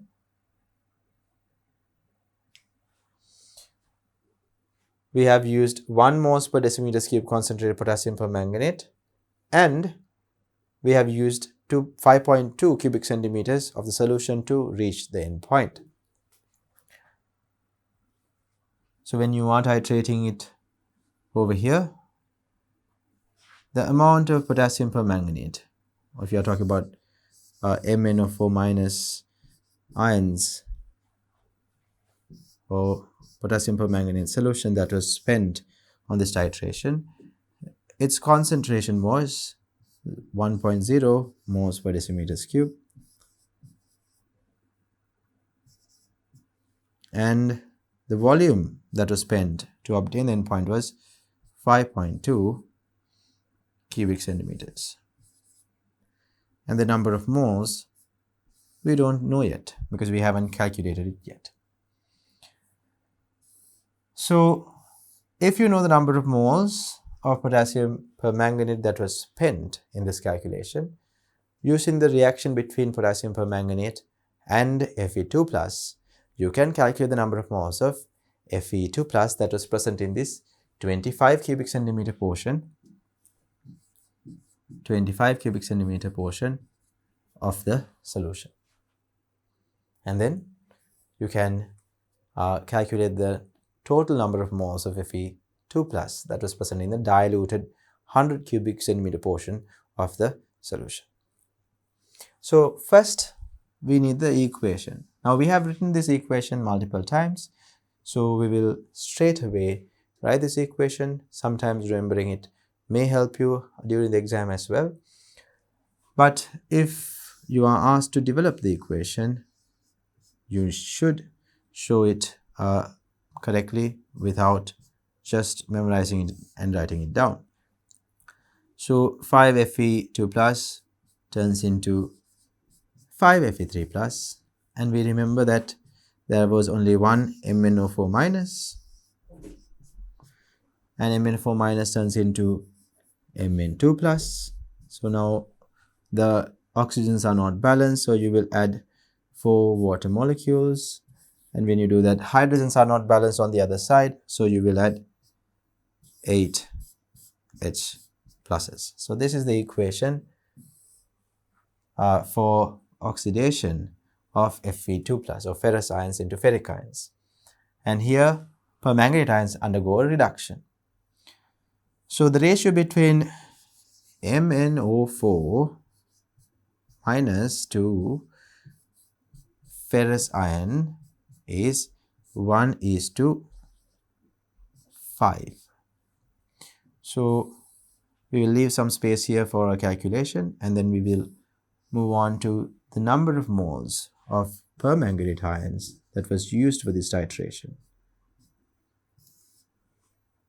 So number of moles of permanganate ion that were used for this titration is equal to concentration multiplied by volume. Concentration happens to be 1.0 moles per decimeters cube, and the volume is 5.2 into 10 to the power minus 3 decimeters cube. So I have directly converted 5.2 centimeters cube into decimeters cube. After doing so, you will see when you multiply these two, the answer, the units per decimeters cube and decimeters cube will cancel off, and the answer would be 5.2 into 10 to the power minus 3 moles. So this is the number of moles of potassium permanganate that was used in this titration.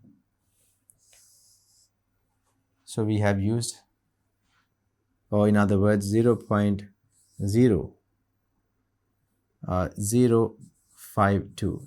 5.2 into 10 to the power minus 3 is, when you jump this decimal place 3 times to the left, you get to 0.0052 moles of permanganate ions. However, the Fe2 plus ions that is present in that medium is 5 times more. So you have to multiply this number by 5, because you can see the ratio between MnO4 minus to Fe2 plus is 1:5. So if you have spent 0.0052 moles of permanganate ions to carry out this titration, the number of moles of Fe2 plus ions that is present in the medium is 5 times greater. So then it is 0 here.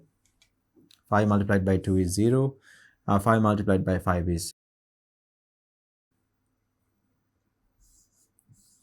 plus 1 is 26.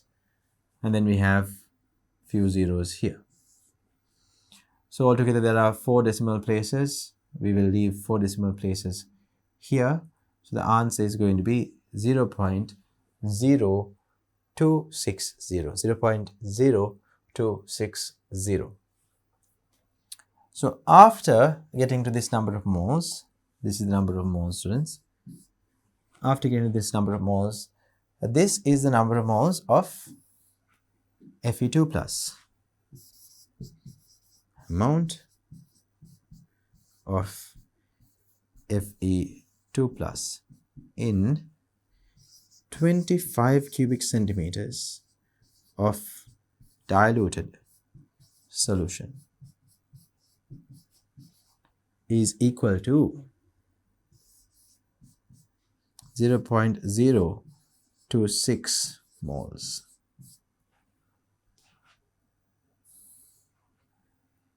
Now, this is in 25 cubic centimeters, and we discussed earlier, even in this particular calculation, that this 25 cubic centimeters has now, over here we have calculated, I will write it over here, it will be clear then.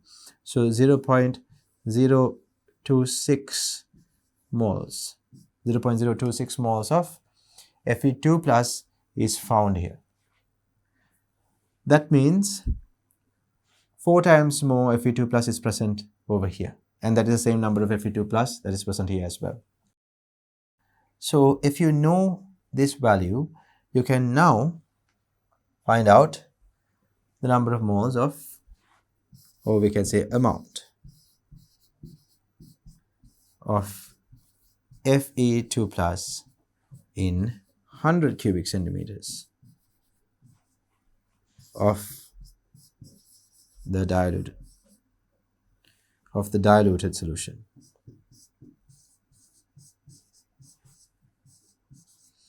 Which is going to be equal to 0.026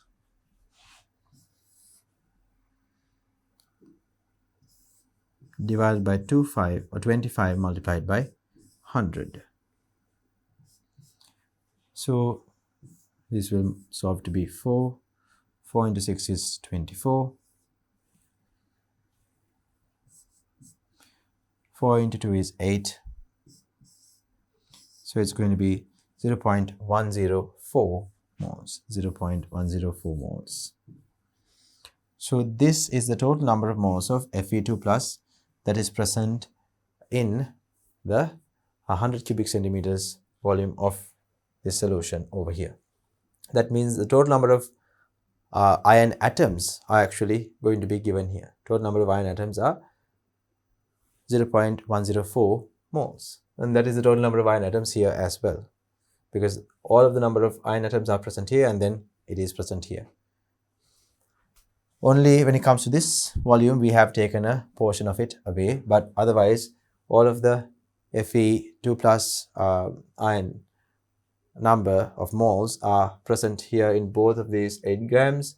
Actually all of these 8 grams, 50 cubic centimeters of the initial solution and 100 cubic centimeters of the diluted solution. You need to keep that in mind.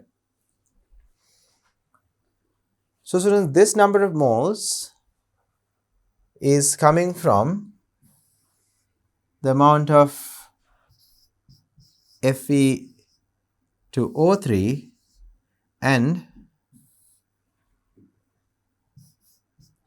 Fe3O4 present in the 8 grams of the iron ore we took. And we assumed the number of moles of Fe2O3 that is present here is X. And we assume the number of moles of Fe3O4 present here is Y. So with this particular ferric oxide, it produces 2 Fe2 plus ions when reacted with potassium iodide, acidified potassium iodide.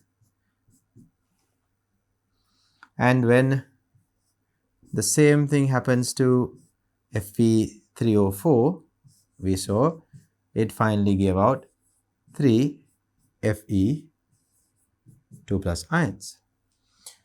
So with 1 ferric oxide, 2 Fe2 plus was given. So therefore the ratio is 1:2. That means with X amount of ferric oxide, 2X amount of Fe2 plus would have come into the medium. And with Y amount of Fe2O4, 3Y amount of Fe2 plus would have come into the medium. Right, so just to develop a better understanding one more time, we can move on to the equation that we wrote here. So in this equation we can very clearly see with X amount of Fe2O3, X amount of iodine was produced. So how many number of moles of Fe2 plus was produced? 2X. This is what we are currently looking at. And with Y amount of Fe3O4, Y amount of iodine and 3Y amount of Fe2 plus was produced. So the total number of moles of Fe2 plus that is present in the medium is 2X plus 3Y, because this is the total amount of Fe2 plus present in the medium, right? So we can write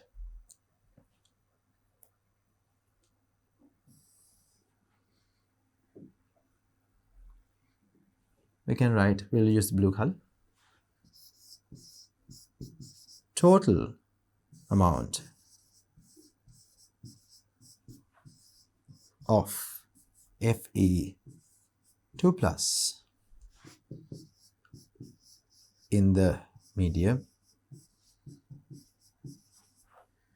is equal to 0.104 moles, and this value is equal to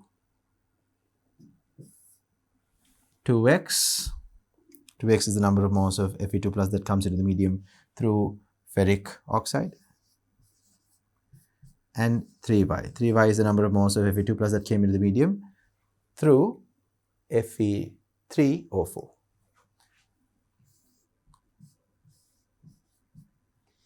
So this is our expression 2. This is our expression 2. So now we have one expression developed here, right? We have one expression that we developed over here, X plus Y equals 0.048, and I will copy down the second expression here as well, so it will be easier, which is 2X, which is 2X plus 3Y is equal to 0.104 moles. This was the expression 2. Now if you solve these expressions, you will get to the value of X, that means the number of moles of ferric oxide present in the medium, and you will get to the value of Y as well, which is the number of moles of Fe3O4 present in the medium. So we can do that by multiplying the first equation by 3 and subtracting that from the second equation. So we'll multiply the first equation by 3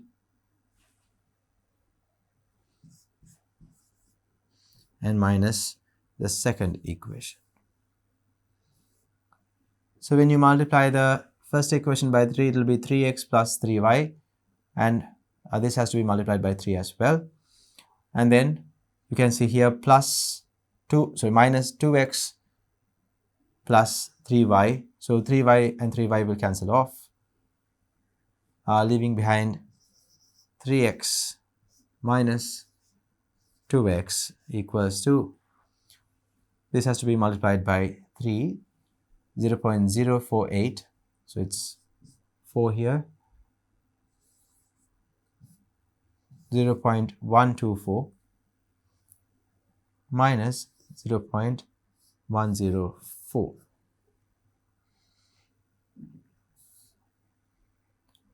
So at this point you will get x is equal to 0.02. X is equal to 0.02 moles. X was the number of moles that we calculated, so x is equal to 0.02 moles. So since we know x, we can now calculate the number of moles of y. So y is equal to, over here, substituting the values to the first equation. If you substitute values to the first equation, x plus y is equal to 0.048. X plus y equals to 0.048. So y equals to 0.048 minus x. So y equals to 0.048 minus 0.02, 0.28 number of moles. So this is the number of moles of y, or in other words, number of moles of Fe3O4.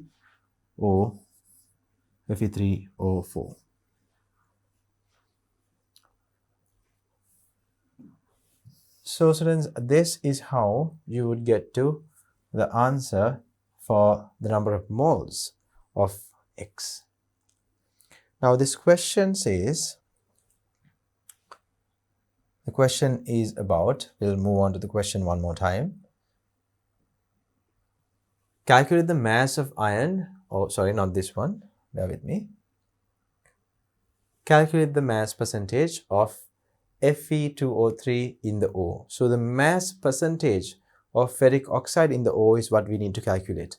And we found out the number of moles of ferric oxide in the O.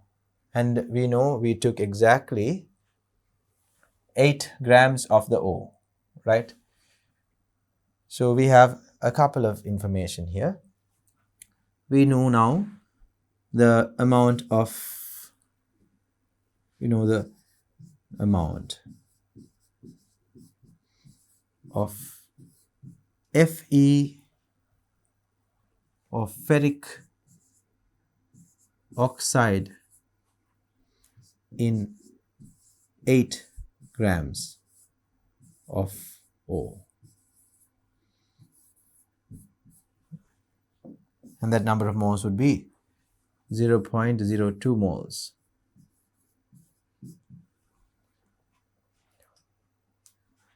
So now we can calculate the mass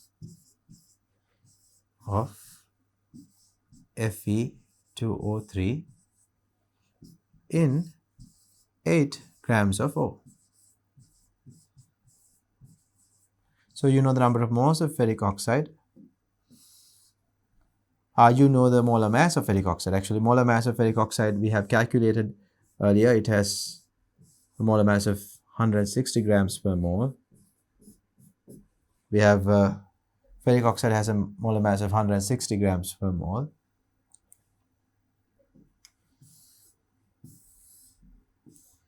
So when you know the number of moles and the molar mass,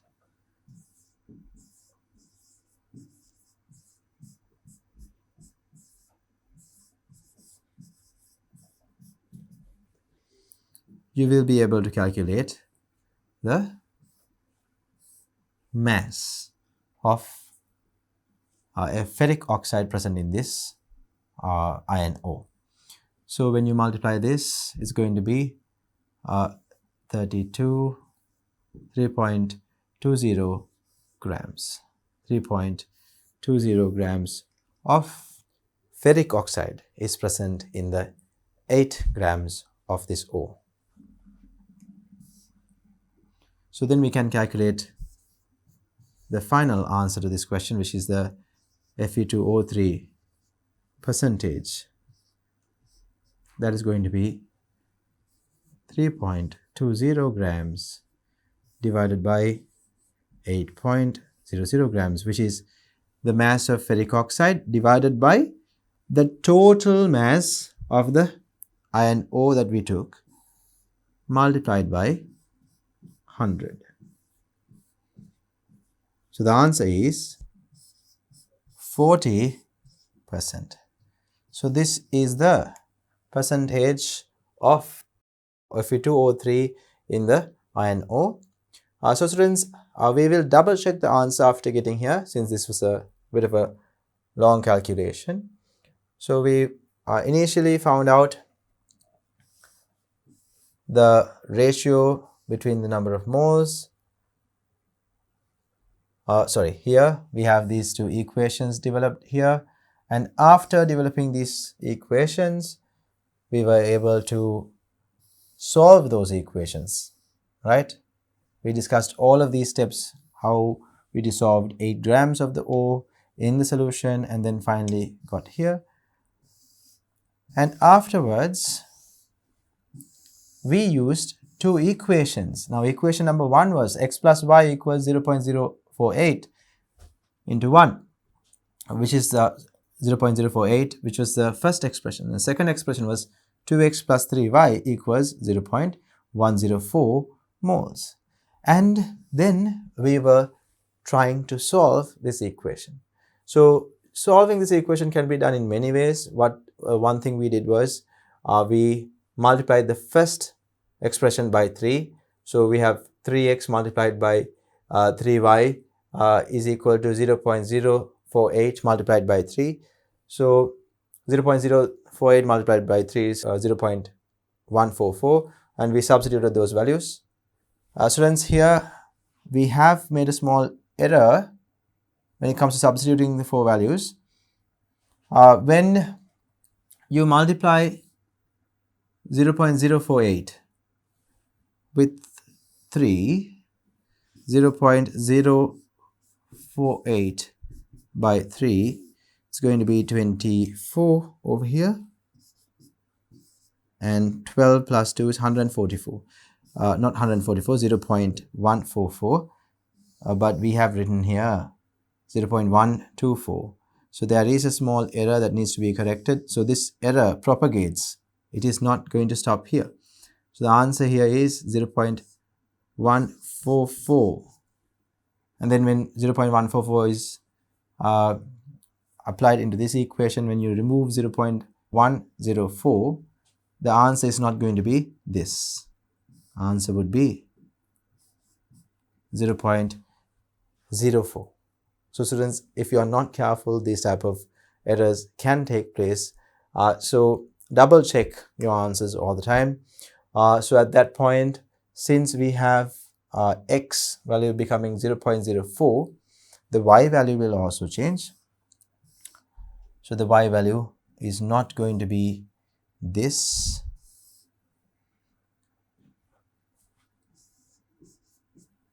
It's going to be 0.08. Actually, Fe3O4 iron oxide, there's only a small amount of it in the iron ore. 0.008 is going to be the number of moles of Fe3O4 iron oxide. So when you consider that, students, and move on to our final calculation, which is here, again there should be a correction made, because we considered the number of ferric oxide moles to be 0.02, but in reality, according to our calculations, it should be 0.05. 4, that means this number should be doubled. It will be 6.40 grams. And when you divide 6.40 grams by 6.40 grams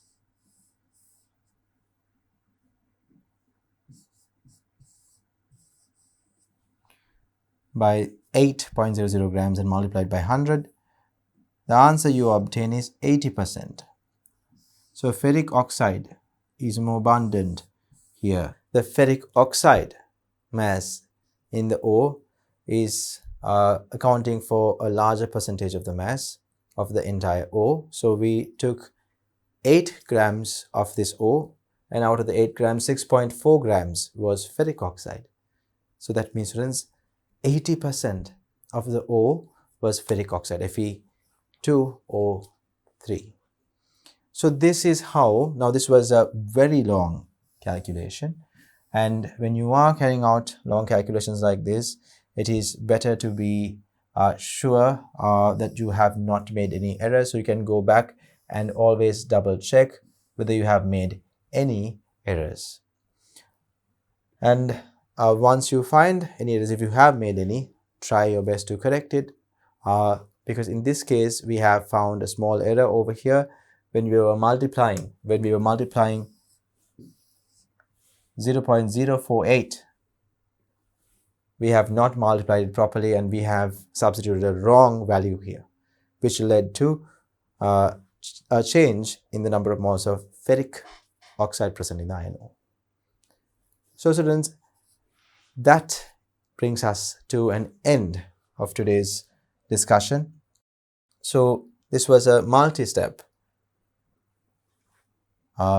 question. We had so many different steps to get to this answer.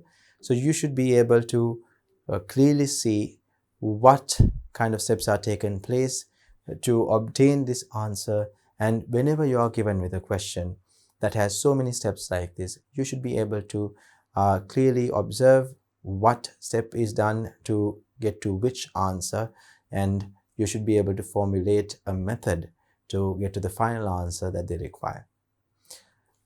After this discussion, I hope you have developed a good enough understanding about the theory parts that are revolving around this experiment, as well as about how we conduct this experiment in the lab.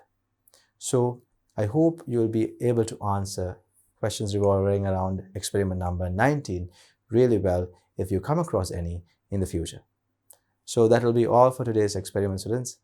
I'll be meeting you again in the next experiment.